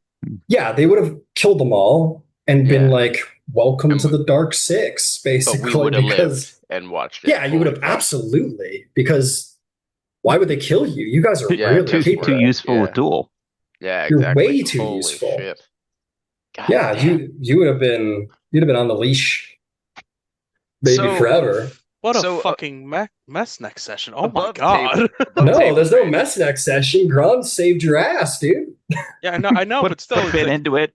It's all bowed. I meant politically, like when we get back to Sharn and everything, it's like, oh my lord. So above table, right?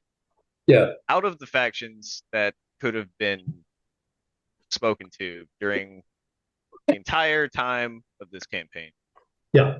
which one was the most moral decision? The ones we didn't speak to and spoke. I can tell you that. I can definitely tell you what the different consequences would have been for different factions. There were definitely some in there that were like way more flexible than others. I just got to go grab that info. Hang on. Hold up. Won't take long. Let's see here. While you're looking that up, could we have figured out the Castlelanterns ceremony plan? Not unless you were like actively went against them.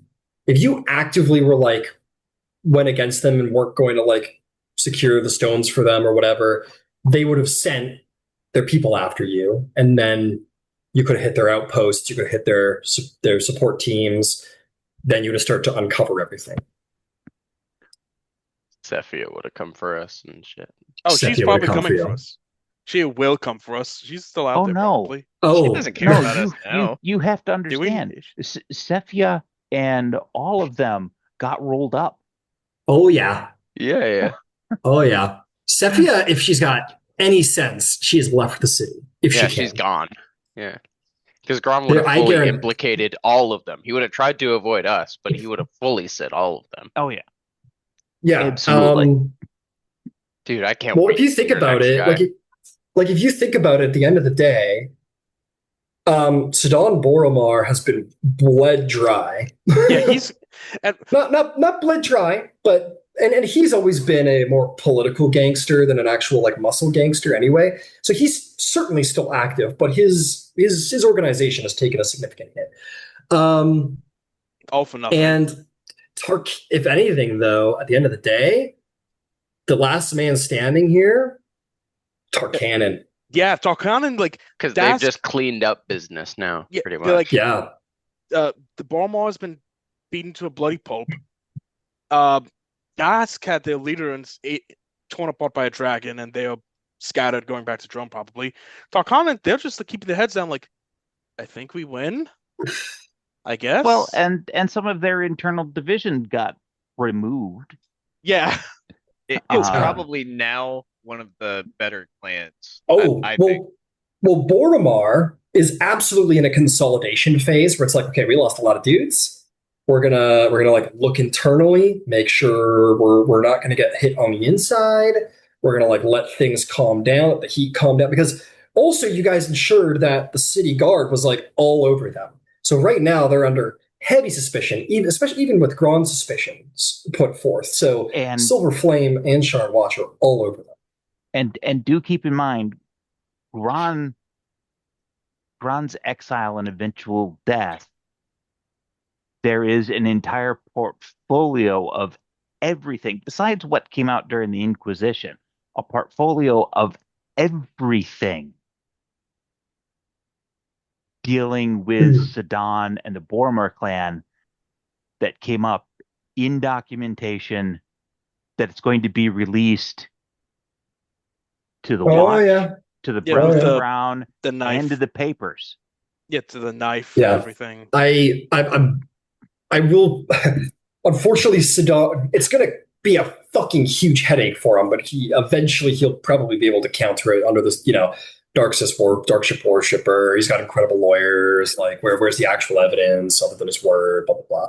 But yeah, he took a hit. He's got the silver watch all over him. He's got the fucking Brayllish crown all over them.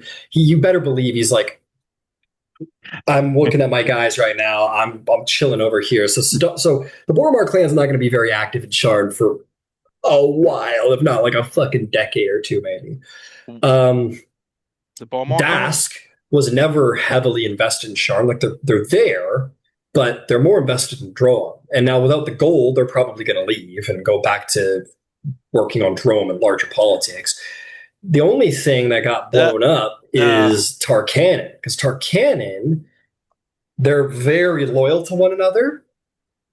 The only people they lost really, they lost people, which is very sad, but they also lost their main guy, and they lost the guy who runs the arena, who was a pretty big cheese, and they lost Smile. So Simile's gone, but that's mainly they can be replaced.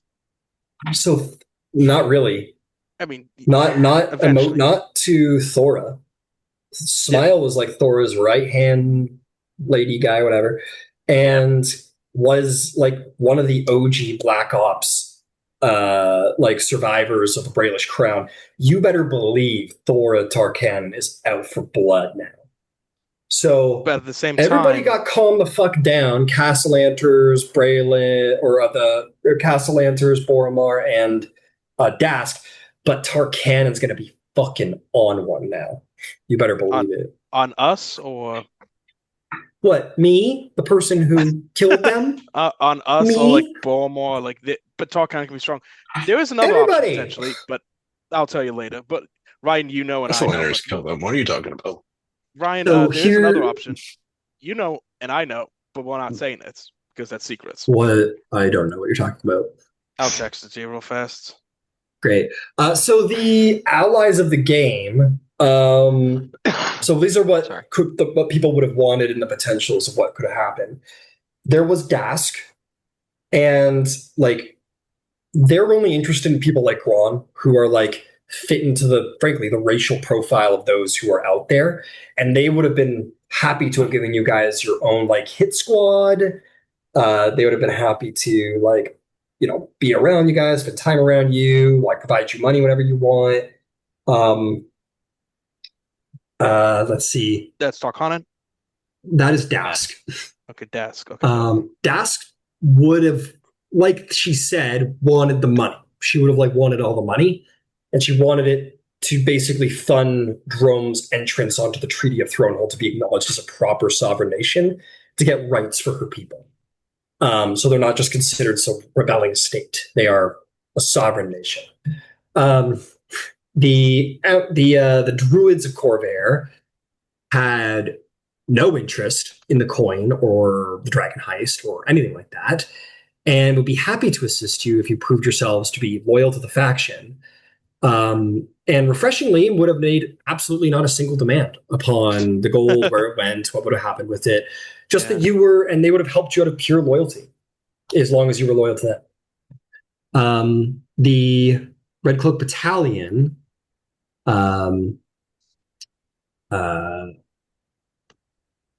if you had told them, they would have alerted the Council of Waterdeep, and they would have pretty heavily enforced it that, Sharn, would have probably heavily enforced that all the gold be returned to the Council of Sharn to be returned back into the coffers of Brayland for the good of the city and the people of Brayland. Not the worst deal. And I sent you the text about the group I was talking about. Got it. The Messenger. esoteric order of the esoteric order, whatever. Um, they, fun fact, they kind of actually knew about Castlelanter demon worship. Certain members, they had considered warning you or talking to you about it, but you hadn't been good enough friends with them. So they weren't sure of how in you were with the Castlelanterns. Like, you were in the faction, so they had their eyes on you, but they didn't know if they could trust you or not yet. You didn't disclose anything of importance to them, so they weren't. There was no tit for tat, if that makes sense. If trust was built with the esoteric order, they'd have been more than happy to let you keep the gold, so long as you would, do the right thing with it, maybe return the money to Sharn, or do something with it of a good nature, not selfish nature. They would have asked for the Stone of Galore from you, which they would have believed contained vital intelligence that they could have utilized for the good of all. It's also noticed that you guys met at least one double agent within House Tarkanan who was in league with the Esoteric Order and was actually like a spy within their organization. Really? Yep. Whoever that is will remain between me and the information on the screen. The King's Citadel similarly works directly with the Council of Sharn. And they would have organized, and they did actually organize a private meet with one of the more reputable counselors who would have asked that you provide the gold to the Council of Waterdeep. The Templars of the Silver Flame would have only asked of a tithe of 25% of the hoard to be given to the Silver Flame for the good of all. Ironically, right? 25% annually. No, that's very fun. No, that's very funny, actually. As for the High Raptors, there would have been an enormous opportunity if you would have gave it to. They would have gone through with it, and it would have all worked out. They would have reclaimed and repaired Colette Towers. They would have actually found another place called Zentil Keep. They would have installed that as their head base, which you guys would have been allowed to have utilized. They would have bought seats on the Oromar Clan Council. They would have had Sidon kicked out. They would have given you guys seats. They would have raised the profits of the Boromar clan within the actual city, and bought their way into leadership. And they would have achieved all of this because Sidon Boromar was the face of evil in Sidon Boromar. So with him out of the way, the leadership of the Boromar clan could go back to being very discreet, and they could have significantly raised profits. So crime from the Boromar clan would have run rampant more thoroughly in Sharn, but you guys would have been at the tippy top of it and gaining the benefits of it. And that's all of them. Wow. But yeah. What happened? What was the deal with all the people coming to get money? Was there any? What would have happened to Avi? People. That was just. Yeah. I can tell you about those guys. That council owes me a favor. Can I just say that? And I don't know at what point or where it happened, but I feel like we significantly failed this module. I don't think so. Failed what? He thinks we failed the module. No, I don't say that. It was more along the lines of us not fully understanding the faction system, I think. But I don't think we came out alive. I don't think we failed. I think we got out of there alive.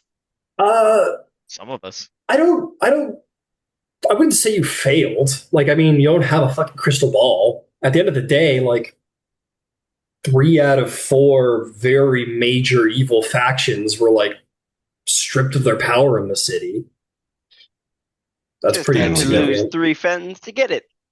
One of the better deals gold-wise. Yeah, I guess. True. I mean, we back to the could city. have lost everything. Yeah. Gold went lost back to the everything, city. And that's a point in that final encounter. If you hadn't allied with the Castlelanterns, they would have teamed up similarly with Tarkanan and with Boromar clan, and they would have tried to ice your Oh, ass. you know it. Oh And wow! then Yes. Dask, if you survive, Dask would be like, "Give me your shit and fuck off." And you might have still gotten out, but keep in mind, whatever faction you would have trusted and teamed up with would have sent their guys to have backed you up. As for the people who came looking for money, the guy, the Siren guy, the competitor tavern keeper guy, nothing bad would have happened. They might have beat the shit out of him. Yeah, they might have beat the shit out of him until he paid, but that was about it. He's probably going to be very dodgy about paying you guys back. He will, but he'll probably be dodgy about it. Awesome. I know how to Sounds like Um, we're absorbing. We own a restaurant now. The the high raptors that did legitimately keep their head above water, and if you hadn't paid them, they would have had to have seceded entire control to Sidon, and he would have recovered a lot faster. Slows him down. Floon would have vanished. Period. We don't know what that means. Vanished. Probably died. Probably dead. His poor His wife, wife whoever she would have is. killed No, him. it's small wife. She would have Whoever killed she him. is. He has a wife. Nothing bad would have happened if you hadn't paid out Tails' expedition.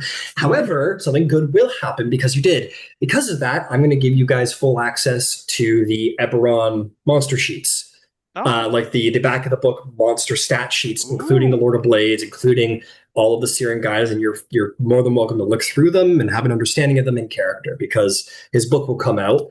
You guys will be given advanced copies, and you guys can essentially consider yourselves to have whatever knowledge you want of the monsters in the back of the book. Oh wow, not bad. I would like to hear the story of like who got close enough to get the stat block of Lord of Blades. Well, I'm going to play into that. The Tails is going to be like, I actually died with the Lord of Blades for a 10 day until I made my downing escape. And that's going to be something. Four adventurers died gathering this information. Oh, my entire salvaging crew died, but you wouldn't believe. He'll You have were a whole taken story, in but- by this friendly enclave of Warforged, led by Yeah, and there's Warforged Colossus. He's gonna be like, I actually got on the back of a Warforged Colossus and it stomped me all the way out to the Moorlands. So there's gonna be a crazy tale about that where he gets all the stat blocks. So it'll actually probably, depending on how you feel, be a decent investment. You're gonna have a cool set of stat blocks you can just reference and have knowledge of. There was you're gonna be paid back your loan within a year by the counselor. And he will be more than happy to grant you, Nero, a mark of prestige, whatever that may be in your mind, whether that's a favor, a badge, a title, whatever you want. Chances are you might end up being more powerful than the rest of the party if you play your cards right. Oh shit! I Fancy got brooch. my cards right. Also, basically So over the course of the Nero's next gonna get year, bronze money too. Yeah, bronze money's sitting in the bank, I'll claim it. and his pack is sitting in the bank too. I mean the loan that he gave the council. Oh, the loan. I mean, yeah. Yeah. He won't be able to send it to Gron because Gron's been fucking excommunicated off the map. I'll make sure it goes to good use. I'll make sure it serves the people, and I'm one of the people.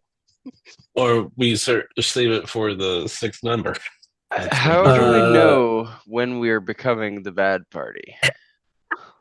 You don't know. This is a very I can gray tell you moral. don't. I can tell you Shit don't. party is what Which we is can why it's tell great you. for We're not everyone. bad or good. No, We're a no, shit great for party. one person. Really good for one person.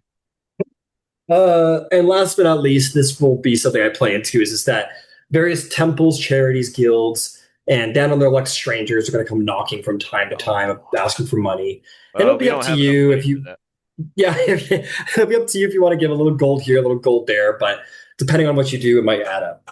And that's the end of it. And as far as onward goes, something will open up in the city unexplicably. Something that will require curiosity and adventure. Okay. Something that might intrigue. And will have many portable goods inside, perhaps. Mm-hmm. And yeah, I sent you the text about that one group faction never really came up. Escaped untouched by all this. Where did you send it? Oh, Messenger. Oh, yeah. They were they just wrote- too small. They were too fucking small time for this shit, dude. They just rode out the storm also. Yeah, they rode out the storm because they didn't get involved. I'll tell you what, and I'll just tell you guys what it is, because like you're gonna know. Fuck. Yeah, well, they'll learn sooner or later. Well, they'll learn Yeah, next session, so whatever. there is another criminal organization that isn't quite as big time as these guys, known as the Tyrants, and it's basically a criminal organization of doppelgangers and changelings inside the city. And they were like getting involved, and then they saw what happened to the Growlhuns, and they were like, "Yeah, we don't need this as much as probably the other guys do. We're good." Mhm. Oh yeah, who was that one alley when Darwin and Benry were running away? There was that one guy that briefly appeared and then disappeared. Oh, guys, that was Utstral Floxen. Fucking okay. pussy. I hate The guy you still out healed, there. the guy who ran away from the Yeah. fireball and you healed. That was Utstral Floxen. Yeah, that's. I like tried to like heavily allude to that a couple times, right? Because he had like the burn over his face. He recognized Nero because Nero was with Benrig. So that was Ustral Floxen, was the guy that you healed out of the fireball.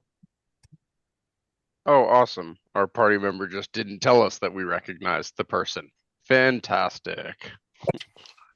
I've said it a couple times. I No, was but surprised. Katosh wouldn't. No, Katash, absolutely. Yeah. The only person who would have recognized him is Nero. Nero was with Benrig when the healing happened, so only Nero would have recognized Ustral Floxen as the guy running out of the fireball got healed by you guys. Crazy. Yeah. And oh god, we didn't resurrect Benrig. Fuck. I will say this, I- I'm so motherfucking happy that we're done with this goddamn fucking module because It's been because I fucked myself. It was Dragon Heist in Sharn, so that's 2 content books I gotta jump between. Mhm. And then my dumbass decided I'll use this like cool new side third-party content that fixes it. That is the most disorganized mess I've ever seen in my entire life. So I had 3 content books I was jumping between to get these things done. I am so glad Dragon Heist is done. I'm never doing this shit again. You're Thank you doing very it much. better next time, though. Appreciate you running it though. No, I'm just self-feeling. I'm just joking mostly. You did a good No, job. I thought it was a good story. You did a good job. Appreciate it. And now you know Appreciate it. learn your mistakes for next time. Yeah, don't fucking use 3 pieces of content for a single whatever module. God damn it. If this was an RPG that I was playing by myself, You would have restarted. I would have restarted. Well, at the end of the day, it would have gone well if you had allied with like the quote unquote good factions, right? If you Yeah. had allied with the druids, the paladins, or the I don't know, the mages, I guess you'd call them, the esoteric order. I If don't you'd ordered with those guys, it would have gone really well for you. I don't know why I've- we didn't talk to them more. I guess we was too. I don't either. They seemed like side quests. I think They did seem Yeah. like side quests. They because were we keep side going quests. off in this direction or whatever. We never got a chance. Like, It's should we trust it's these because guys? they're good guys. That's why. Because they're not up in your shit trying to manipulate you. They're like, yeah, like if you're ready to do jobs, we can do jobs. So we're gonna be out here doing the Lord's work. We wanted like flexible firepower, and we figured that the good guys wouldn't be so flexible.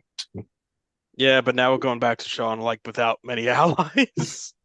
Yeah, well, the Silver Flame That's cut off. really only cares about themselves at the brain, so they wouldn't have cared about giving the money to Sharn. They'd have been like, yo, just put in a tithe and we'll give you the fucking 75%.